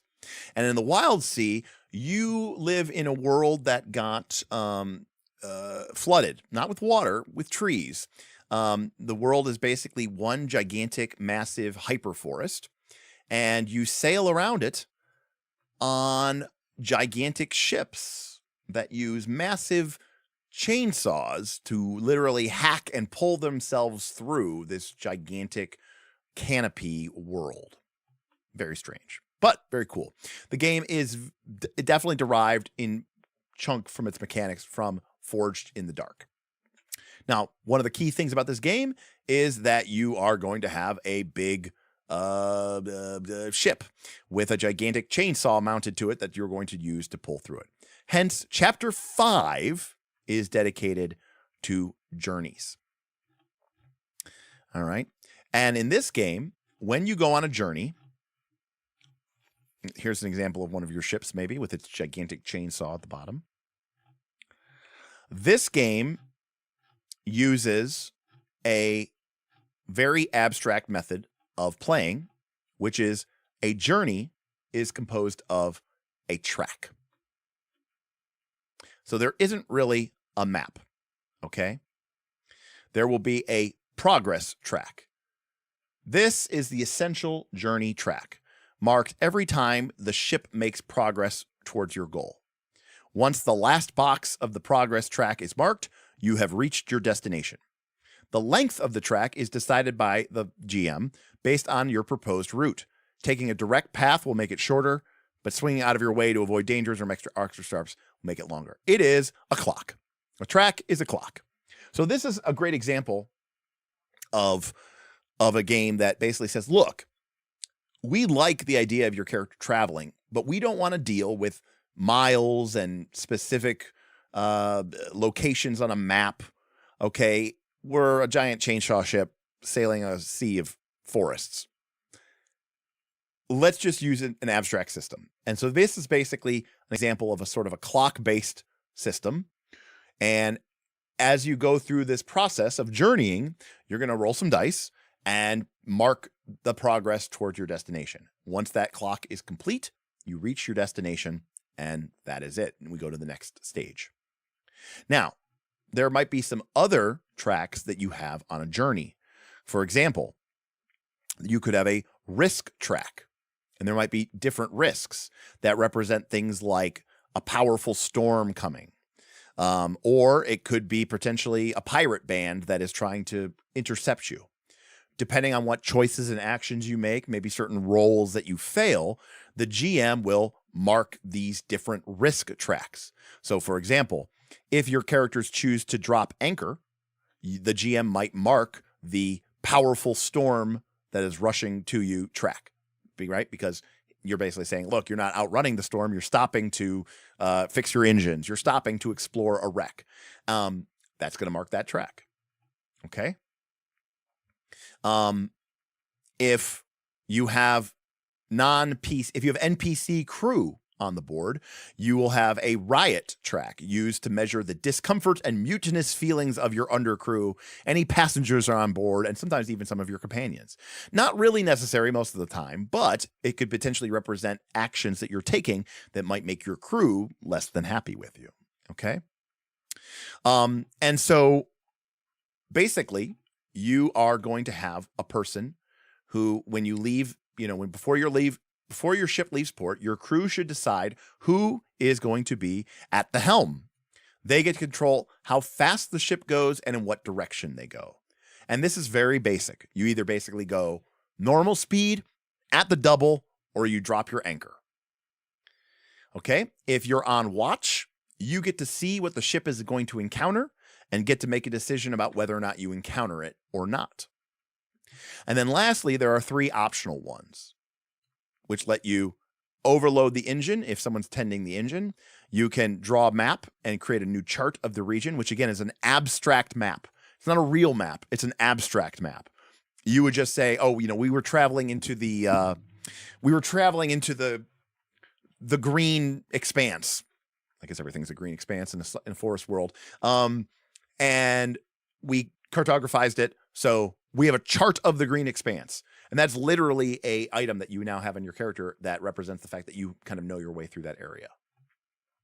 And again, very, very basic. And so we'll take a look at a departure in play. So again, the Firefly is the GM. The engineers weren't lying. Your ship looks almost as good as new. The gouges across the hull have been firmly patched and painted. All right, I think that's our cue to leave then. Does that work for everyone? Hell yes. Time to move on. We got a hold full of cargo. We can't shift here. So it's time to find somewhere new. A journey it is then. Departure first, people. Okay, I think we're going to be heading to Arousee. It's a rough place, but we'll be able to trade just about anything if we can get tomorrow. Solid plan. I'm with it. I'm going to take a cursory look around the docks, see if there's any passengers we could pick up who are heading that way. It's very Firefly-esque, by the way. And I'm going to burn a whisper to see, that's like a magical currency, to see if I can get a good idea for the weather for the next couple of days. Fair enough. Anything you want to hit or avoid on the way to Morrow? Yeah, that parasitical fungal area we bypassed on the way in. I think if we go straight through it this time, come on, really? Hear me out. I could pick up some specimens that might help me make better medicines. And we'll get there faster. Okay, I guess we're ready. Great. I've created progress and risk tracks. I'm ready to go when you are. So the players describe what they're doing. The GM will use that information about, are they going straight? Are they going around? Are they traveling through an area of fungal growth so that they can try to loot some cool fungal elements? The GM is going to make a progress and risk track and potentially keep them secret so the players don't know what's going on. Then, when you're at the helm, you either cut a path, which is normal, forge ahead, which lets you move at double speed, or drop anchor. If you cut a path, you mark a single box on the progress track. If you forge ahead, you mark 2 boxes on the progress track. However, if you are forging ahead, when the person makes a watch roll, you basically don't get a chance to avoid the encounter. But if you make a single path, if you make an encounter, the players can stay clear of it without any problems. So again, there's this idea of if you have enough time and you don't need to travel at super speeds, any random encounters, quote unquote, that you do have, the players kind of get a chance to decide, do we want to engage with this or not? All right. When you're at watch, roll a single d6 and check the results against the table below to determine what your character has spotted.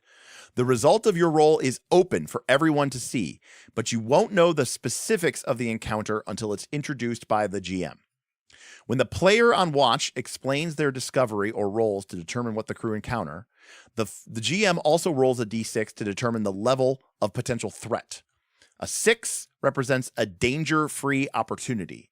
A 4 or a 5 gives you a hazardous encounter with a potentially useful payoff. And a 3, 2, or 1 indicates that it is an immediate danger to the crew with little to no payoff. This threat roll is hidden, okay?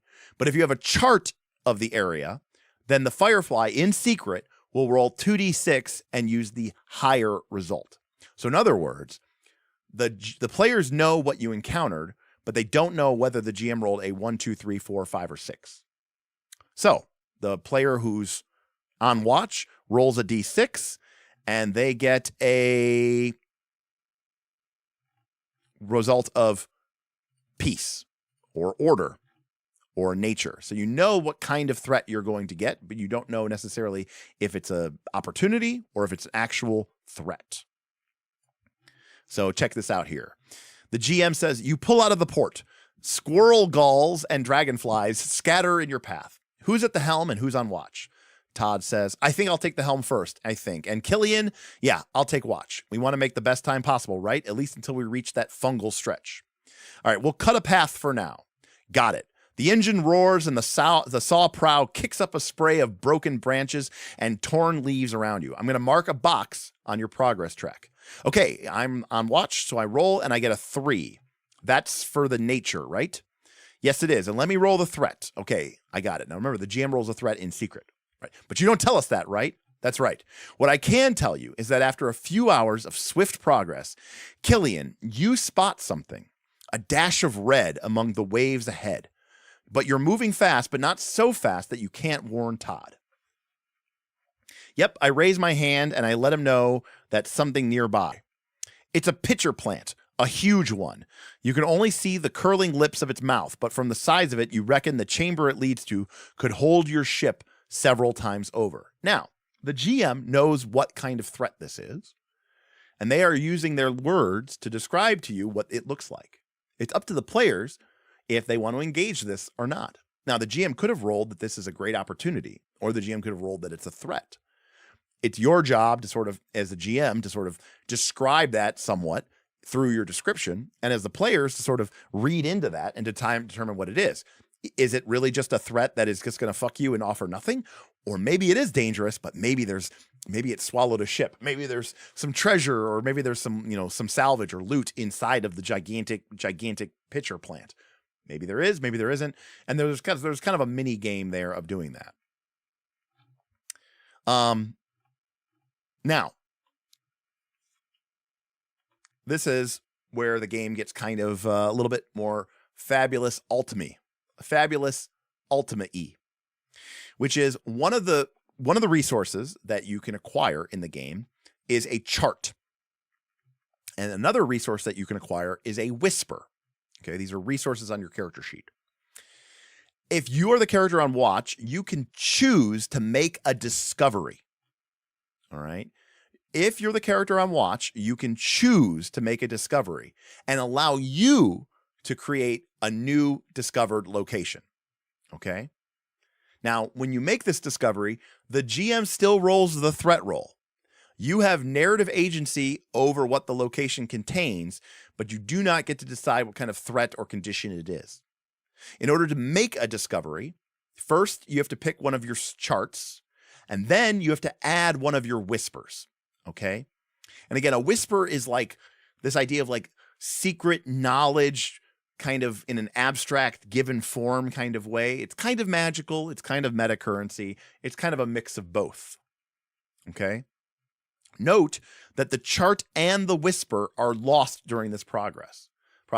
So one of the things that you do in this game is acquire these cool resources so that you can create cool new locations in the area. So for example, your chart might be a bronze inscription. And if you add to that a whisper called Toothstorm, you might find an ancient metal temple with a rowdy tooth-selling bazaar. Or you might find a huge copper-colored plant with a ravenous maw. Or maybe your chart is a tattered map, and the whisper that you have is howls on the wind. So it could be that you find a library settled by a strange cult. Or maybe you find a trade channel with a constant noisy gale. So again, this takes the travel part of the game and actually turns it into sort of a narrative, collaborative, world-building experiences. All right. Now, there's some additional options here for like tending the actions, and if you have somebody on the if you have somebody on the engine, then there's a potential option that they can do to like make the ship be a little bit stronger, but it tends to take some damage. If you have somebody cartographizing, when you move through an area, they could potentially create a chart, right? And you can see, remember how I said if you have the chart of a region, then the GM in secret rolls 2d6 and chooses the higher value for whether this is a discovery or a danger. But also you can use those charts to create discoveries, right? So there's this kind of cycle of play for that. And lastly, you also try to look for weather. So then you have this encounter. And again, it's up to you guys if you make the encounter. Now, if you chose to go at double speed and mark 2 boxes of progress, you don't really get to choose whether you engage with the encounter or not. You run into it, okay? When you have an encounter, the GM will either make a choice, a challenge, or a scene. A choice is no check. It's just a choice. The Firefly will provide you with options, and the crew picks one, right? It's a very soft move. Do you choose A or B? A challenge encounter will usually call upon the GM, and the ship itself will make a roll. Your ship has kind of a character sheet. Your ship has things like how good is its hull, how powerful are its engines, and in this case, how good is its armor, how powerful are its, how good is it at maneuvering, right? So in the challenge encounter, you're basically going to make one ship roll. This is where having someone at the engine can be useful because they can help the ship, do some cool maneuvers or, Scotty, give me all she's got. And then the most complex version is a scene. This usually happens when you leave your ship and you go into an entirely new scene and play it out, right? Like having a combat or having a role-playing scene or something similar to Fabula Ultima. But again, it's up to the GM. You get to make a choice about which you think is appropriate. So if the GM really doesn't want to, have a whole full scene, well, they might just use choices and challenges. If you think that this particular thing is really interesting, or maybe the players think it's really interesting, you could have an entire scene into it. And to be clear, this is a game about, sailing the wild sea. So kind of like One Ring, where journeying is a big part of the game, a big part of this game is we have our cool ship and we want our cool ship to do cool ship shit. So this game does lean into traveling, but it doesn't worry about the details, right? It uses generic clocks, tracks to track your progress and to track how close the storm is, right? And how fast does the storm approach? It literally advances at the speed of kind of plot because the GM, as a consequence to a bad roll, can choose to mark the risk track, right? So, if you want, you can just keep the game flowing and keep it in the travel. Maybe you and your group all really want to get to where you're going. You're really excited to get to your arrival and have the progress track filled. You don't want to take the time to do another scene. Or maybe as a GM, you didn't prep where they're going and you don't have anything ready. So you decide to fill the session with a bunch of scenes to waste time so that you don't have to have anything ready. I'm guilty of doing this. I'm sure you are all too. And I don't even want to say guilty, but it happens. As a result, it gives you, the GM, a lot of choices, a lot of options as you want to do. And then eventually you get where you're going, and then you have to see about repairing your ship and, doing stuff. And then you might get into some hijinks and trouble while you're out there. But a good example of a scene might be like maybe you discover, an ancient ruin sticking out from the branches, and the group decides to go in there because, again, your groups are kind of like You know, you're kind of like sailors of a wild sea. You're like Firefly. You're salvagers. You're mercenaries. You're ne'er-do-wells. You're shipping. You're trying to. You're one of some of the few people who brave this unknown frontier. So you're kind of part UPS, part FedEx, part mercenary, part heroes on demand. So you get to fill a lot of these different roles, and a lot of the encounters that you have are going to be out on this wild sea. So it's a really, really cool system. It gets you to use your ship in a fun and enjoyable way. I think that a lot of RPGs could learn from how this game works with the ship and the importance of the ship and how the ship interacts with the different characters in the crew. Now, there's one thing I recall reading here, which I gotta look and see if I'm right, but I think you have to rotate who's at the helm. Because remember, the person at the helm doesn't really make a check. They get to make a decision. Okay? They get to decide, are you setting anchor? Are you moving ahead? Or are you forging? Yeah, there we go.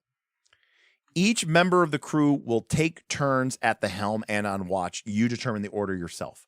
So you don't have just one player or one PC being the person at the helm.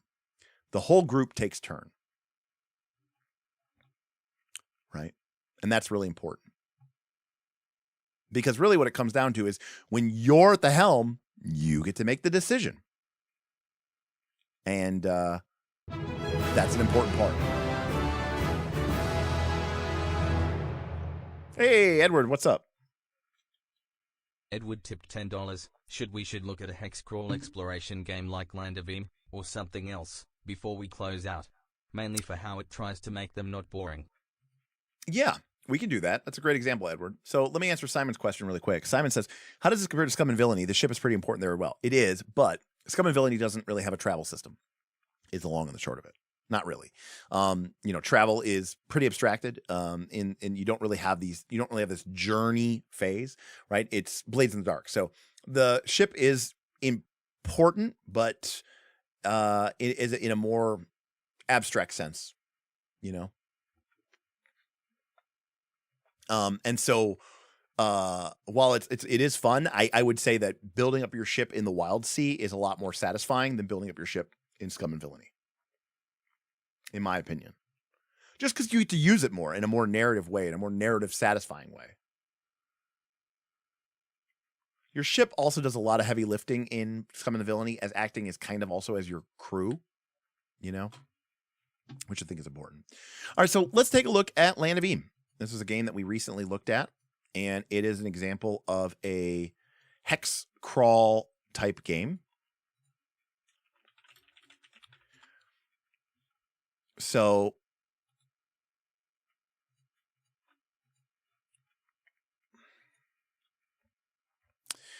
this is the Land of Eam. And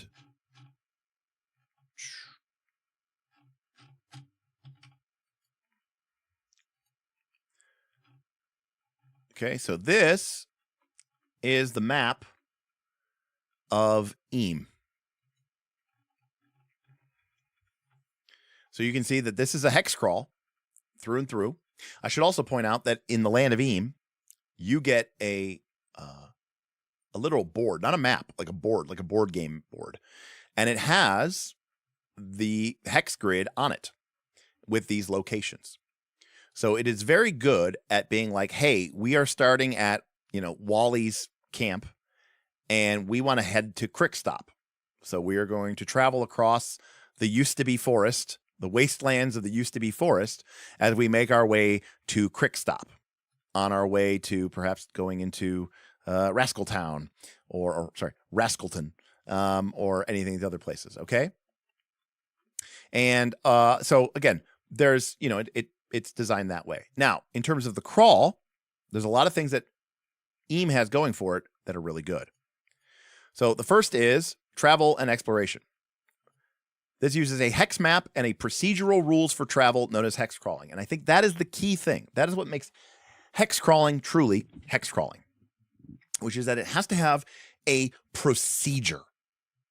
Okay. if you are playing with hexes and you're using, let's say, D&D 5th edition's system, it's not a hex crawl. The hex is helping you make judgments about how far away things are, but your distance and your travel is still based in miles per, day, miles per shift. It's not based off of hexes, okay? The core game of Land of Eam assumes that you are using a hex map. It assumes that you are using 6-mile hexes, okay? And it uses a day's travel, exploration, and dungeon crawling as its modes of travel, okay? When you travel, every day is divided into 4 travel turns. Travel turns 1 and 2 are during the day, 3 and 4 are at night. Daytime is ideal to travel, and you can move 2 hexes every turn. Thus, you can travel, on average, 4 hexes per day. This is the same exact thing as, say, Forbidden Lands, where you can literally travel 2 hexes per turn, and typically you can travel 4 hexes per day. Traveling at night is more dangerous. You just travel only 1 hex per turn, and you get a disadvantage to your travel check. We've got some rules here for pushing on and becoming tired and suffering dread. Dread is like damage in this game. Okay? But when you travel, for each travel turn spent moving across the map, a different PC must make a travel check for the whole group. Roll a d12 plus realms, one of your skills, at the beginning of the turn to determine if there is an encounter, a minor setback, an eventful journey. You either have a bump in the road, an uneventful journey, a discovery, a dangerous encounter, or a perilous encounter. And you can get to start to see that this looks a lot like Fabula Ultima, where if we roll really well, we get a discovery. If we roll badly, we potentially get some dangerous or even perilous encounters. And if we roll in the middle of the road, we get nothing encounter. Here's where the difference is, though. Travel in Land of Eam is going to take you many days, and your characters are potentially going to be making this check multiple times, many times on your way to someplace. And the game is based around us. So you're going to be making this roll a lot more. And so this starts to get into sort of the core element of a hex crawl, which is you need, now even though our characters are headed from Wally's to Crickstop, this is where this game can either sing or fail, which is, do you and do your players want to get sidetracked with a bunch of different random encounters on the way from Wally's to Crickstop, or from Wally's to the Drippy Downs, and you're headed to the Azimuth Outpost? Well, again, you're going to have to make 1, 2, 3, 4, 5, 6, 7, 8. You potentially have to make 8 or 9 of these realms checks. And a lot of these results are going to result in you having discoveries and perilous encounters. And so as a result, you have to be ready for that. Okay? Now, in the case of perilous encounters and dangerous encounters, you got to roll on a different table, and you potentially could be encountering a hostile adversary or otherwise a life-threatening encounter. You're going to have a true encounter. Now, luckily, a bump in the road isn't necessarily the worst thing. You might just get bad weather, which means you only move 1 hex this term instead of 2 hexes, but you get a penalty to your next travel check, making it more likely that you're going to have a dangerous encounter or a perilous encounter. But you can also see that you could become lost, and instead you move to a different direction. Now, the difference, which I actually appreciate about this game, by the way, is because it's played on a board game and a map, the players know that they're lost. Does that make sense? Like, you're going to move, like they wanted to move west and they instead moved south. So, I actually appreciate that, right? You might just say, oh, you lost some food or rations, subtract a couple points of rations from your character sheet, right? It could be very small, it could be simple. But you are going to be doing this a lot. But the flip side to this is if you get an uneventful journey or a discovery, you have the opportunity to potentially find something cool. Now, if you get a discovery, it could be things like, and again, they have different tables for different regions, but you could find things like an abandoned camp full of supplies, including 6 instant carrot soup cups, which count as quality rations. If you roll an ordinary journey where you don't find anything, an uneventful journey, making the game take longer. But if you get an uneventful journey, then a PC can try to find some materials like herbs or fish or herbs or fish or materials or hunting. And this gives you some of the long list of all the different random components that you could find throughout these realms. This is like starting to get like, remember how I described World of Warcraft? World of Warcraft, you're walking around, you're journeying through the land, you're walking across Azeroth, and ooh, you see something on your mini map and you go over and explore it. Oh, cool, it's a gold vein. Dink, dink, dink, dink. All right, you're walking, ooh, a mithril vein. Dink, dink, dink. For some people, it is very fun to just wander around and encounter cool stuff and find cool bits of components. And these components are used in a very extensive recipe system. Here are the crafting recipes. Here are the cooking recipes. Here are the alchemy recipes. Here are the herb components, the fish components, the elemental components, and the beast components. So for example, maybe your character really wants to make an adventurer's cape. If you want to make an adventurer's cape, you need to get some jackal rabbit fur. And you're like, cool, I want to get some jackal rabbit fur. Okay, cool. Where can you find jackal rabbit fur? Well,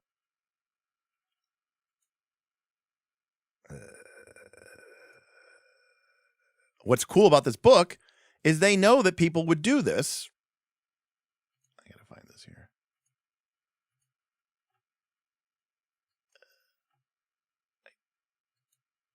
Don't remember where it is. There's somewhere in this book where they show you where everything can be found. I just don't remember where it was. So that's on me. But in order to get a jackal rabbit fur, we need to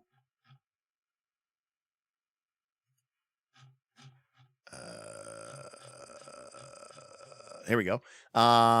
We can find it in the Drippy Downs. So maybe my character heads to the Drippy Downs, and I hope that we come across some jackal rabbit fur that I can use. Okay, and look for it. So as I'm traveling through the Drippy Downs, I might be accumulating. I might get a piece of jackal rabbit fur, and I get a scraggly eye, and I get a wolf pelt.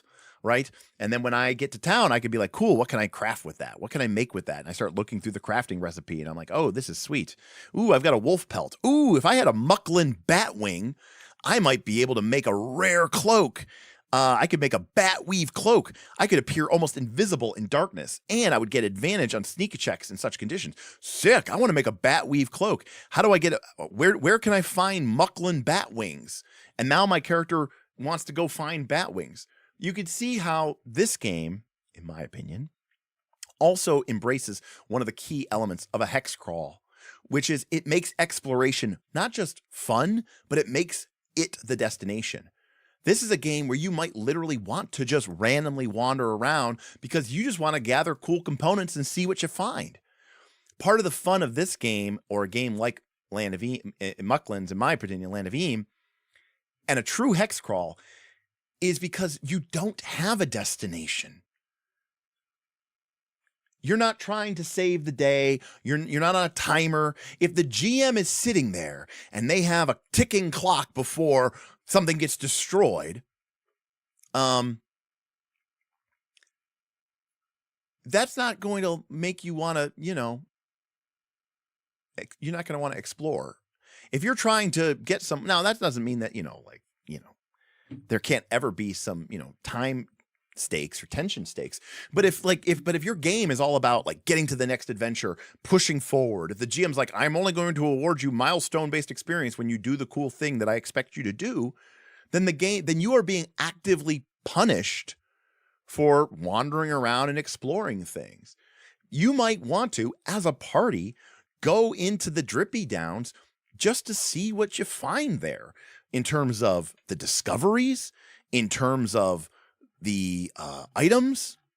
So that makes exploration and hex crawling very, very different.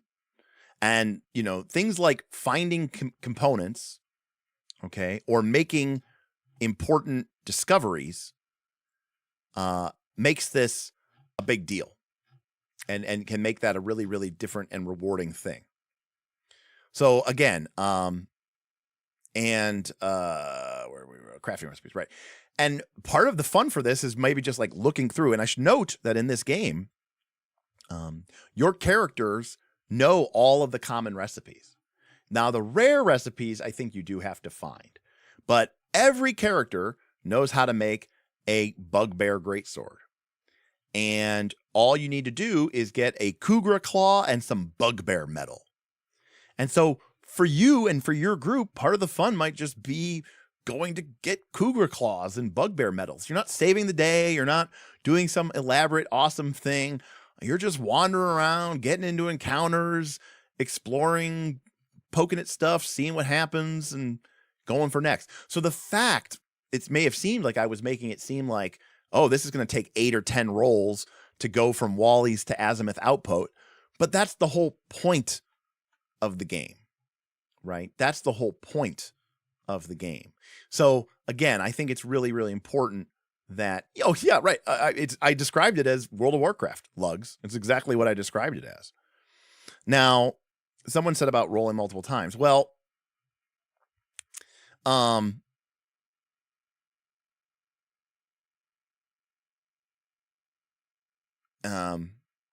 you can also try to find these components by spending a turn to do so. If you're traveling and you get an uneventful journey, you also get a roll on the table. But you can also literally spend the whole turn to just basically, mine for components. So you may attempt to find a beast, elemental, fish, or herb component. Make a wilderness check using the gather materials, fish, hunt, or pick herbs charts. PCs can join forces using the listed help skills. Some check results attract unwanted attention from the bump in the road table. If a component is found, roll on the appropriate component location table. Look up the component on the proper table to see what you can class. So let's say we go, I want to gather materials. Guess what? We can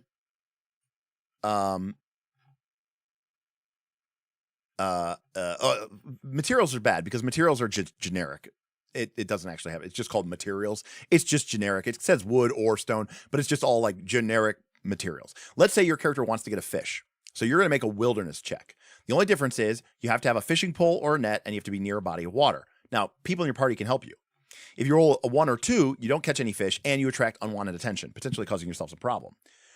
On a 6 through 8, you catch a random fish and attract attention. On a 9 to 11, you catch a random fish. If you get a 12 or higher, you get to choose the fish. And this is true for the other checks as well. If you are trying to gather herbs and you make a wilderness check, you get to choose an herb. If you make a hunt check, by the way, it can be helped with athletics, might, or search, you choose the beast component. So basically, if you roll high enough, you don't get to roll randomly. You get to pick. So if your characters are like, okay, I know that we can find jackal rabbit fur in the Drippy Downs.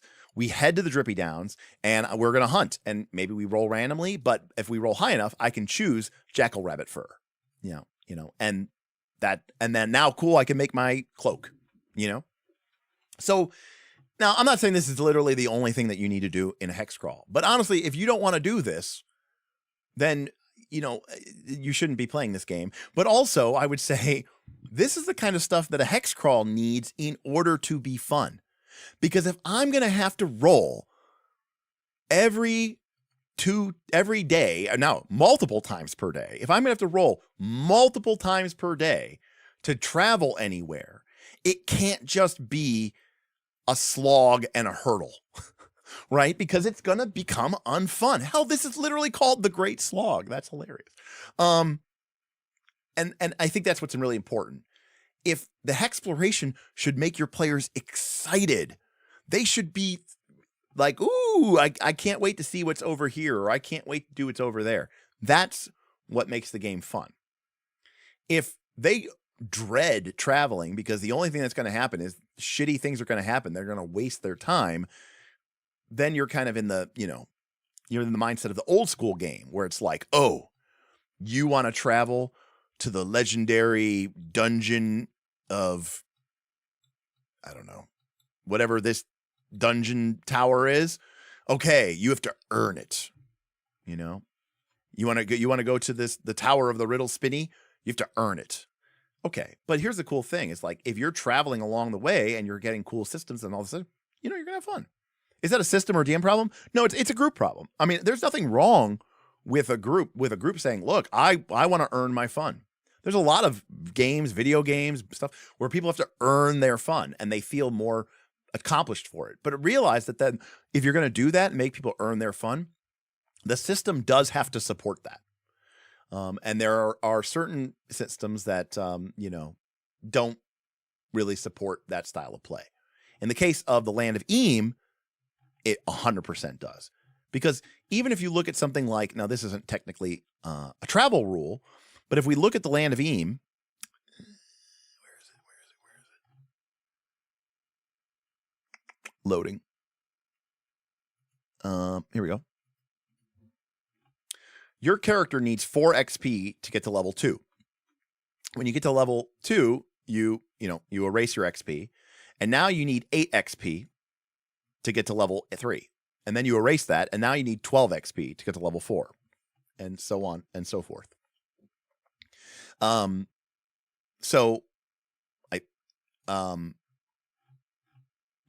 look what you get to. Here's how you earn XP. There's 2 ways. You can get it from role playing. Cool for a role-playing game, by the way. You get it from building on relationships. That's a capital R, so that's actually a thing in the game. You get it from pursuing your personal quest. That's also a thing in the game. Demonstrating your ideal, demonstrating your flaw, etc., etc. But check this out. If you complete a quest, you get an experience point. If you encounter a new creature or critter, you get an experience point. Great, but look, if you travel 10 or more hexes in a session, you get an experience point. If you come to a new location or a new point of interest, you get an experience point. If you craft an item, you get an experience point. The game is literally rewarding you for doing the stuff that we talked about. If you're not interested in doing that stuff, you literally are going to be leveling up slower in the game. This game wants you to do those things. And I think that's an important part of how a game is structured.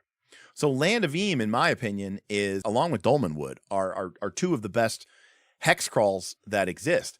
In many ways, while I appreciate Dolmanwood for having a very detailed hex crawl, remember in Dolmanwood, every hex has a description, has information, has pages. I like Land of Eam because Land of Eam, I think, has a better game system for it. Dolmanwood essentially is just old school essentials, which has its pros and cons. What I will say about Dolmanwood is the big mistake that a lot of people might make when you play Dolmanwood is in old school essentials, in old school games, you get experience points for finding treasure. And that means that you are very dedicated and focused on going into dungeons and all this other stuff. If you want to actually play Dolmanwood, they were smart and they included in the game an optional rule, which I highly recommend that you use.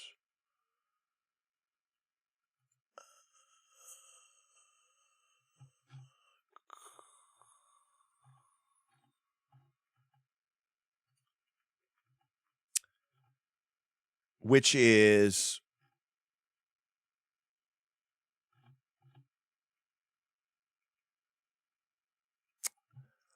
I don't remember where we found it.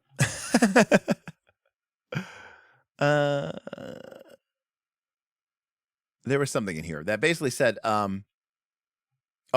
need to look up the Dolmanwood campaign book. Okay, that's what the problem. I didn't open up the campaign book. This is the player book. In the campaign book, there is an optional rule that instead of just getting experience points for treasure and foes defeated, you also get experience points for quests. You get experience points for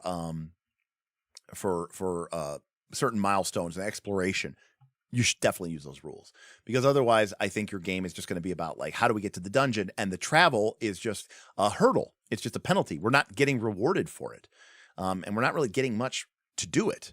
So, Land of Eam is really great because Land of Eam says, look, not only do you get experience points for doing all this cool stuff, but by wandering the world, you're going to find cool discoveries, new spots on the map. You're going to get additional experience points. You're going to find cool little components and fun little herbs and fish and beasts and stuff and elemental shards that you can only find in that particular region. The idea that your players, not because there's some quest line or some adventure path, your players are like, hey, we want to cross the Sounder Hills and head over into the Drippy Downs because we're interested in collecting some of the cool components that we can find over there. That's fun. That's player-driven, and reward-driven, player-driven behavior, which is really, really great.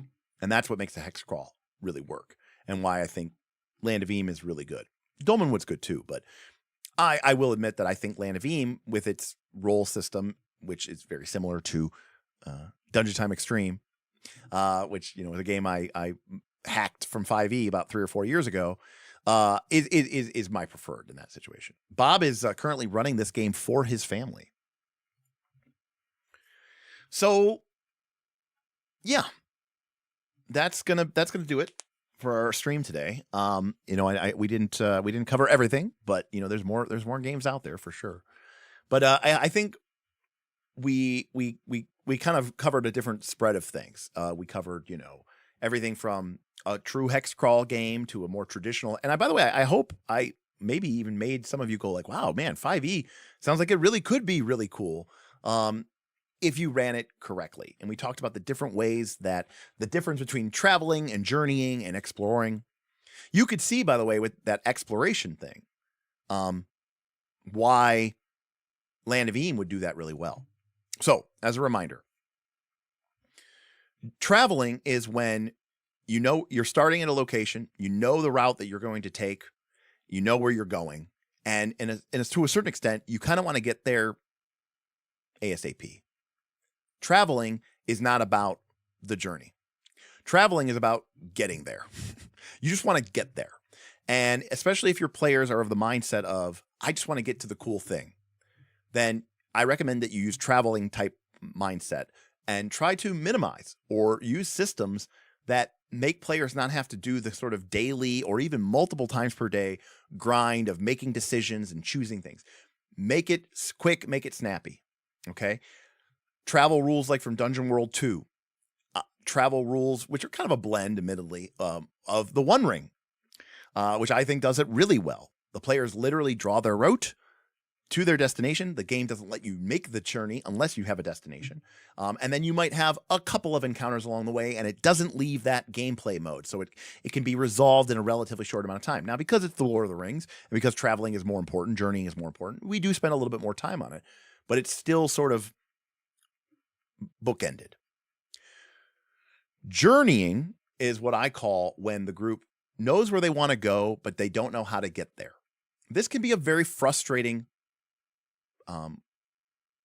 way to play the game because the players are ending up, they have a place they want to get, and they end up going left and going right and going straight, and they don't know how to get there. And this is very common in a lot of people's hex crawls. The other thing is when you're journeying, you're not stopping to explore because you're like, no, we have to get to the wizard's tower before he commits, completes the ritual. And so every delay feels like a punishment and every encounter feels like a slog. And it's very, very painful. Now, that doesn't mean that you can't do a journey-based game and have it be enjoyable. But I'm telling you, I think most people would be better served off by doing a travel game.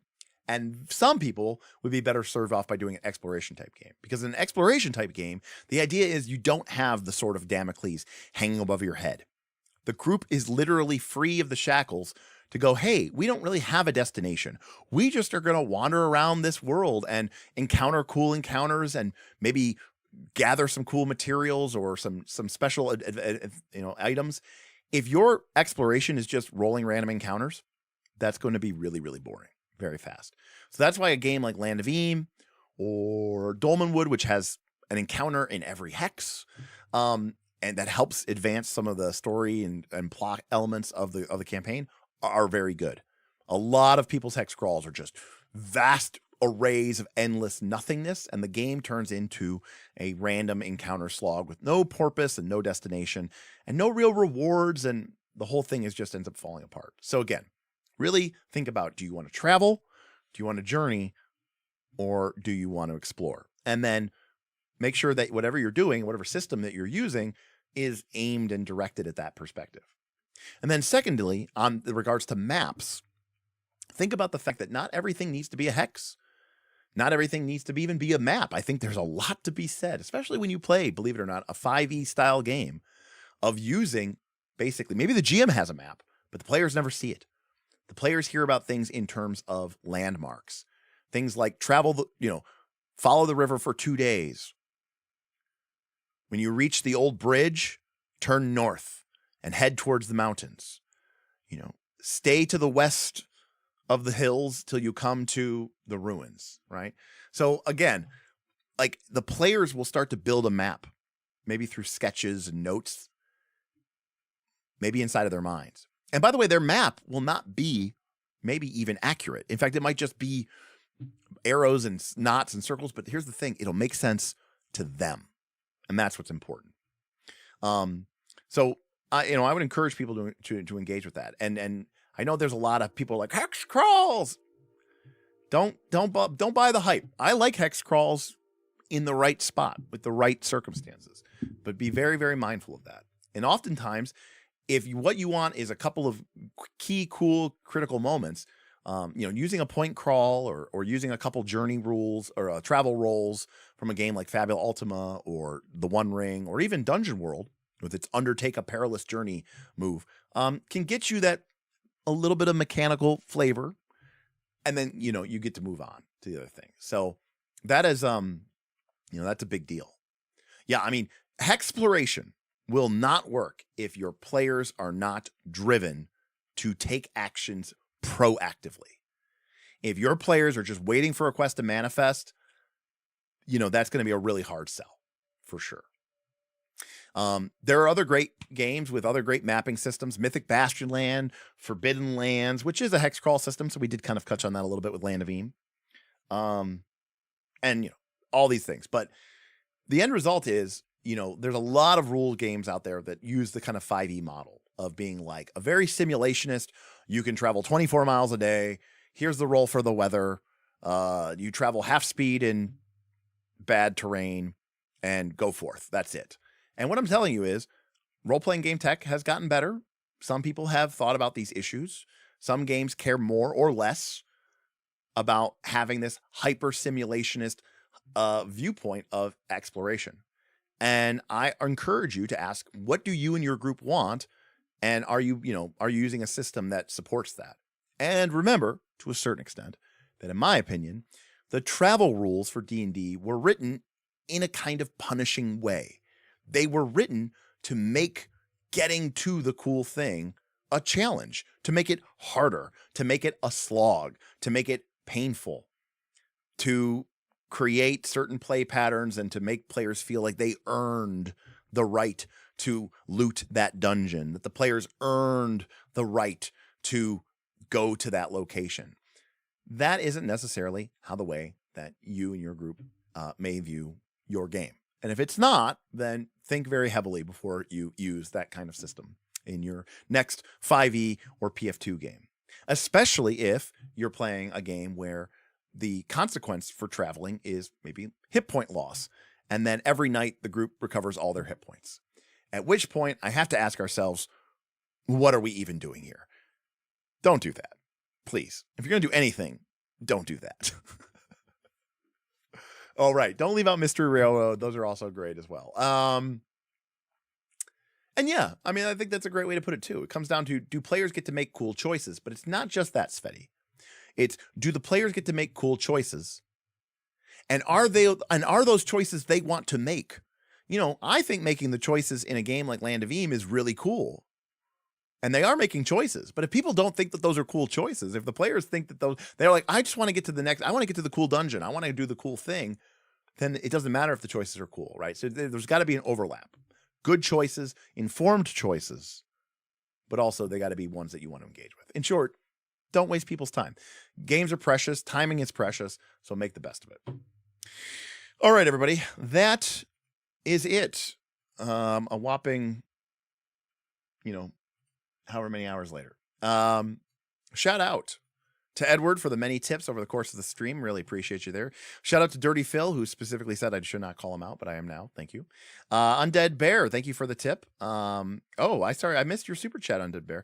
Question off topic, but if you wanted to incorporate, say, the One Ring or any of these systems into PF2E, how would you do it? Undead Bear, I'm going to level with you. Very, very, very, very, very much. Pathfinder 2nd Edition might be the hardest game out of anything we discussed in order to incorporate any of these systems into. I know you don't want to hear that, but boy, we've tried. We've tried so many times, and I'm here to tell you, it is so tough. Pathfinder 2nd Edition is predicated around tight math, quick recovery of resources, non-depletion. It's very prone to being upset through death cycles or death spirals. I hate to tell you this, even the equipment. Rations, a week of rations in Pathfinder 2 is light bulk. I think Pathfinder 2nd Edition is probably the most hand-wavy, like, we don't actually want travel to matter system that exists in full transparency. There is almost nothing that I see in the game that I think is good for travel or journey or exploration. From the way that you quickly and instantaneously recover your hit points to the very, very, like, almost any effect that you put on a player will cause a death spiral. We've tried before where it's like, the day passed and your character becomes sickened, or your character becomes it's been a long time since I played Pathfinder 2. What's the one that drained, right? But in Pathfinder 2, once you get once you get a stack or two of drain, suddenly the math of the game falls apart completely. And so it's really tough. It is really tough. I've always said this before. Pathfinder 2 is very, very strong, but because it's so strong, it isn't flexible. It's brittle. And, from a material science perspective, it's very strong, but it's not flexible. And if you try to flex it, it tends to shatter. And I think that is how I feel about Pathfinder 2nd Edition. If it stays in its lane, it's kind of the best at what it does. But I have found, in my own personal experience of playing the game for 5+ years, it to be very inflexible. I think you have to do a lot of work to make Pathfinder 2 do almost anything other than what it does. So, yeah, unfortunately. I know that maybe that's not the answer you want to hear, Undead Bear, but I apologize.